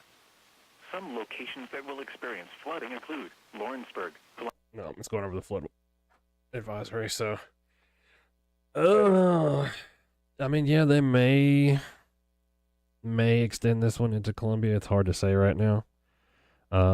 because Columbia itself is not covered. So MuleTown proper, you still are good. This probably is heading roughly that way, but I think it's probably going to go between Santa Fe and Columbia. So we may catch a little bit of it if it widens out or anything like that. But right now, this one's looking pretty gnarly. Let's get that 3D slice of it again. I was trying to do that when the warning came out. So, yeah, buddy. Pretty good looking hail core there so far, for sure. I think I've got another.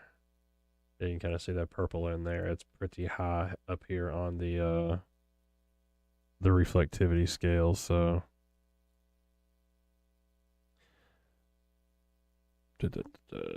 yeah, same thing right there. Yeah, with the purple, you can kind of see it, but big old storm cell right there. Cool stuff here with the 3D. We'll make it full screen for you. You can kind of see 50,000 feet tall.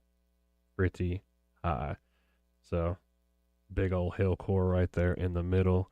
Looks like it's probably putting out some 1 inch, maybe 3/4 inch hail at the moment. So, let's have a look at it. I think it's. Need to memorize these screens one of these days. Yeah, nope. Yep, here we go. So look at our correlation coefficient. It's not showing a huge drop right there. So correlation coefficient measures how similar each hydrometeor is. And then looks like, yeah, we got our possibility of severe hail over here. It's showing about 50%. So 50-50, you might actually be seeing this hail. And then now it's gone down a little bit. Actually, it looks like it's showing about 3/4 inch. So still about dime to quarter size. So pretty decent hail. Didn't see anything about the wind in there. So I'm assuming this is strictly for the hail threat. So yeah, the storm itself doesn't seem like it's got much wind at all. There's a little bit of, looks like inflow or outflow coming into it because it's showing about 50 miles an hour on the backside of this. So yeah, not much to worry about as far as, yeah, no rotation really. Again, I mean, we talked about this earlier. If there's enough updraft, if there's hail, there's enough updraft. So, but it does not look like it has any organized rotation in it at all. So that is a good thing. But we do officially have that warned storm now right on the back door. Spring Hill looks like you're getting some pop-up action there too. That's got some lightning in it just to the south of you. So I'd expect that to slide on through here in just a moment as well. Lewisburg, you're clearing out for the moment. Chapel Hill, same way, but there'll be more on the way, so don't worry. Franklin, Williamson County, about the same. Y'all had it quiet for a little while, but it looks like the action is starting to move in. Not seeing any lightning up there just yet. About the same story to our west. So most of the action moving in Linden, Decaturville, Centerville, all the way through the area. So let me hop back into the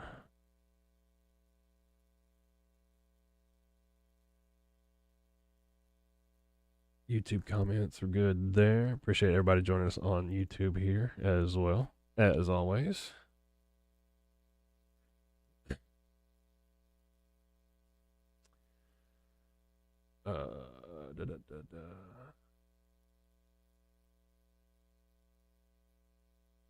Halfway between Stonewall and Summertown sounds like hell. Yeah, I could believe that. It looks like, yeah, that's about right where it's at, so.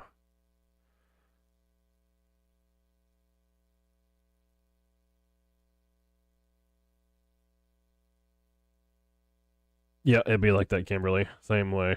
Every time it seems like I stick my head out is when it likes to do it. But lightning likes me. I don't know if you heard the story the last time, or I don't know if I posted or not. I actually got struck by lightning sitting in the back of a soft top Jeep and felt like I was deaf for about 3 days. And like felt the tingly, prickly electricity go right between my feet and into the axle. But yeah, it was a religious experience. Lightning is not white, it's purple. When it's real close, it's purple. Yeah, it's just hail and rain, Rebecca. No wind with this. It looks like it's just going to be some pretty heavy lightning and pretty yeah, the hail's been back and forth because it's not really showing a huge correlation coefficient drop, which again tells the difference between like rain and hail and whatever. It just measures what's falling and how similar they are to each other. But yeah, Alyssa, welcome back. It's definitely it was rocking and rolling at home a minute ago, so yeah, that's why we're still up because I figured some of these would wake people back up if they did decide to go to sleep, and that's why we are still on in here. So yeah, I see the lightning flashes now out of the corner of my eye out the studio window here. So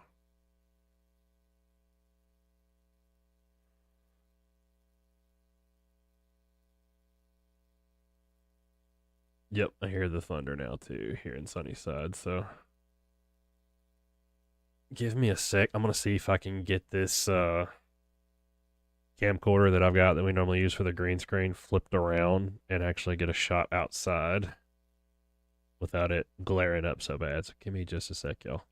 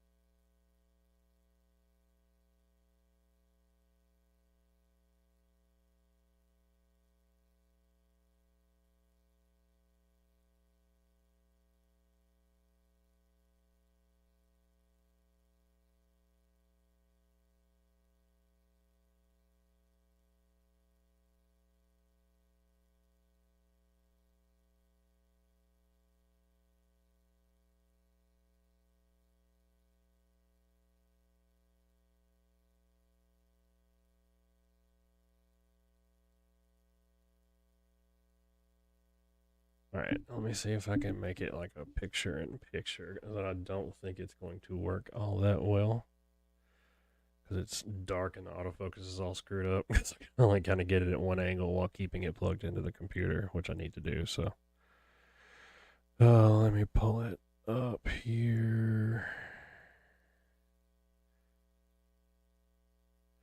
Perfect. You can kind of see some of the flashes, but it's real grainy just because it's so dark and the autofocus is all screwed up because it doesn't have anything to reference.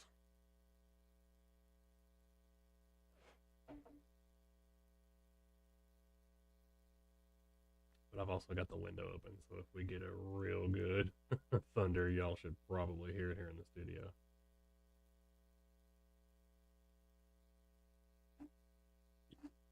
Yep. And got it partially, so let me go ahead and see if I can make this.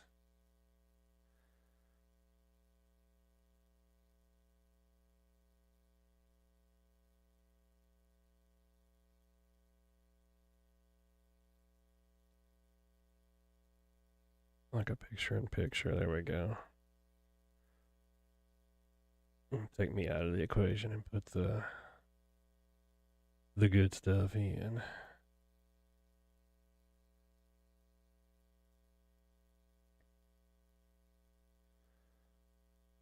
So live from Sunnyside Cam.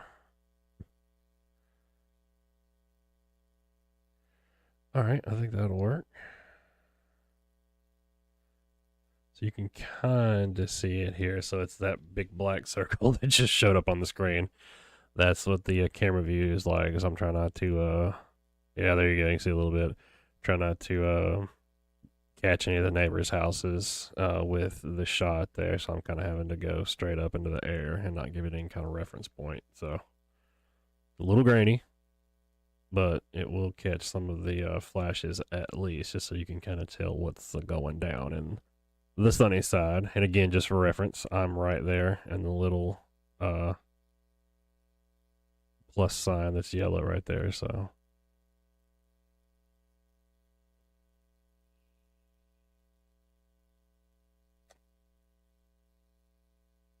and I hope the sound is cut off because my central unit just cut on and it's right outside the window.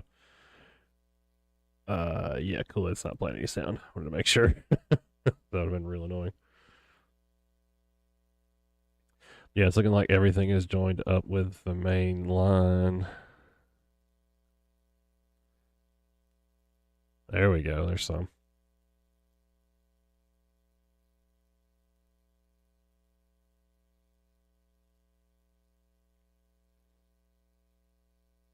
Yeah, looks like it's putting on a pretty good show just from looking at the radar returns and seeing the light in there, because there's a bunch going down. So Hampshire, y'all are fixing to get the show full screen.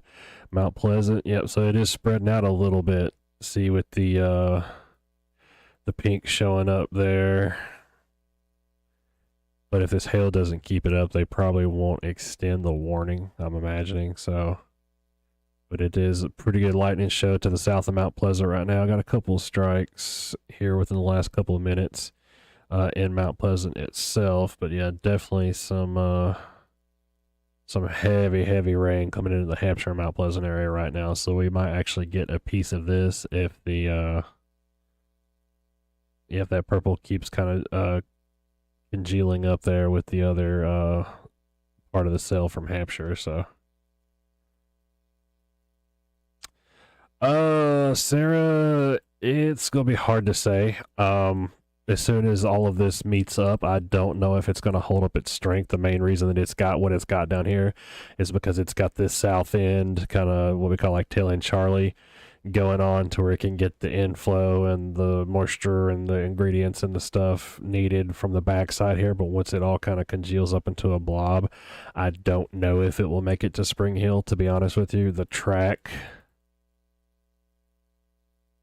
is going to be close. If this still keeps kind of widening out and flaring up a little bit or pulsing up a little bit, it may make it to Spring Hill, because it is kind of moving in that general direction. But the front and the line is not. It's moving a more, well, I guess it does kind of have a northeasterly movement to it. So Yeah, I mean, it may. ETA, let me see. Let me get the speed on it. 27 knots, bearing 228 degrees. Let's see, y'all.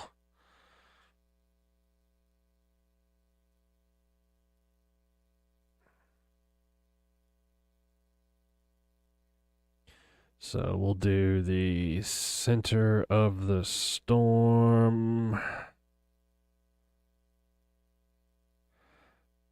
228.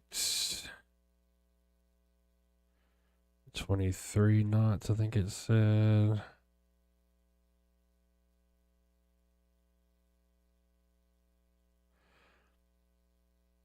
Right. So I'll have it populate that. Oh, come on.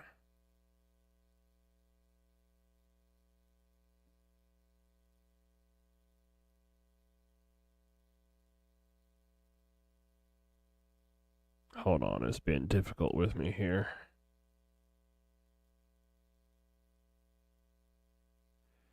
It should be populating all my little small cities and towns and stuff, and it's not. So, one sec.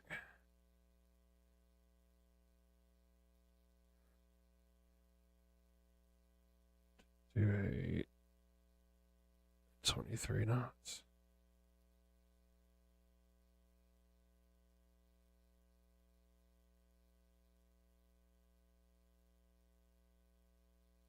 That was a good one. Y'all got to see that in the caption screen there. There we go. Now it's populating all my little towns and cities and such. So, about 2 o'clock or so. Call it the next 45 minutes or so. Did it actually give me a Spring Hill? No.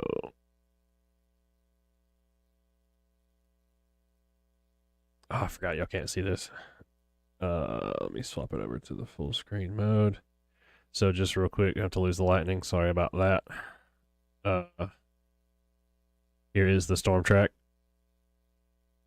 with all of the ETAs in it. So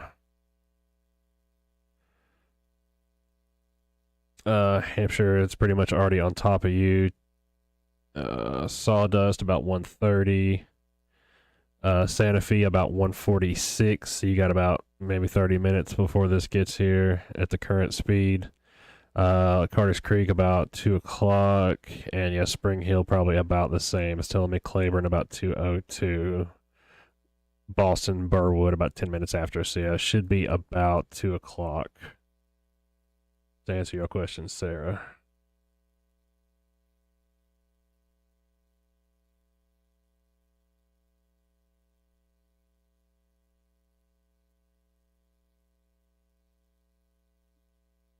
So go ahead and get rid of that. But yeah, it's looking like it's rocking and rolling right now in Hampshire and just to the north of Mount Pleasant. So it may hold together enough because I'm starting to see them good lightning strikes right here getting close. So let me take you back to the lightning cam. I need a good camera with night vision, but I just bought the cheapest 4K camera that I could that I knew that would do green screen in a studio because we was balling on a budget. Trying to make the most of all the donations and stuff that we got when we did that GoFundMe. So it's just a basic old El Cheapo Chinese camera. The webcam that I use, like that faces me, is a good one. But yeah, the green screen camera that we don't use much to do like the professional weatherman stuff in front of the green screen, it's real basic. So you're very welcome, Sarah. We appreciate y'all sticking with us. Ooh, that was a good one. That was a real good one. That one rattled the studio a little bit.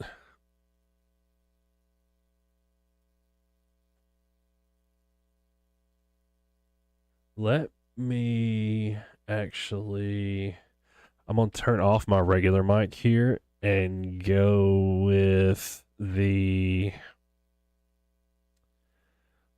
audio from my other webcam, and that should pick up some of this thunder and stuff too, I think.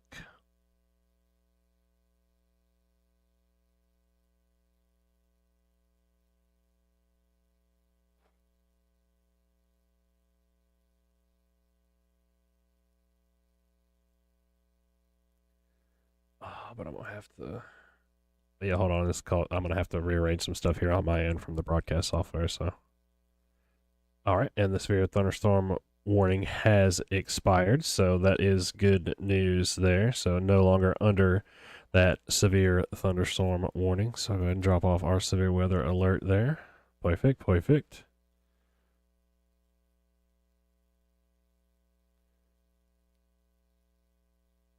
I wonder if I can. Give me a second, guys. And gals. Sorry.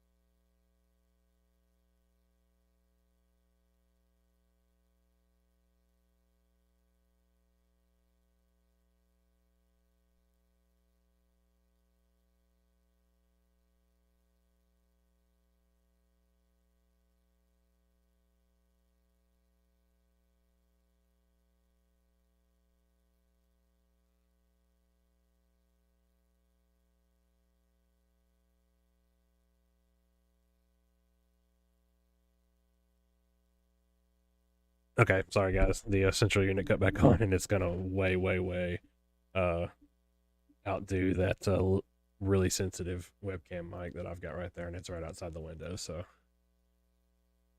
but that was neat. Still got the footage up from the webcam. Just got the audio turned off from it because it's gonna way uh overpower what I was trying to say. Everything else. So.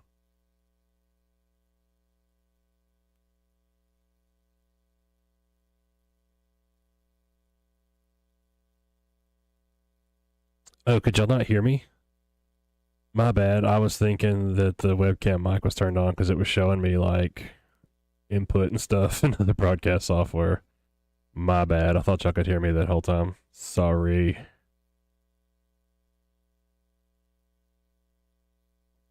Yep, sorry about that.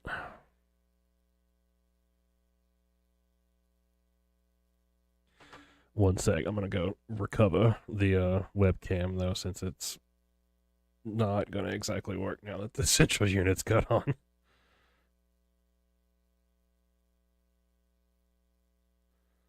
Yeah, but I seriously thought y'all could hear me the whole time.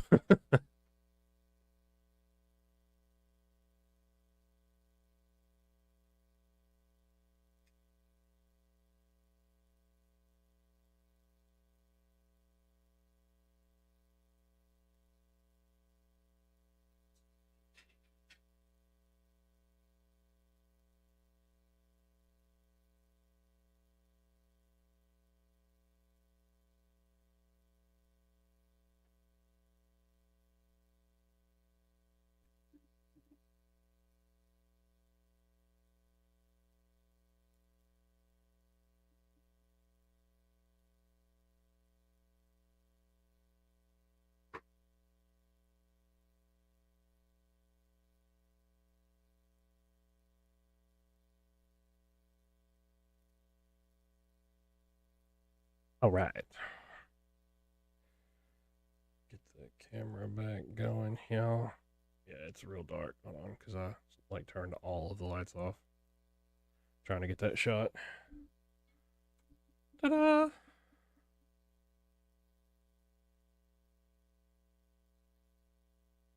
There we go. Get the lights out of the frame.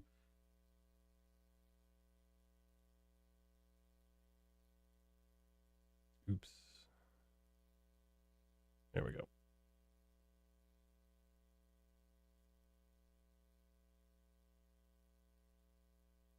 Okay. See, that was fun while it lasted. So.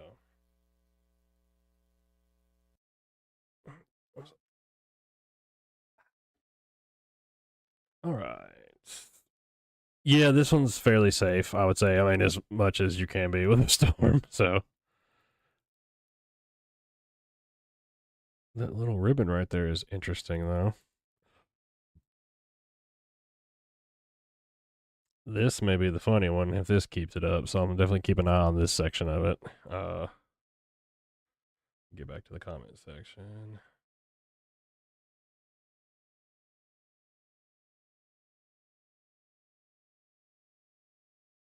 Yeah, Angel. Yeah, this one mostly is. It looks like it's just thunder and lightning right now. I mean, I see the hail size. There may be some penny or smaller sized hail. I thought I heard a couple of tinks and techs and stuff like that off of the metal on my central unit that's right outside, but I mean, it was probably pea size or less. So yeah, this one is basically just sleeping weather at this point. I don't see any wind. I don't see any rotation or any crazy stuff like that. So there may be some gusts here and there, but it's not going to be anything severe level. So severe takes 60 to 70 miles an hour, and you're talking maybe 30, 40. So, and that's going to be not widespread. That's just going to be in certain places here and there. So, yeah, we are good on that. And there may be a little small hill right there, but I doubt it because it's not showing up much of a return. So, yeah, this is pretty much devolved just into sleeping weather. I'm going to keep my eye on this little guy right here, because as this tries to form out, again, this is getting that ample inflow and stuff and able to do its thing here. So keep an eye on this section, because this is going to be heading our way eventually, it looks like, especially if it keeps trying to kind of ribbon on down. This has got a lot of lightning in it right there, concentrated in that heavier return there in the pink, and almost 1 inch size hail. So I'm going to keep an eye on that little guy. But other than that, let me back it out for everybody who just got here and trode in motion. There we go. So we had the warning a minute ago for everybody just joining us. Because I see we spiked back up to 60 people because we just had about 30 here chilling earlier. So we are have just been hanging out, enjoying the nice weather and talking and joking in the comments and doing all of those funny things. So Bobby, yeah, just like lightning funny. I'm keeping an eye on that one. Lightning is one of the indicators to what kind we know what a storm's doing, if it's strengthening or weakening or whatever, because lightning is an indication that it's still able to convect, and that means it's still doing storm things instead of weakening. So keeping an eye on that one, and just basically the shape of it, because when storms begin to kind of take that crescent shape or start making like a whip motion, like the end of a whip, it's kind of indicative that it may be trying to produce some wind. But so far, all seems well. Because that severe warning we got wasn't for wind, it was solely for the hail threat. So they never mentioned wind in there at all. It was just the lightning and the hail. But again, I mean, the lightning's nothing to just joke at. I love lightning, and it's pretty. I think it's the coolest thing about nature, but it will definitely kill you.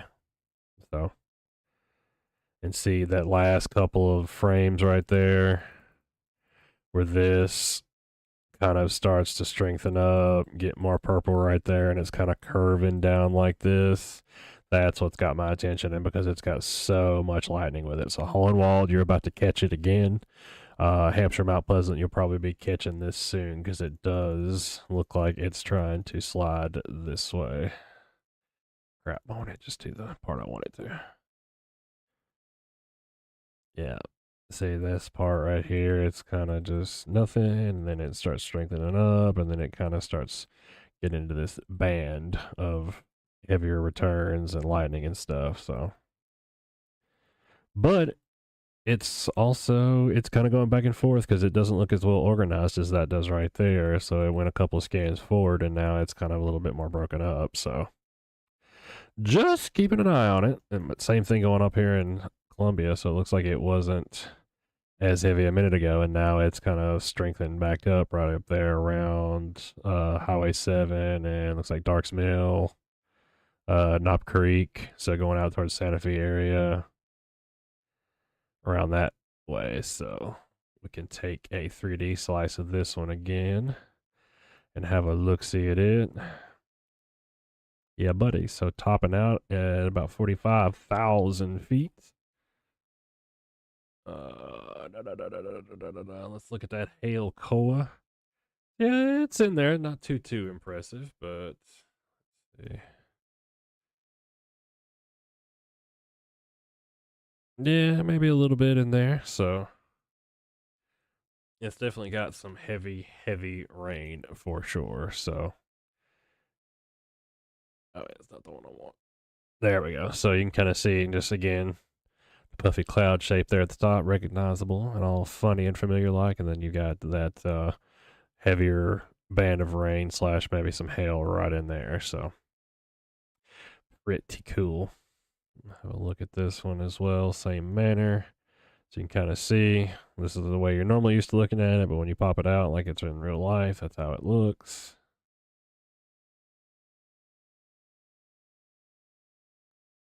Let's have a look at the wind. Yeah, pretty much nothing doing, no rotation. Yeah, all good. So Don't see anything concerning. Again, just kind of keeping my eye on this section to see what it does.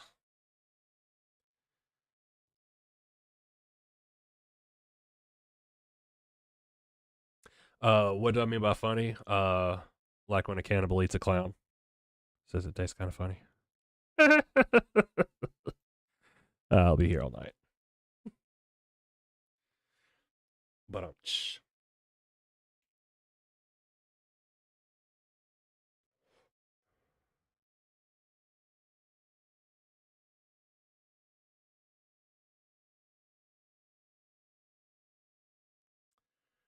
yeah, the 3D is pretty cool, Angel. That's one of the things I like the most about this program. For sure, it is very, very, very cool.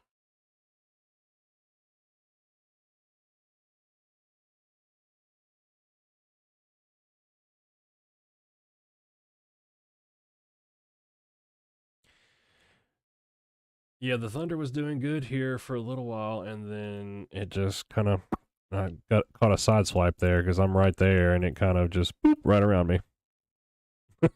So, what can you do?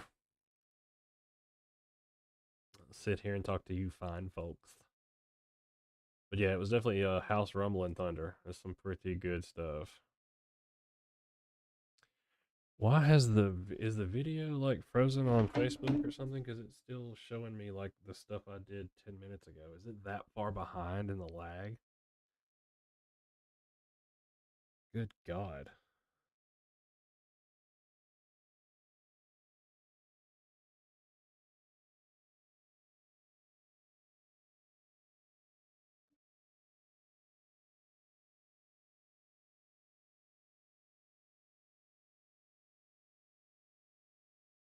No, okay, I guess not. It's just showing on my end that it was like way far behind still where I moved the camera. Like literally stuff I did 5 minutes ago. So I was just making sure I wasn't lagging that bad on y'all. Wow.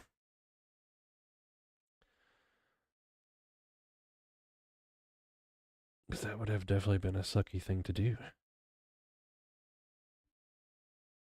All right. And so everybody joining us, I see we've jumped up again to almost 60. Welcome back. If the storm woke you up, it's no big deal. Just some lightning and some thunder right now. No wind threats, no nothing. That passing severe thunderstorm warning that we got a while ago was just for the hail threat. There is a lot of lightning, which it mentioned the deadly cloud to ground lightning.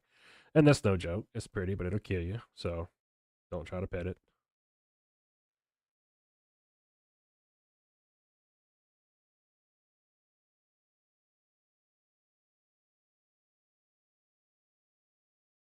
Okay. Yep, so everything's posted and caught up on the page for my visual folks that did get that warning posted and such.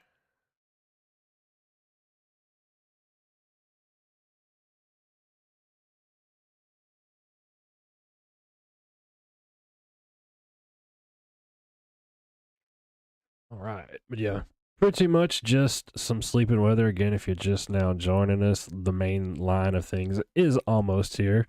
Little bit ahead of schedule, so figured it might be as early as 2, and it's currently 01:37, so not too bad off schedule. But watching that heavier band of precip and lots of lightning right now going through North Columbia, and still watching just a little bit more strong activity on the edge of that main line coming through Hohenwald right now. So you should be getting that here soon. Hohenwald, lots of lightning off to your west, headed your way. Same thing for Spring Hill. I think Sarah asked me a minute ago about Spring Hill, and it does look like that stronger part of that same cell is heading towards the Spring Hill Thompson Station area. Pretty good bit of lightning going down right now. Theta Pike, Mahon Road, Carter's Creek, around that area, Roy Sellers Road, Darks Mill. So lots of lightning going down right there. May see some small hail or so. I think that was. Really gotta learn these buttons. There we go. Maybe some. Oh, that's Bill. Excuse me. There we go. So yeah, maybe some 60.61 inch hail, so a little bit bigger than a nickel. But yeah, the ratio just went way down right there. So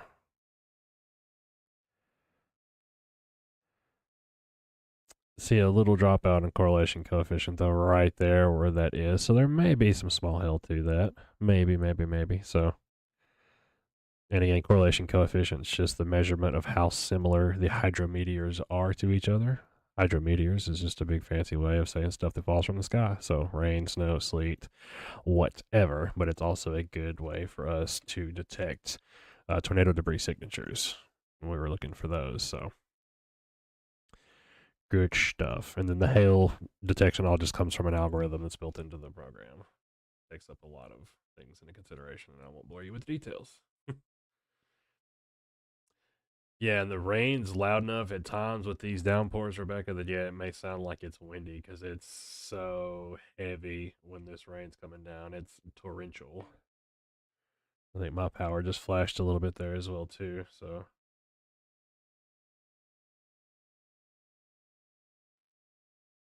don't feel bad, Angel. I'll still run around my house right now, but I'm trying to chase the lightning and like put it in a bottle and get it because I love it. But again, I'm keep telling y'all I'm not wired right, so do as I say, not as I do. You can trust some of the things that I can say because it's been from experience, like the whole getting struck by lightning thing. You don't want to do that. Been there, done that. Got the T-shirt. Yeah. Dana got woke up by the thunder. I believe it because it's been some pretty big thunder. Yep, it is coming down to beat the band right now, Rebecca, as far as the lightning and thunder goes. Kimberly wants to know about Hampshire. Right now, y'all are in a little bit of a gap. So, like Hampshire proper itself, downtown Hampshire, if we want to call it that, is in a little bit of a gap. You got some more activity coming though. So, yeah, been through some heavy rain. Right now, you're in a little gap. So there's going to be some more coming, and then eventually this same section of this line is going to come through Hampshire as well too, with some heavier activity, probably a lot more lightning. So, in a little bit of a gap right now, but it's some more coming. So not all nothing severe like we've been talking about. Oops. So just heavy rain, a good bit of lightning, but no wind. Maybe some hail mixed in there, but it's going to be pretty small from the look of things. So John says it's loud in the Fay. Yep, I can imagine, or the Fee, excuse me. It's same way. Looks like you had a pretty good bit just come through a minute ago, but there's more on the way for you, John. So it's may get louder before it's over with. Amanda, yeah, usually the way I try to tell is rain usually has more of a kind of a thunky sound to it, especially when it's that big old fat rain. Um, but usually when it's hail, it has more of like a tink and that, and it has kind of almost like a metally sound, like you're dropping like BBs on metal or something like that when it's hail, if that helps at all. But yeah, when it's raining really loud and just doing everything to beat the band, the big old fat ride, um, it's hard to tell just because it's so daggum loud. Yes, Dana, I'm telling you to go back to bed.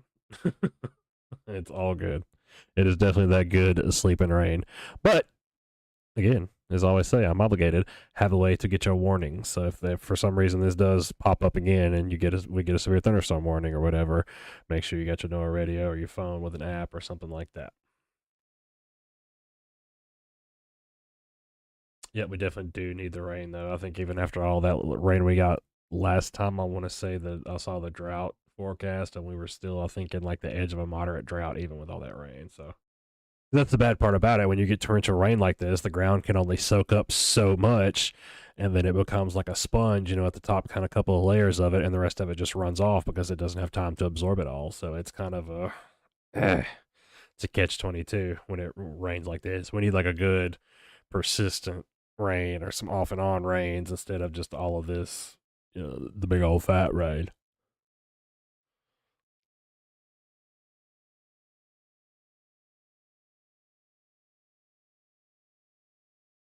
Ooh, you must be an early riser, John.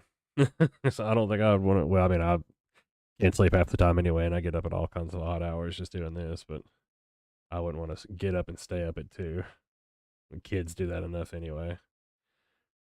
Got a baby with asthma, so I can't tell you how many nebulizer treatments we've done at 1, 2, 3 o'clock in the morning or whatever at the kitchen table.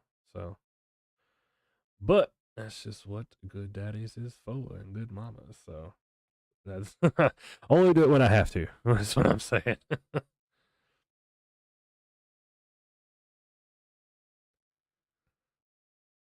Oh no, Amanda, that's the best time to sleep is when it's that loud. 'Cause it's like sleeping with the fan on. It's just something to drown everything out.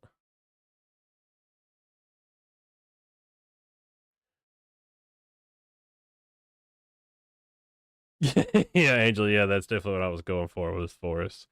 I I've got another one that I normally do, but I can't do it on here. So, but yes, a big old fat ride. It's one of my favorite lines from the movie.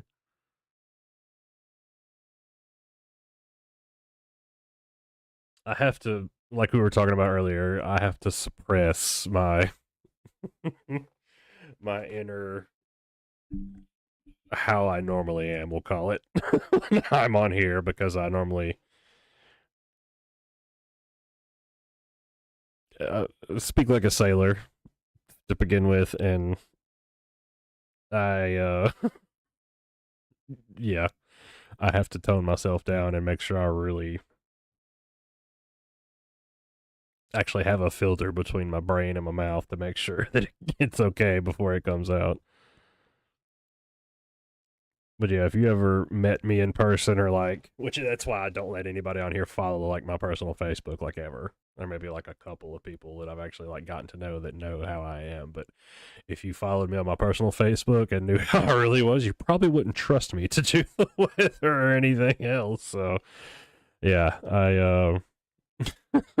this is this is the my captain persona, and it's different than the Adam persona because I normally don't even use my real name on here, and that's why. But well, because of what I used to do. But yeah,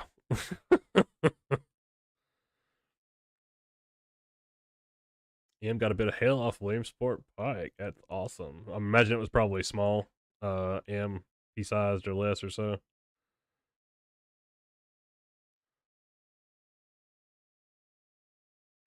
I don't know about that, Dana. I'm telling you, it's that's why I thought about making a completely separate page and doing like news and politics because like global news, I stay plugged into what's going on everywhere in the world. Uh and I stay on top of things like that. And I mean not just US politics, I stay on top of world politics, the EU, the UK, Middle East, China, whatever. But Uh, Spring Hill, yeah, it looks like y'all are fitting to get some more too. There's got a pretty good bit of heavy lightning coming in, pretty much right up the 31 corridor right now. Again, don't, well, yeah, there's a hail marker. So maybe some small hail, maybe. Not really see. What's it got that as? It's pretty low on the probability things. It's only giving me about like about a 37 on the probability on the 100 scale of some a half-inch hail or bigger. So it's not huge. And I don't think I saw anything in correlation. Maybe a little small hail there, but it's probably not going to mount to anything. But there's definitely a lot of lightning right there. Hohenwald, same way, right on top of you, just to the south now. Lot of lightning. Maybe some hail for you. And probably not. Maybe some real small stuff. Yeah, I doubt it. So just lots of lighting. That's the biggest story right now. Not really seeing any wind. Seeing some hail pop up on my algorithm here, but not really seeing any evidence of that from the other radar products. So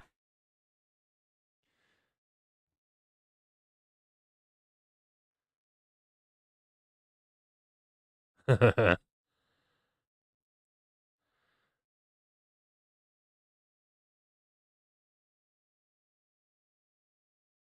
yeah, I would definitely have to split this off and call it something from the captain because I still would use my persona, but I just so many people use like Facebook and social media for like news and weather and stuff now that I mean I'm tempted to do it just because I'm that guy that you want to take to play trivia with you because I'm just full of useless facts and information. But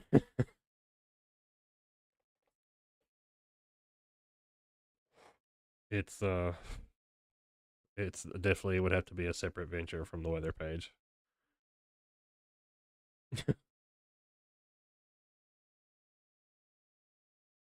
and it would probably never get monetized.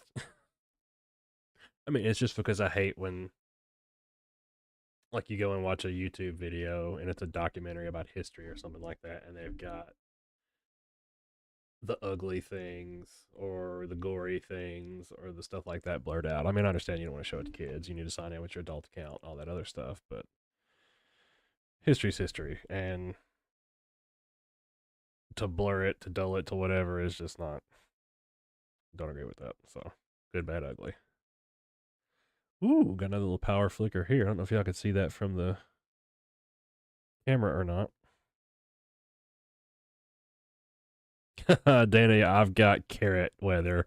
If you're ever familiar with it, it's got a setting in it, or you can make it as ugly or profane or political or nasty or whatever as you want it to, and it's awesome.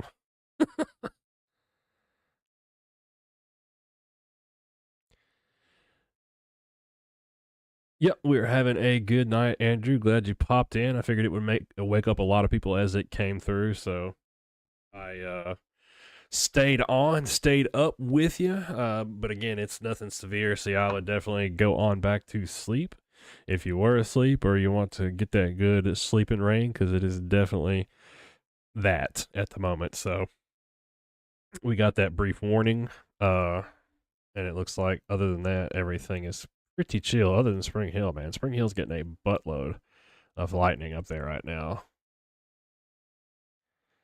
And it looks like a little bit more to come as well too. So Columbia getting some pretty heavy precip, but the lightning has actually calmed down, so that kind of tells us that this part of the storm is weakening up a little bit now that it's kind of getting uh blobbed up and congealed into that other part of the line. I imagine these two will as well, because it looks like that's what they are trying to do. This one doesn't have that little shape to it anymore. It's kind of, yep, it's getting ready to line out. So this one may be stronger when it comes through. Still have some lightning in it, but I doubt we see anything severe out of this. So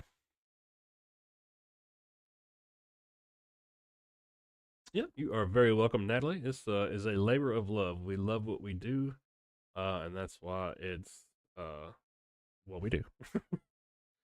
And you are very welcome, Em. Always glad to have the conversation and the company. So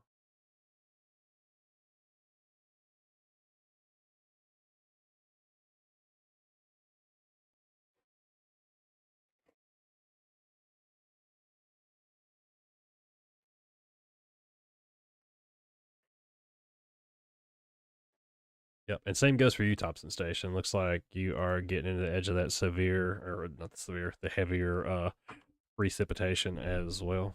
Move my mic up just a little bit here. It looks like you are getting into the edge of that as well. But again, nothing severe. Just a lot of heavy rain and a good bit of lightning up there towards the northeastern side of Murray County.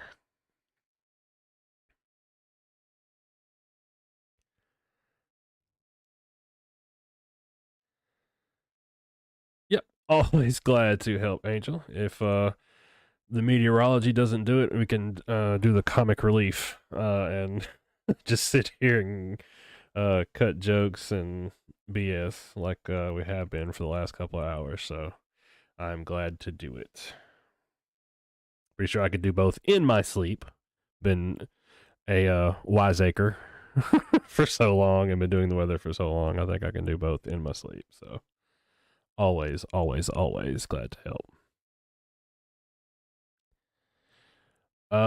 Amanda, I understand for sure. I've got one of my best friends has some horrible storm anxiety, and was the one in the car with us when we got struck by lightning. So I always tell everybody that's how I knew I wasn't dead, is because I could still hear her screaming.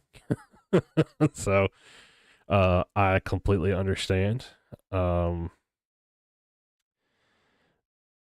It's yeah. What is it about it that gets you, Amanda? Is it like the heavy rain or the lightning? Because I know the lightning and the thunder gets a lot of people. Um, but yeah, I mean, and for some people, like it's me for the exact opposite. I love a good raging storm. I sleep better than anything. So, but again, like I said, they don't bother me. So that's why.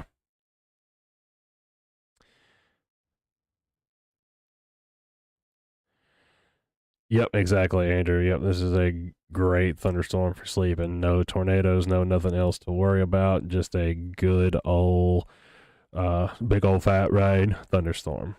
You got it, brother. China just woke up to loud thunder in Spring Hill by Greens Mill. Yeah, it's been rocking and rolling up there towards Greens Mill. Very, very much. It's passed pretty much. Up towards the Spring Hill area now. It's kind of on the Williamson County side of Spring Hill.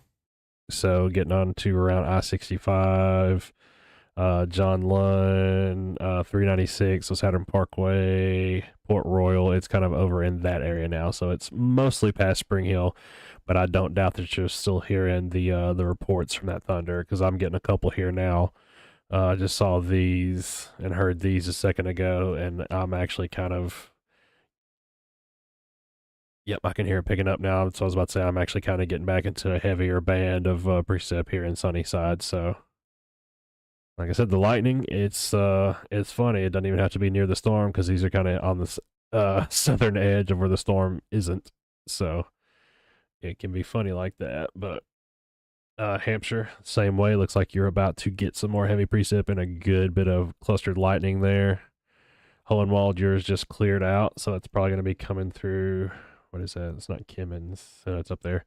Whatever that area of Lewis County is between Murray County and Hickman County, whatever you call that in that area. Is it Duck River? Or I'm kind of really suck on my small town geography.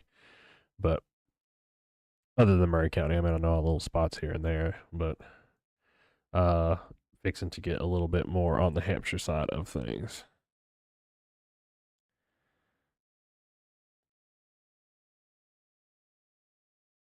Really? Yeah, it's coming up that it may be about some half-inch hail. I just wasn't seeing really anything on the radar to support it. It was just the computer algorithm telling me, hey, there may be some hail. But yeah, it's saying that there could be some, so that doesn't surprise me at all, China.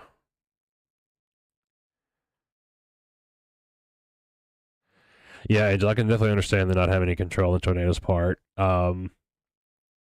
Lightning is lazy. So lightning will basically, like all electricity, will take the path of least resistance. So say if you have a flagpole in your front yard, that's probably what it's going to get. If you have a 40-foot tree, right next to your 15, 20-foot house, it's going to get the 40-foot tree. Most of the time. And there are always exceptions. But yeah, most of the time, the rule of lightning is lazy is pretty much the certainty. So I know it doesn't help the the anxiety and stuff, because me, the captain who chases tornadoes and does all of this stuff, used to get shot at, dealt with convicts and inmates and prisoners all day for a living, and all this other things that I've done in my life. I'm terrified of spiders.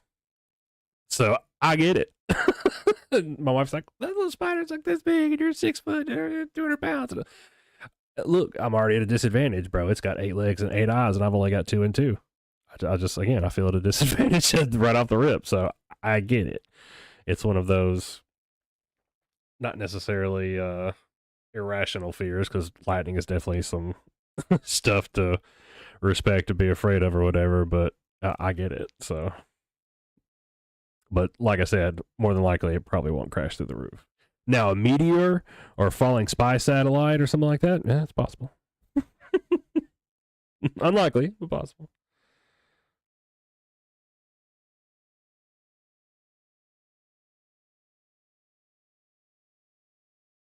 Wow, yeah, man, I could definitely understand that one for sure. For sure. I had something similar happen when I was a real little dude here. It's back way before you lived here, and it was my grandparents' house.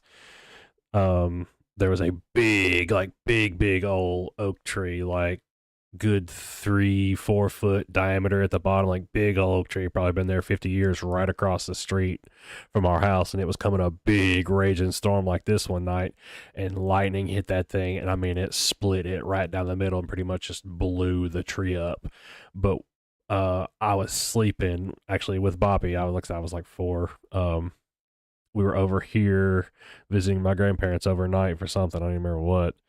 And when that lightning hit the tree, you know how you like when you split like an oak tree branch, it kind of has that whitey green color to it. It made the freaking lightning green, and it lit up. Cause I mean, we were probably 30 feet from it, and it lit up that whole bedroom in like that oak tree green. And it, I mean, like I said, we weren't afraid of storms. I mean, this is what we do now, but it's scared the ever loving bejesus out of both of us. Like rolled out of the bed, like thinking our hair's on fire, you know, and everything else. So it was, I can completely understand that one. I can completely understand. And I overthink stuff too, not the weather, but I'm an overthinker or a worst case scenarioist. So I can appreciate that. We will do whatever we can, because I find that like the best medicine is education as far as the weather and storm anxiety and this stuff goes, and we'll explain things to you, answer your questions, and tell you how stuff works. And I've heard just from feedback wise, from private messages and stuff like that, and just from my friends, that sometimes can help some people. So we will always do what we can to help out with that.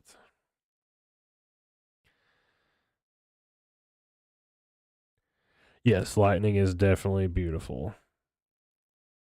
A huntsman spider? No, Mm-mm.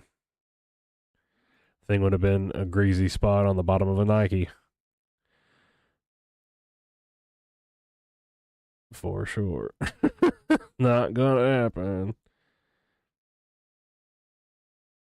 Samantha, where are you at? Is it Azle, Texas? Never heard of that one. Lori says, will it be over in Spring Hill? It's that big part. The heavier part has passed you right now. This is the live picture right now.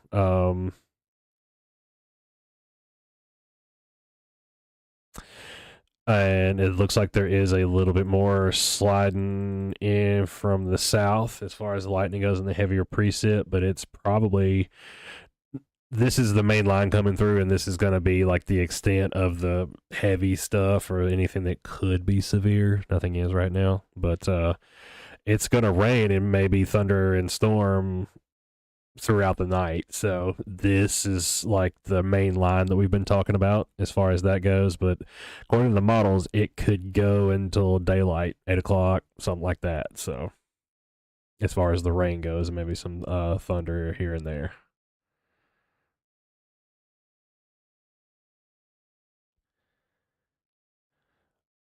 Oh yeah, see Amanda, you got the wolf spiders in your basement or whatever, and if there was ever a tornado, and I'm just gonna take my chances with the tornado. That's how much I don't do spiders. Like, nope, nope, not gonna happen. I would rather just go hide in a closet and hope there's no spiders in there.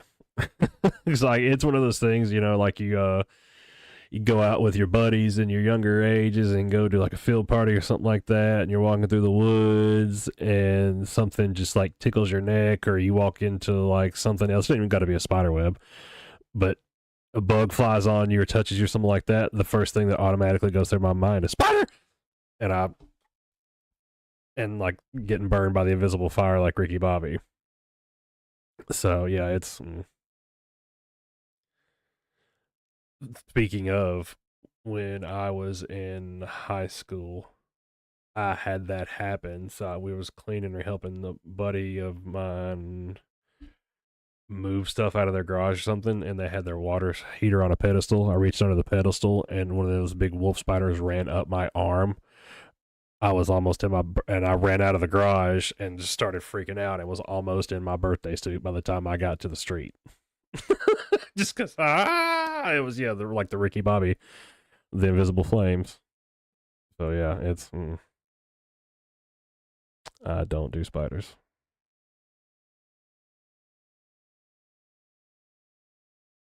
Uh, Amber, looks like Neapolis is in a little bit of a break right now. You're going to start getting some more lightning and a little bit heavier precip, but not as heavy as that round that just went through a minute ago. So,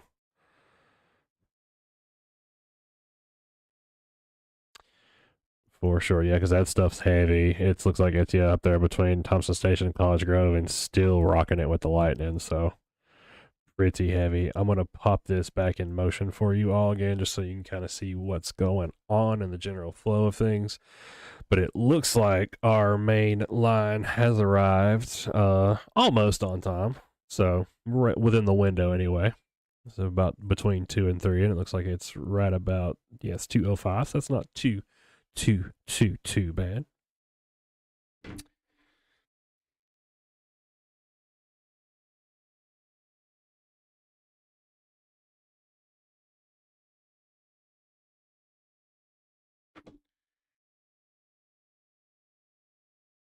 Yeah, so yeah, very low tornado, I would say at this point. Very low.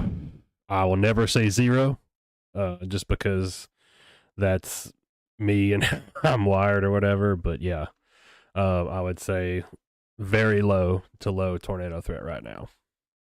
This is going to be pretty much once this, let me pause it again for you.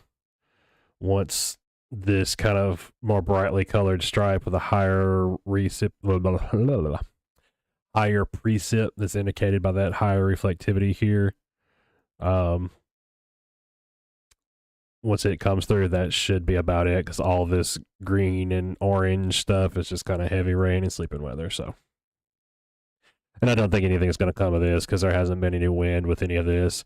It looks like a couple of minutes ago, and I didn't even see it pop up the first time. So 0244 UTC. So that was 5 hours ago. Never mind. I didn't see that wind report pop up. But yeah, there was a wind report from like 5 hours ago, so I didn't know if that was fresh or not. But yeah, there's no wind with any of these. It's pretty calm other than all the lightning. So lightning has been prolific for sure.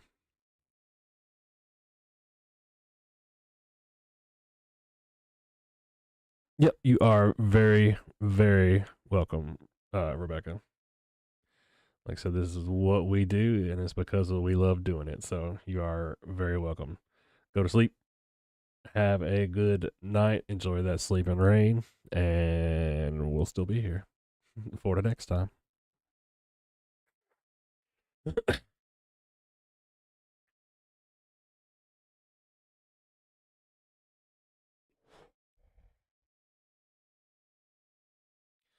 Like I should be getting some more rain here in a little bit as well.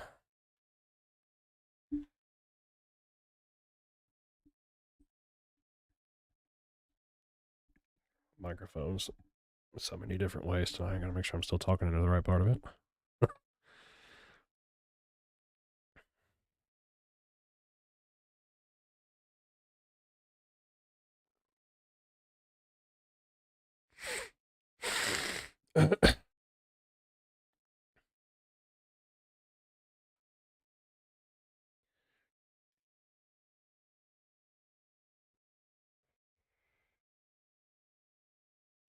Glad to see we still have, looks like, almost 60 people in the stream, so that is awesome. Appreciate you all hanging with us. Love you, mean it.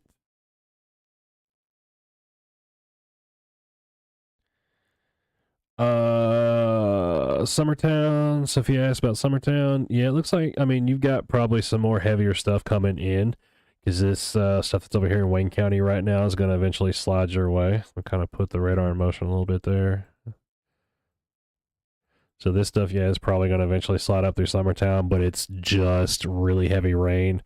Maybe some small hail mixed into that. It's been, my hail algorithm's been showing some stuff mixing in, and it hasn't always been coming to fruition to where I can like definitively say, hey, yeah, but that does look like it may have some hail in it right there.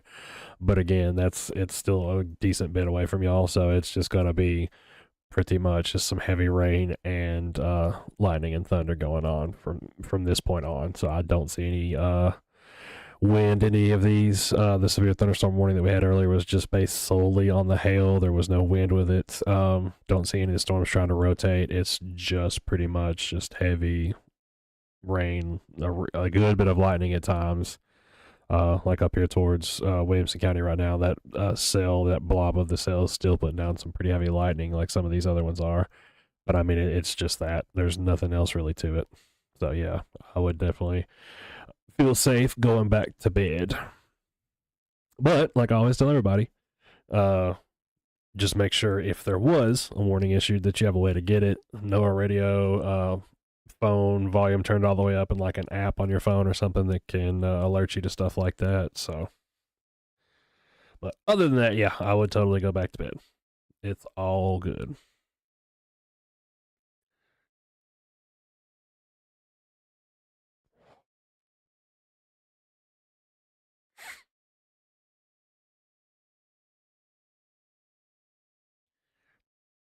We were basically just on for the folks that were I knew were going to wake up from the lightning and the thunder and pop on the stream and check. Because once this comes through, I'm probably going to check out too. So.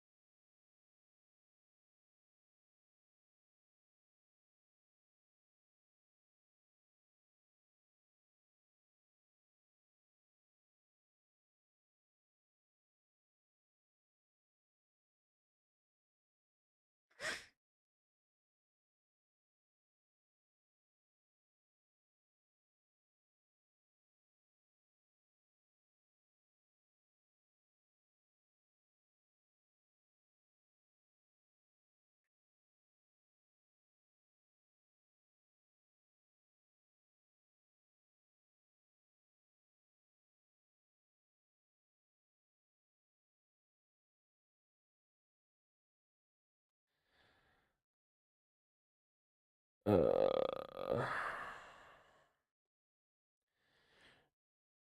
yeah, Amanda, we definitely don't want that. So yeah, you are good to go whenever. I would say at this point, just based on the storms.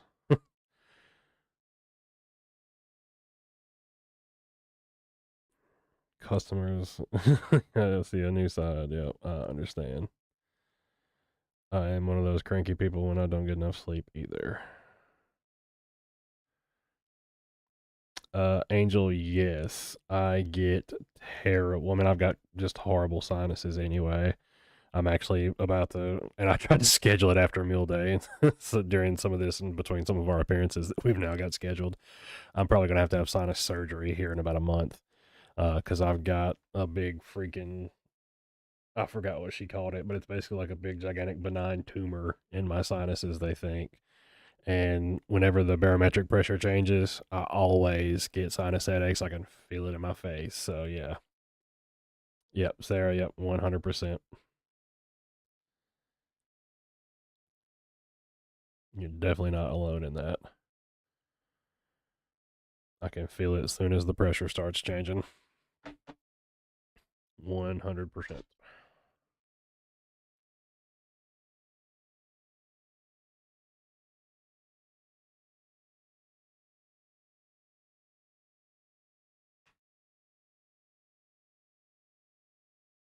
And I swear I hear a little bit of that metally tink right now on my window.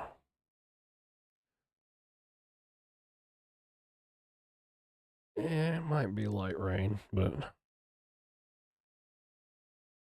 Mount Pleasant looks like you're getting some heavier precip right now too. Maybe some lightning on the backside. But yeah, this band coming through Waynesboro right now is rocking it. So Hohenwald, you may get another piece of that here soon. Summertown. Maybe into Lawrenceburg, Etheridge around there as well too. So a pretty good chunk right there.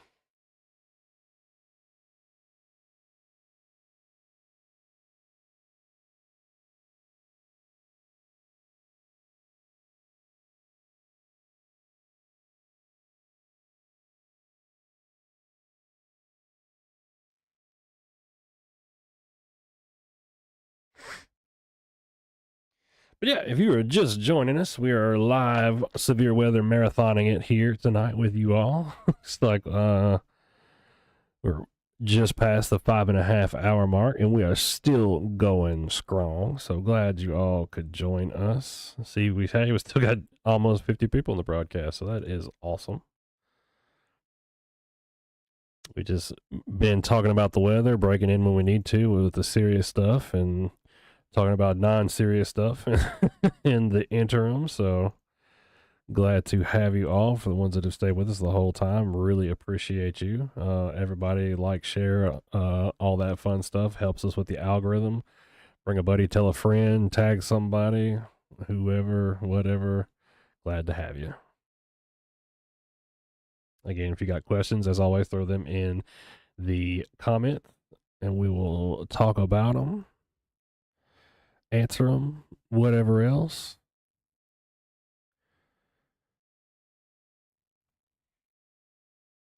But right now, everything is pretty much smooth. So nothing severe in the area, no wind threats. Allison, yeah, Mount Pleasant's okay. Y'all are getting some more of that heavier. Yep, it's right on y'all right now. So y'all are getting some more of that heavier precip right now. It looks like there may be even a little lightning on the back, but no wind, nothing severe, no swirly things. So it's pretty much just looking like it is heavy rain and heavy lightning. So there's a lot of lightning with this, but other than that, it's pretty benign at the moment. So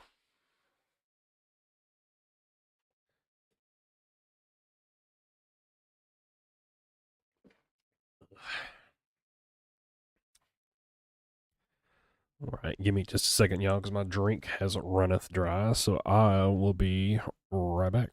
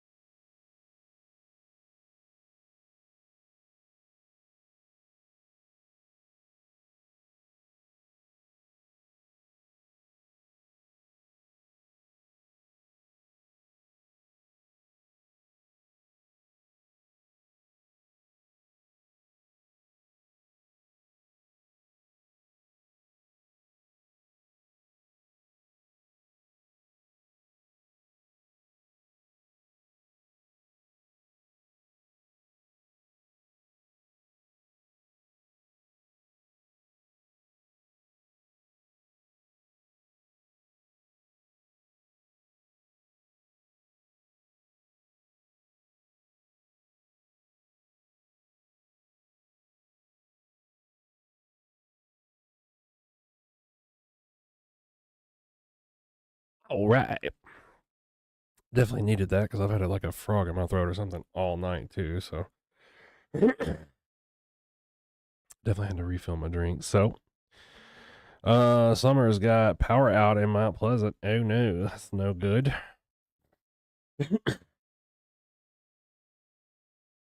That's one thing I have not checked tonight. Summer, are y'all on Columbia Power or which power system are y'all on? Do you know?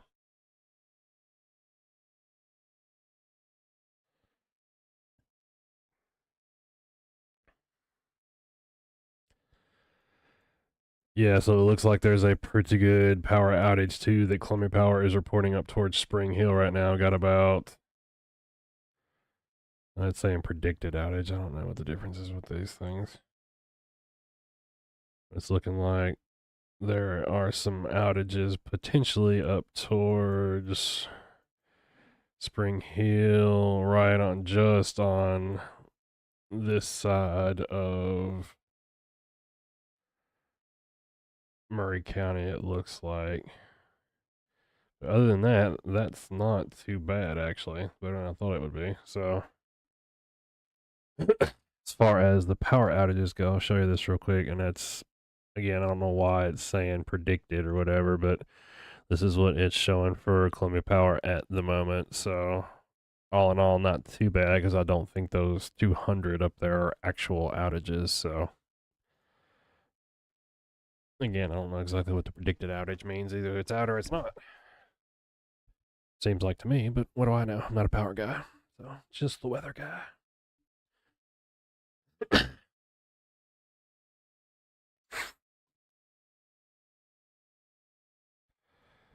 Yep, got some good. Yeah, that was a good one. So I got a strike just up the road. Looks like. Yeah, just about in my backyard.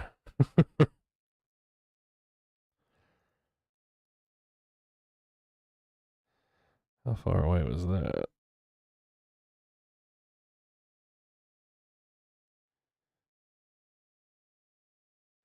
0.21 nautical miles. Yeah, that one was pretty close. So, and it looks like, yeah, Mount Pleasant is picking up a little bit there on the lightning as well. So,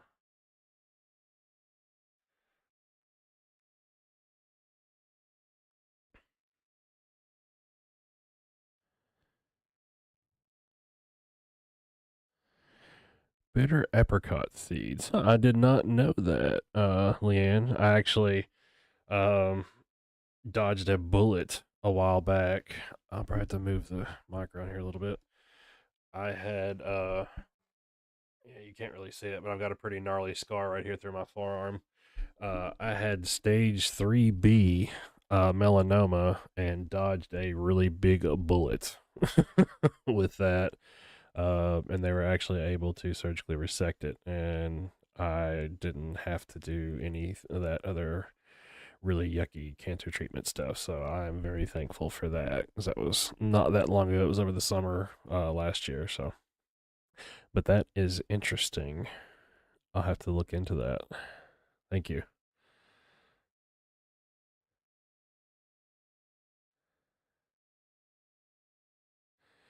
Allison, that's always tricky to tell. Definitely thinking about your family right now and all those other folks up there in Indiana. So yeah, I definitely understand the want to be prepared. Again, I posted something on this the other day. You can kind of go back and, well, the other day, I think it was probably about a week ago, or maybe a little bit more now, about the El Nino, La Nina. Ooh, that was a bright one.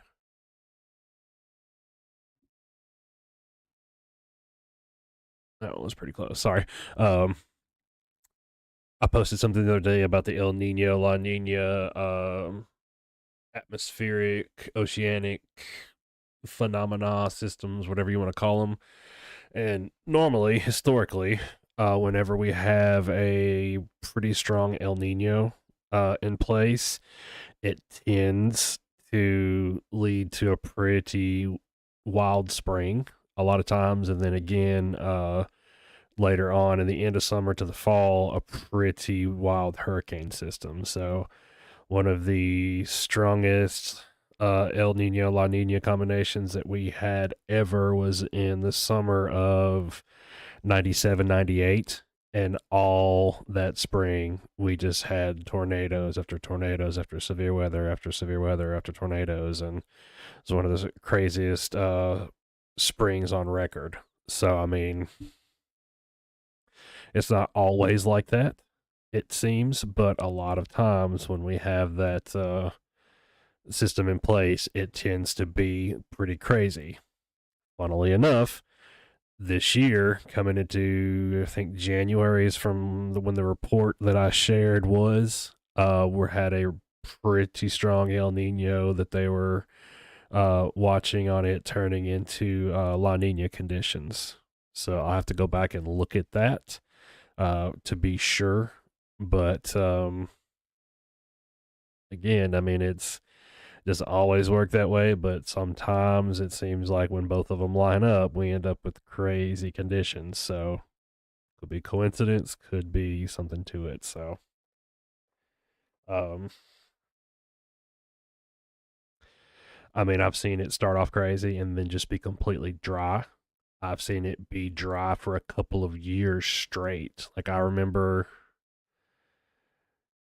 uh, I think it was right after. It's like 2011 was crazy. That was when we had a lot of tornadoes here. That's when the Tuscaloosa tornado happened. There was several just back to back to back, high risk, just crazy. And then like the next couple of years, like it was just dry, nothing. So I mean, it's one of those things to where it's we can try to get out in front of it as much as we can, but I mean, at the end of the day, you don't know. You don't know till it gets here.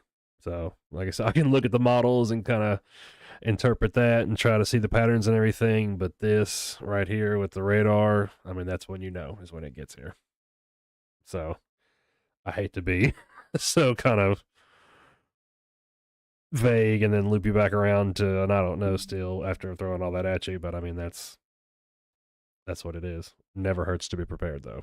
Ever, ever, ever. You can never be like, oh man, I'm too prepared. So, food for thought.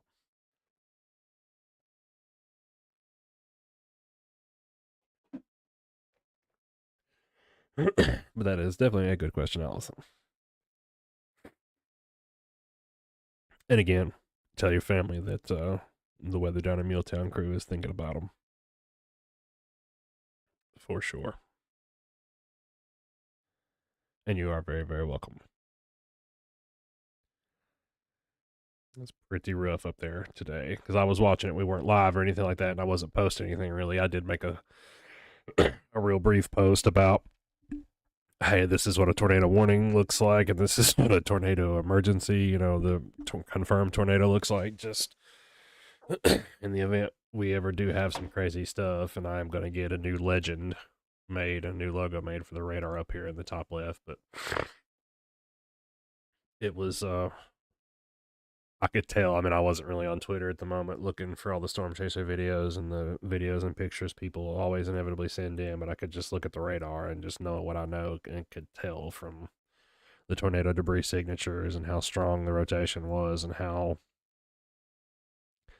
evident to me that it was a really big bad tornado going down. So it was definitely a wild, rough day up there.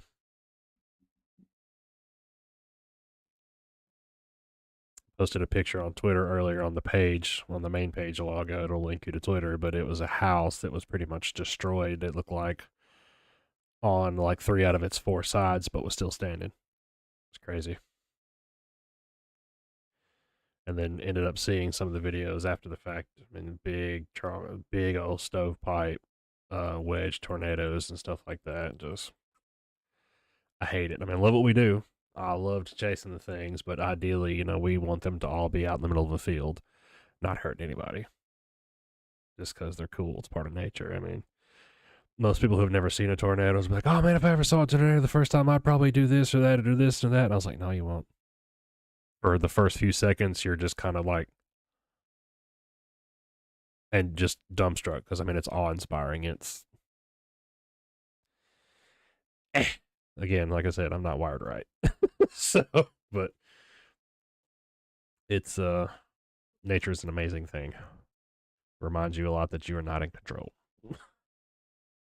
Like we were talking about earlier, to me, it's like looking up at the stars and seeing the vastness of space and everything else, and knowing that you need water every day to live. But if you give it enough time, water also made the Grand Canyon. You know, it can make tsunamis, it can make whatever else, and it's about the most important element to life, and just nature is just amazing.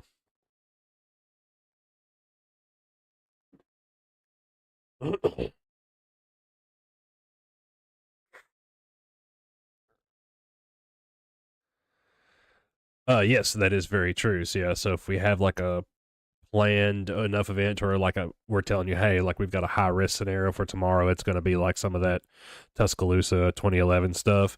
Yeah, we do have several safe spaces around Columbia there. I know there's like a couple of churches or community centers that have hardened areas that will open up. And we always have the safe space at Murray County Emergency Management Agency out on Tom J. Hitch, so between Bear Creek Pike and 50. So that is a great point, Angel.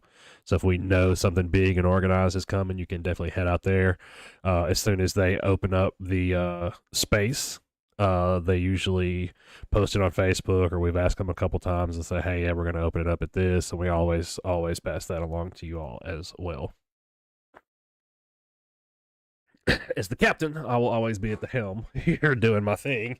And again, like we were talking about earlier, I'll be the last one out if I do get out, and tell y'all, hey, you know, it's time for us to take shelter. And I think out of all the years that I've been doing this, I've had to do that twice. So this is what we normally refer to as a couch chase. I hate couch chasing. I'd much rather be out there, but you can't do it at night. One of the cardinal rules. So, but like I said, the last time I was more worried about my kids because Miss C was at work. I was here alone with 4 kids and 2 dogs, so I had to make sure everybody else was safe.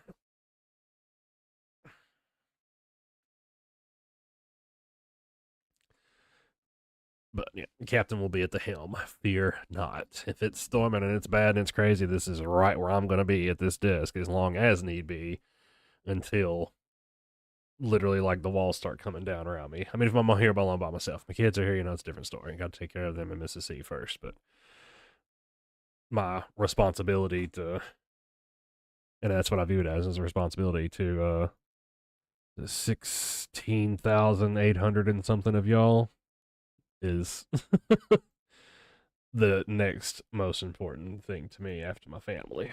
What are we up to? About time to give away another weather. It's about time to give away another weather radio. I think we're almost to the next 1,000.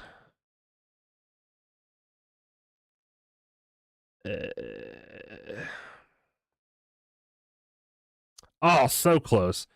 16,947 of you all. So yeah, we may have to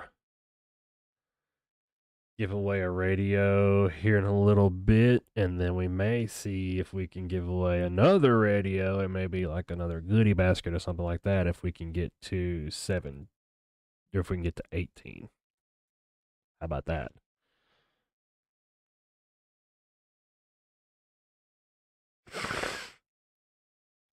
Let me also make sure I'm caught up on my Facebook notifications here, because of course we still got folks that are not on the stream with us that prefer the written word over the sitting and looking the whole entire time, and I totally get it. But looks like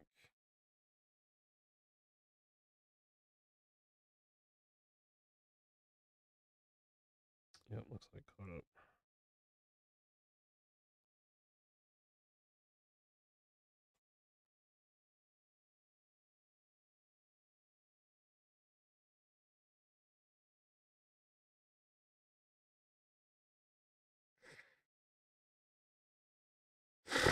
Uh,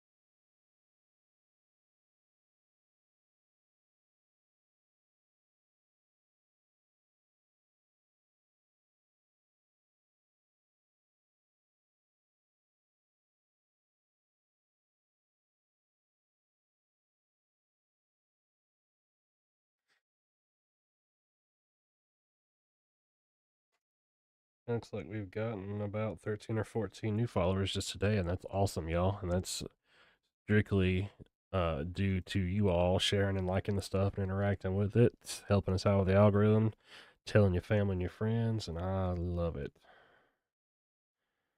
I mean, at the end of the day, that's what it's all about. I don't care how many people we have on the page, never have. But I mean, the more people that we reach, the more people that we can potentially help might impact somebody's life. It may even save somebody's life. So, Amanda says, was this the worst of it, or does it seem to still have some poor rough parts coming through? Yeah, there may be. I'm still eyeing this part down here in Waynesboro, Amanda.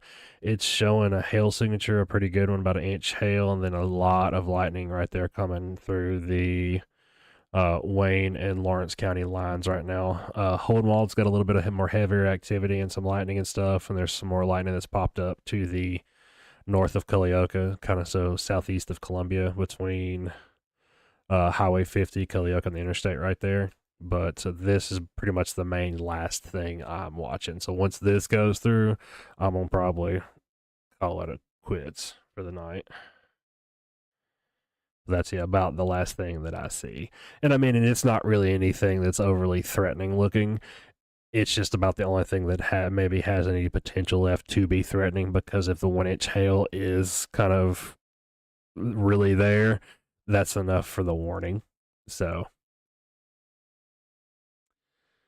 yeah, for sure, Debbie. And Debbie said Northeast Culleoka getting serious thunder and rain again. Yeah, I can see for sure. Yeah, it's if you're right there, yeah, between Culleoka and 50 and the interstate, I can tell because that's right where that heaviest part of the activity is, and there's a good bit of lightning in your area as well too,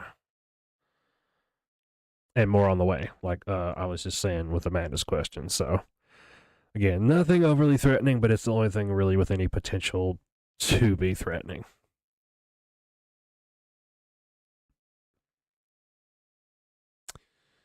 Yeah, no problem at all. I'm glad to field dumb questions, smart questions, whatever. It doesn't matter to me. So, and that's not a dumb question. So you're good. Um, do tornadoes break up with hills, or is that all a lie? Allison, if you're familiar with Linden and the Highway 100 area, there was a big old, I think it ended up being rated F4.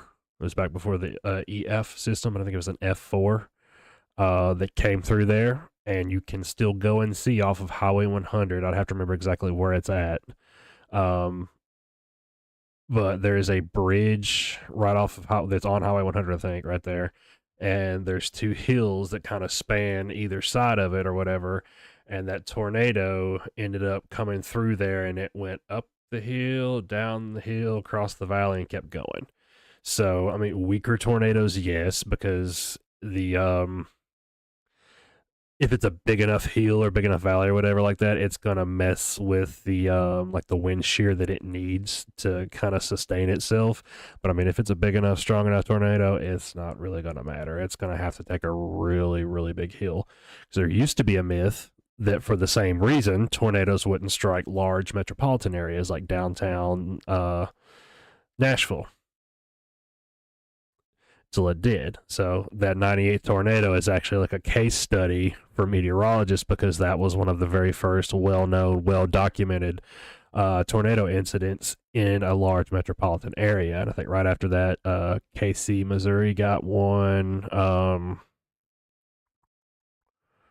There's been two or three more, and I can't immediately recall them to mind, probably because it's 2:30 in the morning. But it is a lie. Just like the open all your windows, I think, was back in the 60s and 70s, because that was supposed to equalize the pressure and keep your house from exploding. It's the pressure. I mean, tornadoes, yes, dropping the pressure or whatever, but that wasn't the reason why your house exploded. The tornado ripping it apart because it had winds at 200 miles an hour was the reason why your house looks like it exploded. So, yes, I'm always happy to settle the myths and stuff like that, because some of that stuff will get you killed. Like the heat lightning thing that we were talking about earlier. Living in the South, we all grew up and like, oh, look, that's heat lightning. That's what we were told as we were raised. That's what we all understood. There's no damn such thing as heat lightning. It's just a thunderstorm that's, 40 miles away or so, and it's reflecting off the top of the clouds, and you can see it. So I'm always glad to bust myths and stuff like that. Always, always, always. Because, again, some of them are dangerous myths. Like the lightning doesn't strike twice thing. That's also not true. Strike twice in the same place, whatever.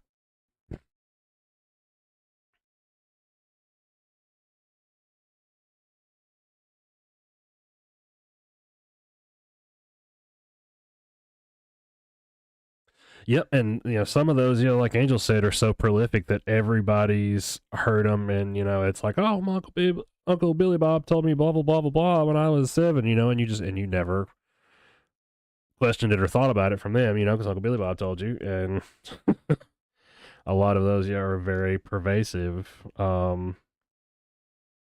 in their reach and just the mythical part of them, to where it's just been basically an accepted fact, and it's crazy to some extent on some of them. But yeah, tornadoes can definitely tornadoes can pretty much do what they want. There are no rules, so very few anyway.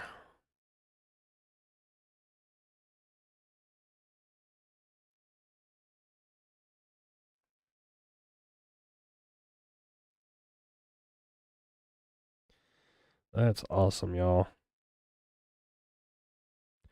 Just looking at some of our stats on the page, and we're able to reach almost 500,000 people just by the people that share, and the people that see the share, and the people that share the share and like and some of our stuff. And man, that's awesome. That's awesome. We're up 2,200 followers since the beginning of the year. Freaking awesome. Just in the last month, we've gotten 124 new, so that's awesome, y'all.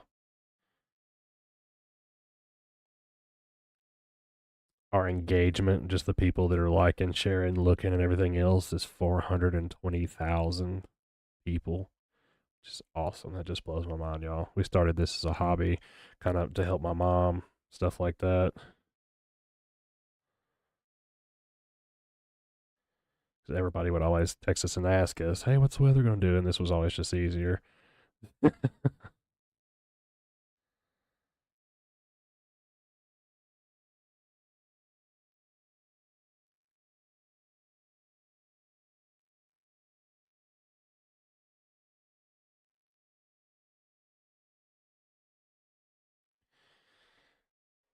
Yeah, never in my wildest dreams. Because, I think I was doing good because we were kind of in the back of when all this first got started with the nowcasting, and when we got in to help the NWS and doing the T-Spotter stuff and kind of trying to help roll all that out. I think I had like 10,000 people.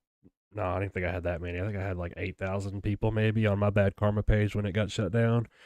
And now this, man, I never thought in my wildest dreams that I would have a TV studio set up in my house and we would have almost 20,000 people on a Facebook page. That's crazy.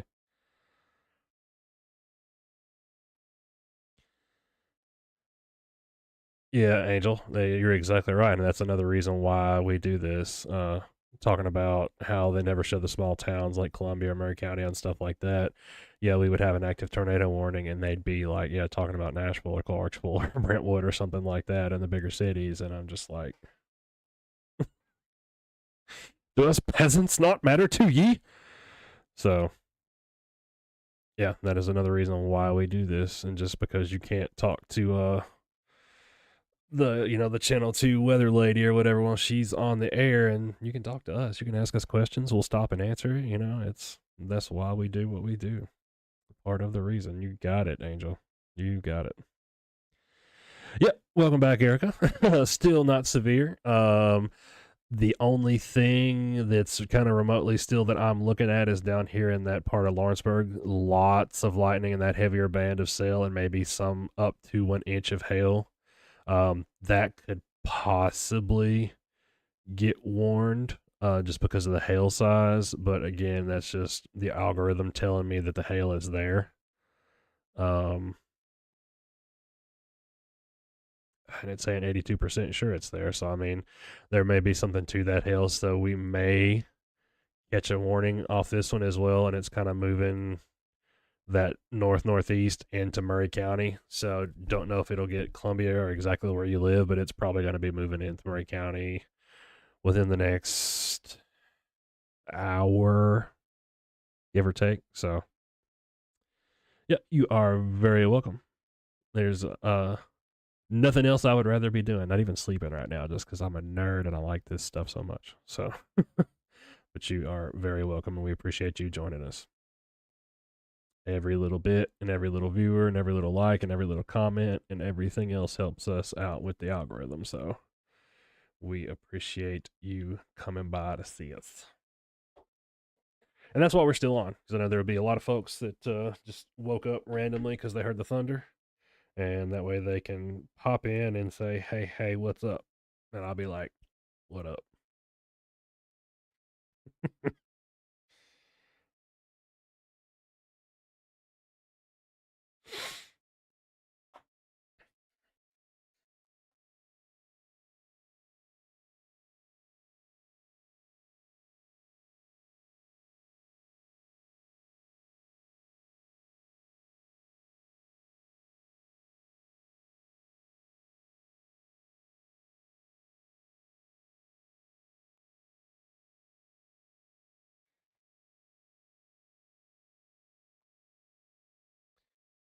All right. Yeah, that Lawrenceburg sale is cooking. We need to do a 3D of that one again, I think, because that's getting deep purple. It's getting up there in the 60, 70 decibel range on the reflectivity. Let's see what she's made of. Oh, yeah, buddy. Big old thought. That one's topping over 50,000, it looks like. Just barely. It's got a little bit of an overshooting top right there.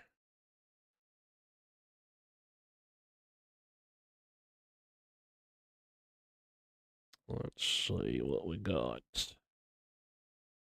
Oh, no, that's the fuzzy version. Sorry. I've got a bunch of different like filters and stuff on here. Yeah, buddy. Look at that big purple chunk right there in the middle. There's your problem right there. So, yeah, lots of heavy rain and maybe some smaller hail in there, but that's probably what's showing up as that 1-inch hail because that looks like it for sure. Faux show. So I would say there's probably something to that one. Yep. Everything on the wind looks good. See enough of the rotation algorithm there to let me know it's probably got a semi decent updraft to it just because it's out here by itself on the side. But yeah, let me slice it too real quick. I would say that one is probably true.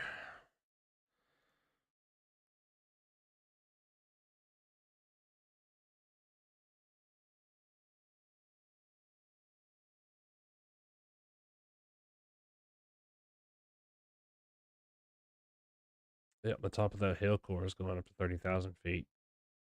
So yeah, ooh, I don't think y'all can see that. Sorry about that. Yeah, top of that hill core right there is going up to about 30,000 feet. So that's a pretty good updraft. Kind of, this is another way we just, another tool that we got where we can kind of slice the storm in half and kind of look at it like a, what's that word called? Biopsy. You can basically like biopsy the storm and take a slice of it and have a look at it like that. So dissect. That's what I was looking for.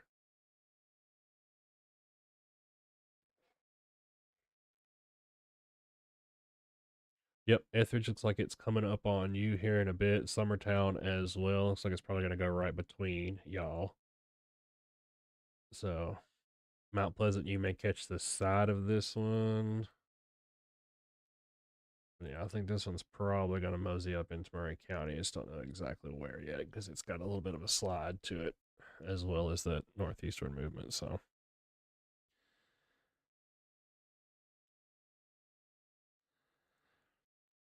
Jalen says already in the Rock Spring South Mill Pike area. Yeah, it looks like it's coming a pretty good one out there. Where's Sal Mill? There's Carpenter Bridge. Bolton. Luther Sharp.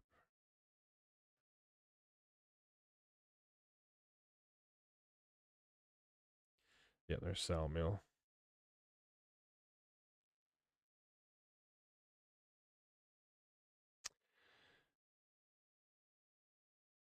Yep, and there's even more to come, Jessica. So if this part that we were just talking about holds together, coming in from Lawrence County and slides up through here, it's going to be even more intense than what y'all got now, because that's just looks like it's a couple strikes here and there and some spots of heavy rain. Yep, Craig. Yep, that's sliding over your way too for that stuff that they were talking about up there from Bear Creek Pike, 99, Rock Springs Road. That area is sliding over to Chapel Hill right now. Yep, Lewisburg getting a little action. Yeah, it's right on knocking on y'all's door at the moment as we speak. So it should pick up here in just a little bit too as well, Marlies. Yes. Mount Pleasant, same way. Looks like it's about to pick up for y'all again. Getting started. Looks like on the west side right now. So we can probably start seeing some thunder. I'm seeing some pretty good flashes here in Sunnyside, and it's still a bit off from me. So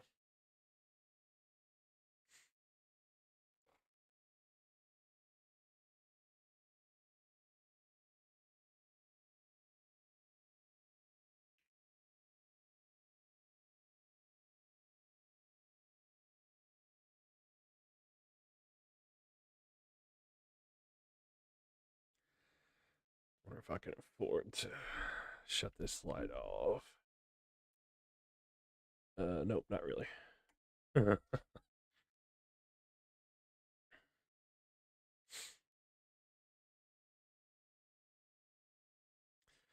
Yep, it's still got some pretty good bit to go, y'all. So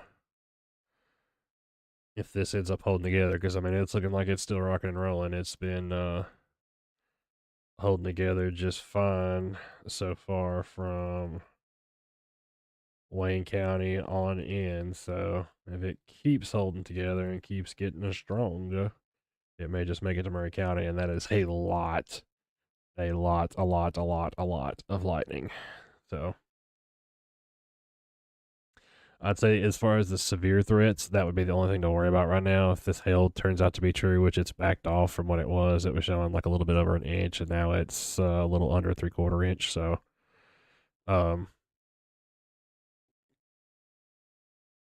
but yeah, each scan of the radar, it's still kind of, excuse me, keeping it up and holding it together. So we'll see. It's got good airflow. There's no other storms kind of around here trying to choke it out. It doesn't look like it's going to try to merge up with anything. So it's got some decent potential to hold together. So we shall see.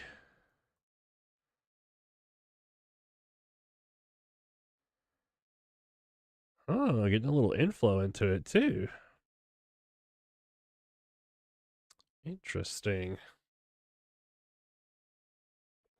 Let me do some sciencey stuff here real quick.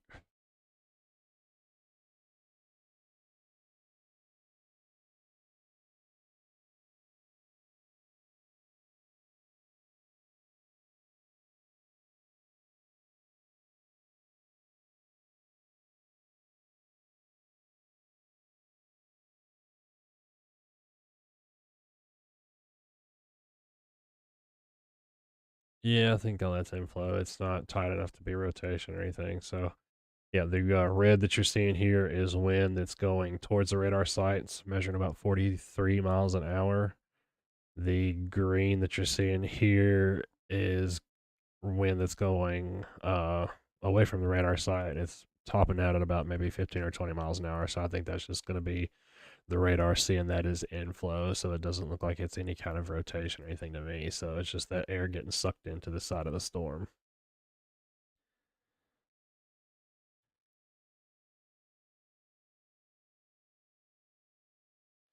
Yeah, because it doesn't look like it's rotating or anything else. I'm gonna have a look at it though from the high top, the Huntsville radar, just to make sure because it's got a little bit better unobstructed view of that side of the storm from the southeast, just to confirm that. But I don't see anything.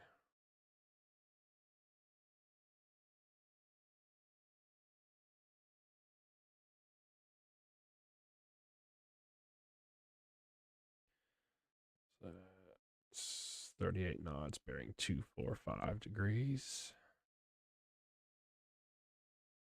245, 38 knots.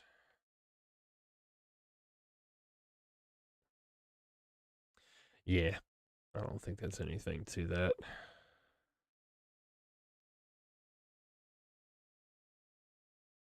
It's still measuring the same, and it looks pretty benign, so.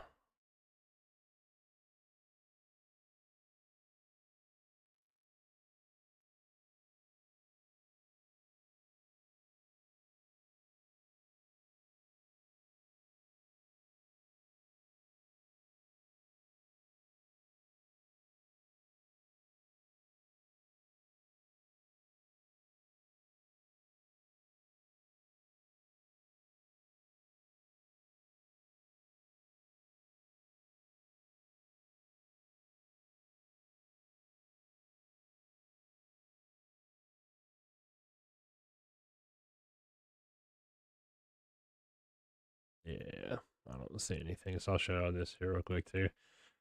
So this is the same view, just looking from the high top radar down here in Alabama, and it's the same thing. So it's just gonna be inflow. I don't think there's anything to that. Just wanted to check though. Do some sciencey stuff.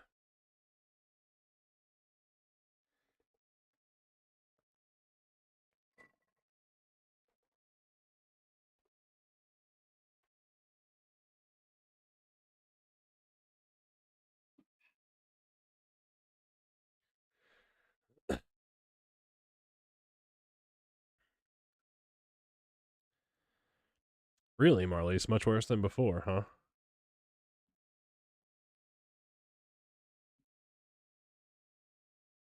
Looks like it's mostly rain at the moment from what I'm seeing on the radar. Is it a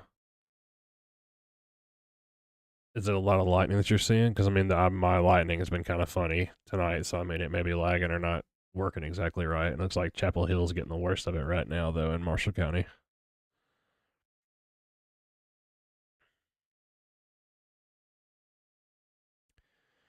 Shanta's gonna need to calm down a bit here by the college. Kids not wanting to go to sleep or waking up. I understand that one. Mine luckily sleep like rocks, and I guess I've just been so calm and talk about this and teach them a lot about this as much as I can that they've never really had storm anxiety. Lucky for me.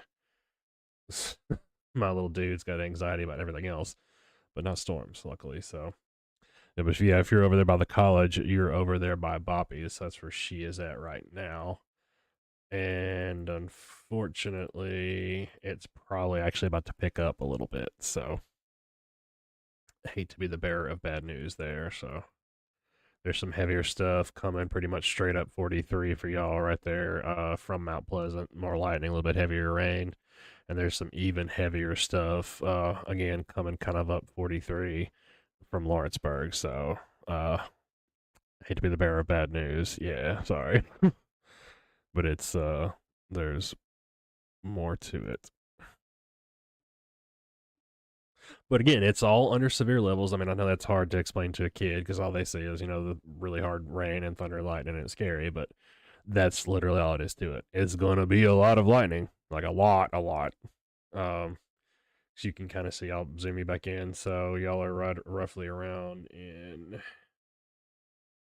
oh, that's too far.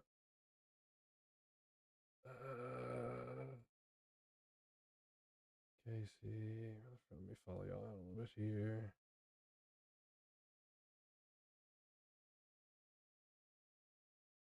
Where y'all at? Side, shallow. Come on now. Upland.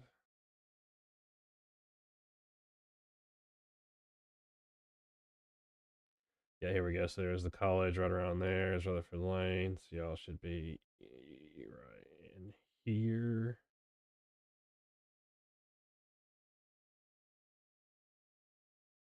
Yeah, so y'all are right around in there. So that's kind of what's going on right now. So moderately heavy rain. We got lightning in the area, but not a whole lot. A little bit more coming out of Mount Pleasant. So the darker reds and the pink right there is heavier precip.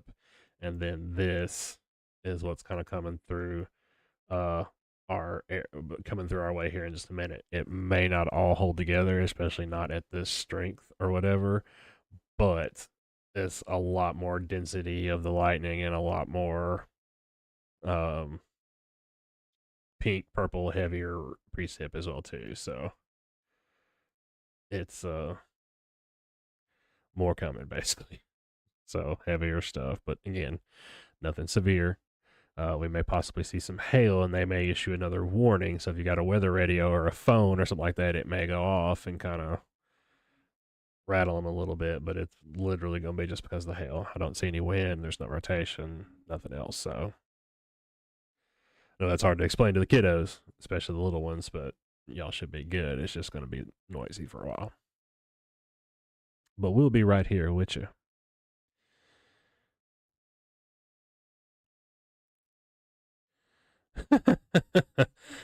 We'll do, Sophia. I've got our joyful noise that we can make over the stream as well. So if there is a warning issued, like I said, I've got the NOAA radio audio plugged into the stream now to where we can broadcast that. So if you don't have one, my joyful noise should wake you up when it makes the duck farts.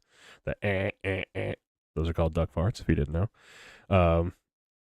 And we'll make sure you get the audio and the lowdown on the warning if there is one issued. But yeah, shouldn't be any NATOs though, Sophia. I think we're good there. Ooh, yeah, buddy. See, I'm getting some strikes now. Hear them right there. See, I'm the little plus right there. It's hard to see in the yellow, but I'm the little plus right there where I'm circling. And then I got a couple, 2 or 3 strikes right here just in the last couple of minutes. So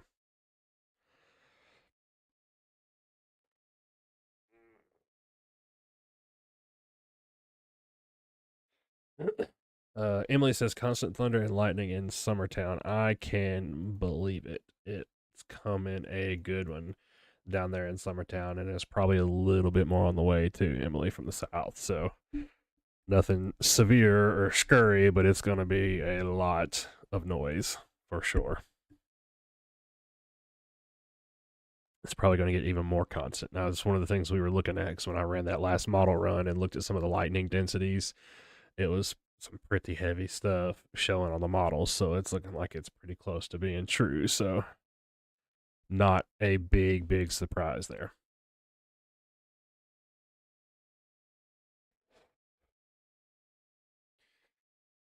Hey, we're almost up to 6.5 hours on our stream too. Awesome for you all sticking with us. I still see we've got 46 people watching, so that is not too shabby. Again, just to reiterate, appreciate all of you sticking with us, each and every one of you.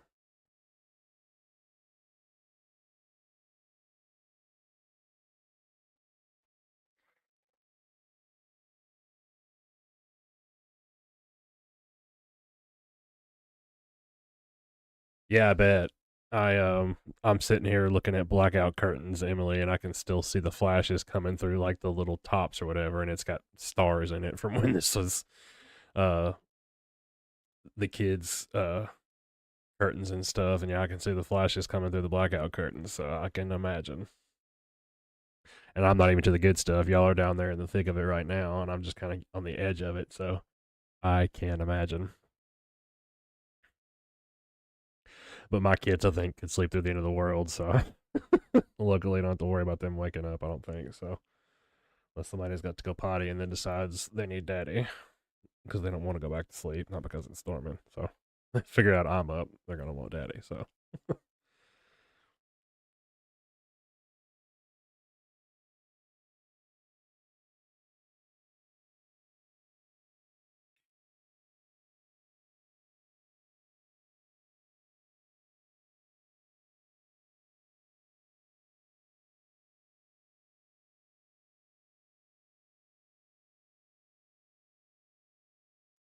But that's how it goes.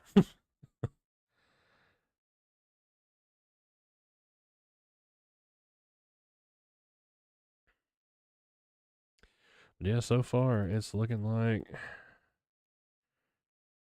she's holding together, but now that the line's here, I think it's starting to take a little bit more of an eastward turn. So this one may pass just to the south of Murray, actually. It may get some Kalioka in there if this kind of strengthens up and joins up with that other band. So it's not moving north as much as it was earlier. So,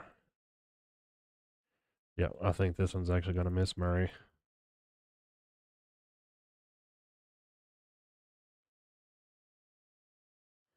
Yeah, Summertown, Campbellsville, Linville, maybe Kalioka, Cornersville. It looks like y'all might get in on the action instead. But it's definitely beating and banging down there, still showing about 3/4 inch hail as well.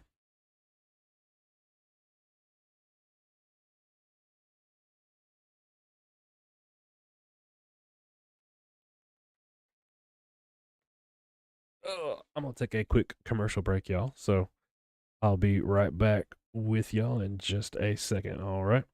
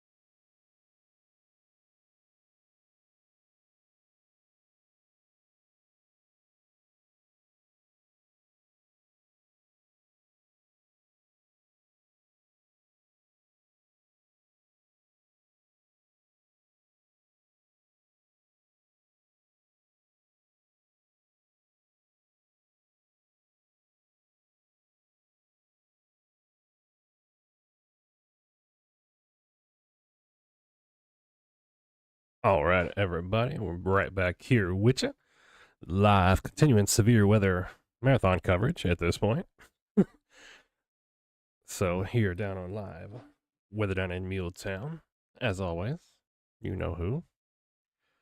So glad you all could join us. Everybody that stuck with us the whole entire time, we appreciate you. Everybody just joining us that got woke up by the thunder.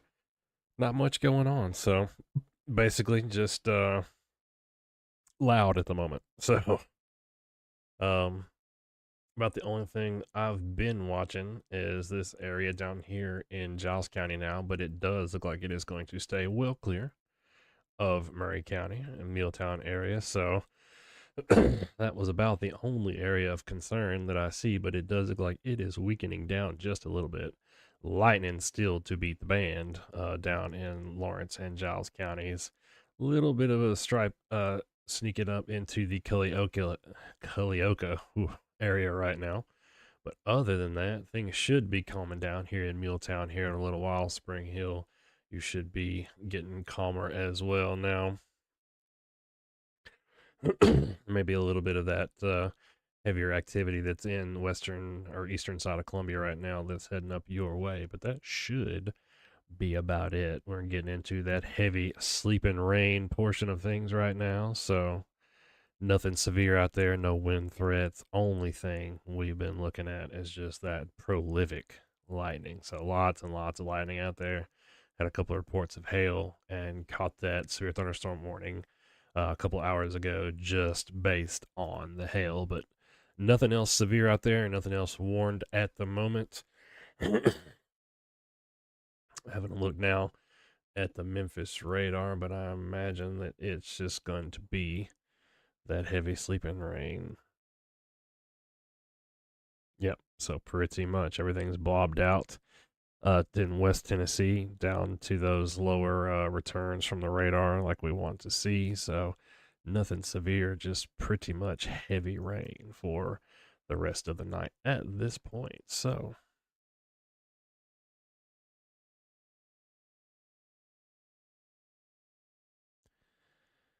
yeah, it's been pretty off and on with the thunder. Angel said every time she drifts off to sleep, the thunder gets her. Again, I can believe it. It's been a lot of lightning and thunder tonight for sure. But yeah, definitely good for us as far as that goes. So probably get ready to wrap up our coverage here in just a bit. I'm going to give this system or this cell a little while longer to get clear enough of Murray County and make sure it doesn't give our Pulaski friends, Giles County friends, any trouble as well. Cornersville, Lewisburg, this is probably going to slide your way too here in a little bit. So, Marlies, if you're still on, going to have some fun stuff. Pretty big show coming your way here in a little bit. But as far as all of the severe threats, doesn't look like the wind will be any issue. Seeing some gusts potentially maybe in here on the backside of this, around 40 miles an hour or so. But again, everything below the severe limits for sure. I don't see any rotation or anything else like that. And the hail looks like it has gone down a good bit from what it was. There may be some small pockets right there around Pulaski proper, or maybe just to the west side of the city that look like they might see some hail, but not really seeing any substantial drop there in the correlation coefficient to confirm that either. So perfect. Yeah, I see you still here. So yeah, may get a pretty good light show coming your way here in a little while because that same part of the cell is just still rocking it with the lightning. I mean, it's just everywhere. I don't know if y'all can see that really good on Facebook with the video quality being a little bit less, but the lightning right there, I mean, it's everywhere. So pretty good light show going on as far as that goes, but that is about it, sports fans. So if you've been waiting to go to sleep, definitely, definitely go to sleep. Get yourself some sleep before you got to get up in the morning and go face that Friday. But at least it is Friday, so that's the other part of the good news. So, yeah, it's definitely wild for sure because it's a lot of lightning. Especially for it to all be concentrated within that one cell. Because, I mean, that's going to be, is if I had to wager a guess, in Campbellsville and north side of Pulaski, it's probably pretty loud at the moment because that is a good bit of it all concentrated there in that one spot. Yep, Marley said very loud and booming thunder over in Marshall County. I can believe it for sure. And there's going to be even more on the way. So, not quite over with yet.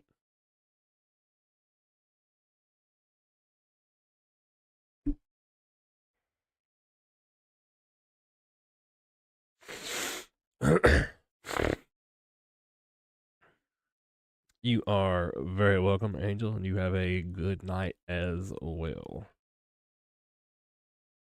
Hopefully, the thunder won't get you again.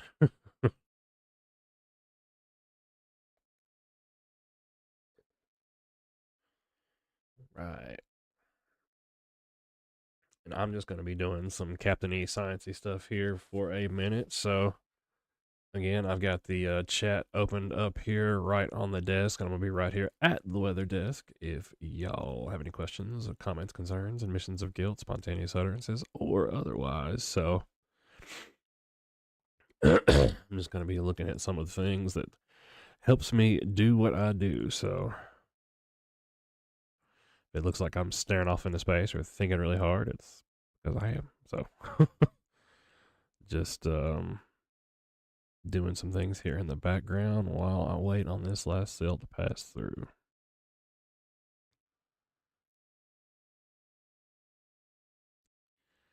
Wow, seeing some of the damage and stuff from Arkansas and Ohio and some places like that. Wow. Was it a guardrail completely wrapped around a telephone pole? That's wild. Or sheet metal or something. It's like it's tied in a bow.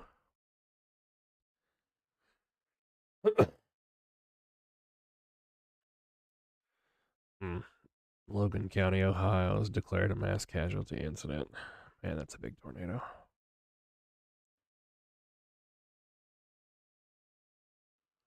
Wow. Mm.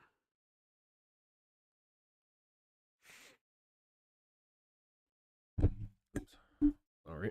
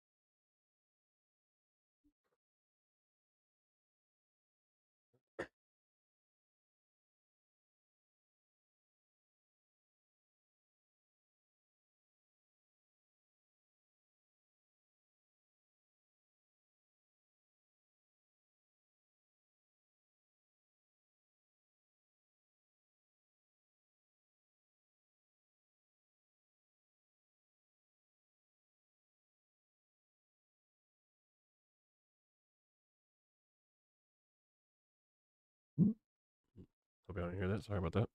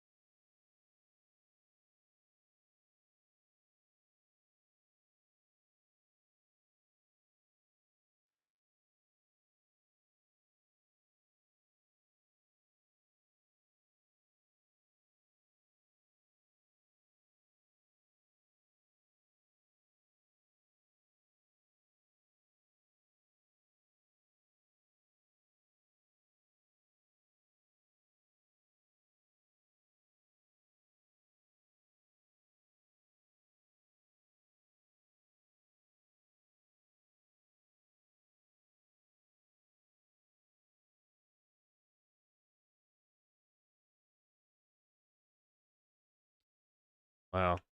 So, Sam Schamberger, one of our local Nashville NWS meteorologists, posted a tweet from Ohio today, and I swear I saw this on the radar. It's a double vortex tornado, so it's actually two circulations within the same tornado, and I'm going to repost that on the page too because that's just too awesome to pass up. It's something, I mean, tornadoes, to see one in, I mean, real life is a little bit rare, but to actually see a double vortex tornado is just crazy. So that is up on the page for those so inclined. Actually put a description because it's not giving the thumbnail like it used to.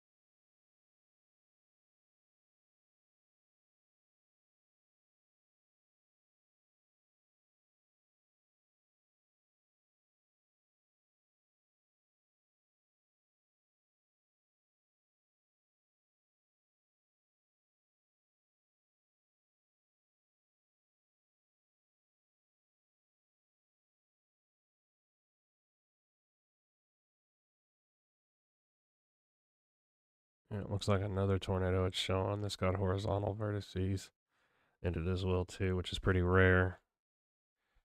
Only really, really strong tornadoes have those, like Mayfield tornado, Tuscaloosa tornado, things like that. It's really the only ones I've ever seen that have those. Man, sounds like they got a nursing home too that was hit in Winchester, Indiana. Wow.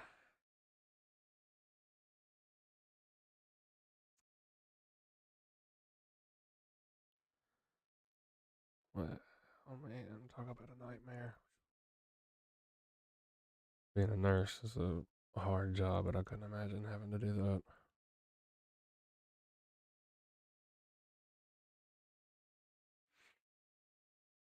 Yeah, Marlies, no doubt. Just seeing that comment popping up, but yeah, it's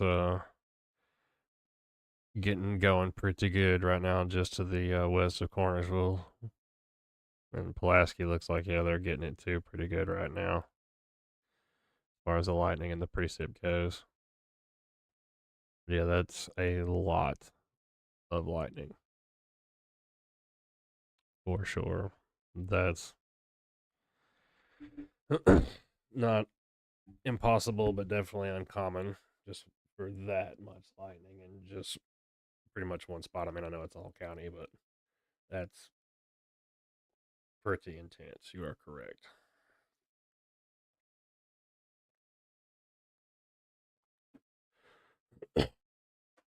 Even by my standards, as somebody who does it all the time and watches this stuff for fun, that's a lot of lightning.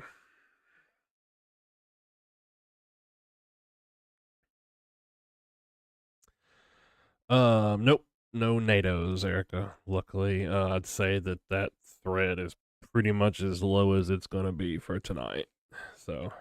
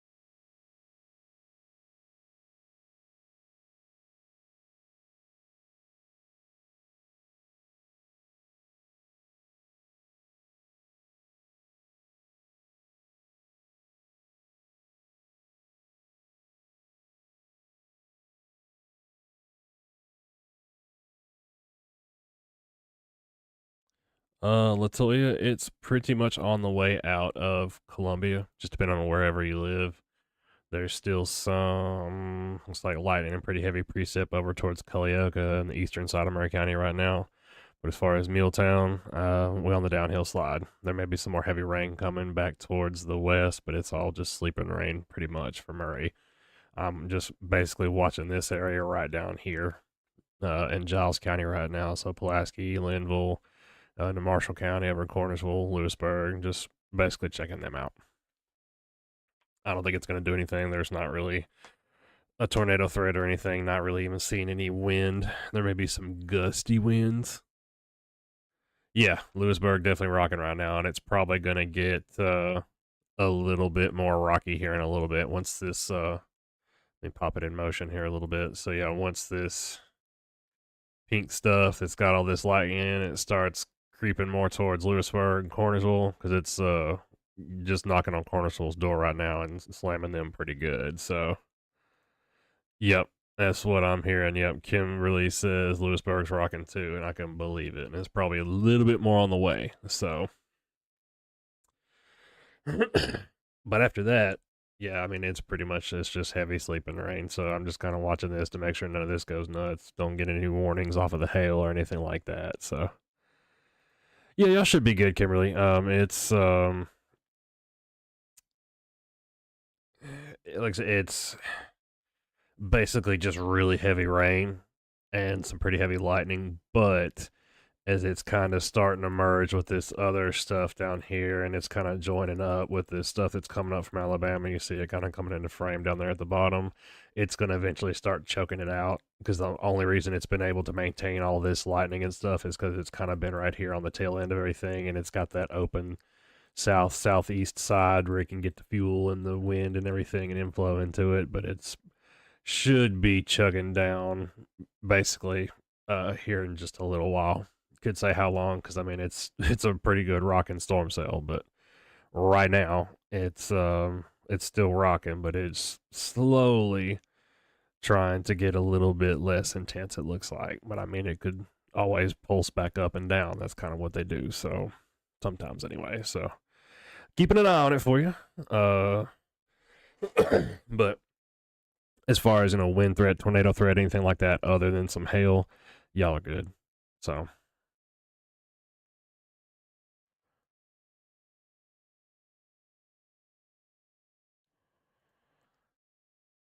Good. Glad to hear that, Erica, as well. Appreciate that.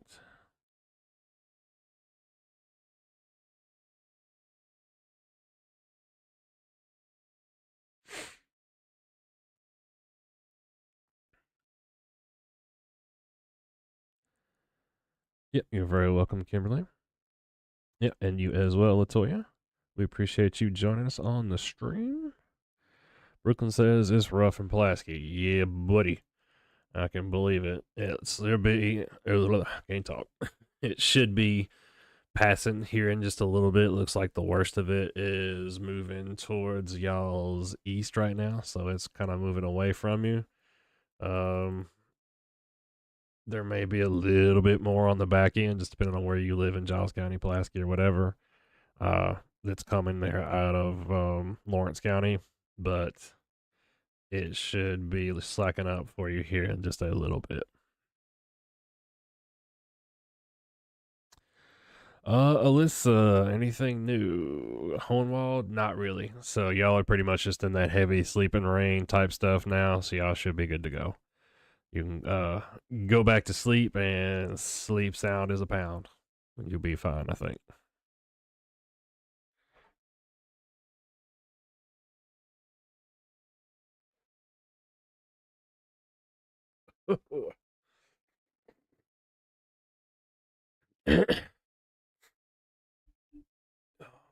There come them storm sinuses. Talking about that earlier. As soon as the storm system comes in, the sinuses are. Oh.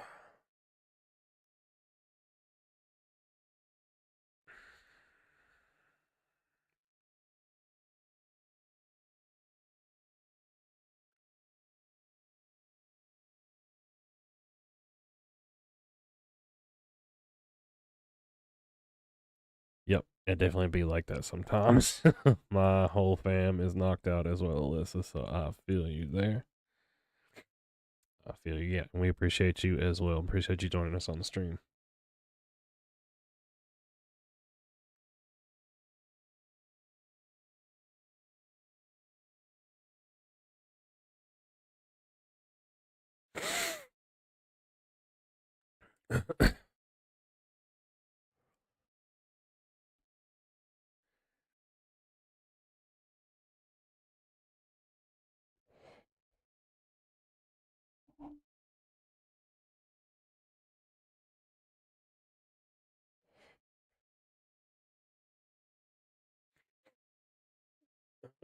Ugh.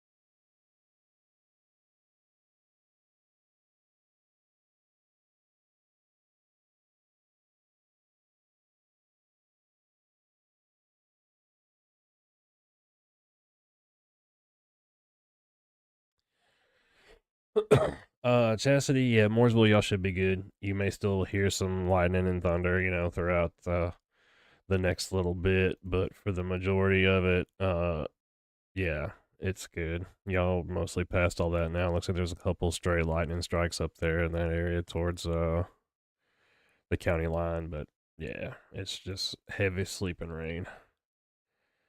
But yeah, Marley's over there in southern Marshall County, Lewisburg, Cornersville, Petersburg. Yeah, it's still pretty thick with the lightning. The same goes for Giles County, right around the Frankie Wing, Lawrence County, right on there on the county line between 5 Points, Minor Hill, Loretto, Prospect.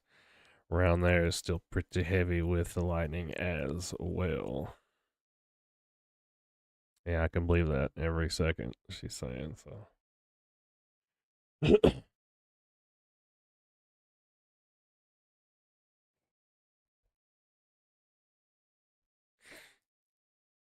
I can believe it.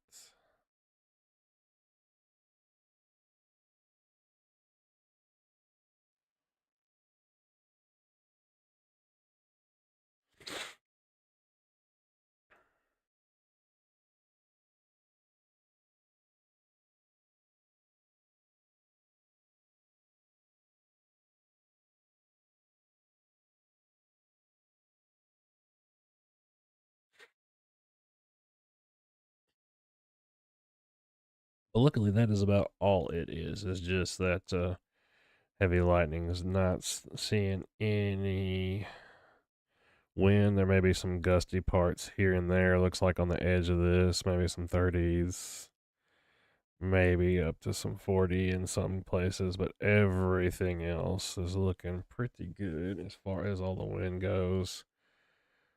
Uh, it's backed way off the hill. I see one little tiny spot there that may have some hail, it's saying. But yeah, I mean, just look at all that lightning, man. It's crazy. You can see it a little bit better there with the radar turned off, but there's a big trail of lightning going all the way from top of Marshall County down into Alabama. So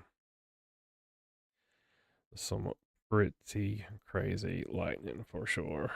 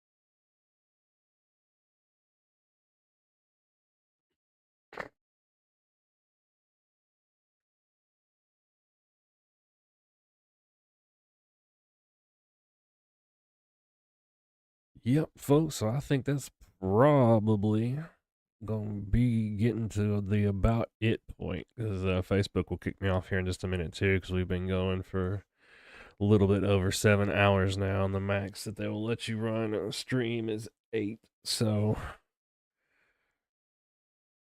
I'm to the point where I'm running out of stuff to talk about anyway.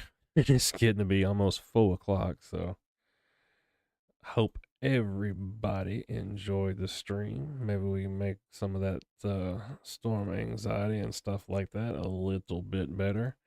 But I would say now at this point, it's just that sleep and rain for the majority of the mid-state area down here in southern Marshall County, Pulaski, Giles County, maybe Lawrence County down there.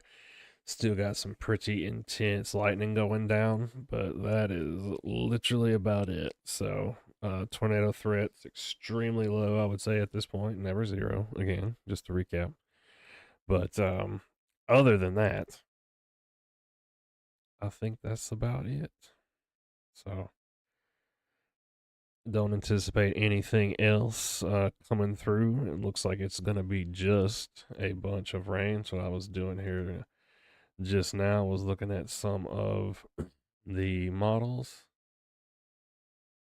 and it looks like it's all pretty gravy.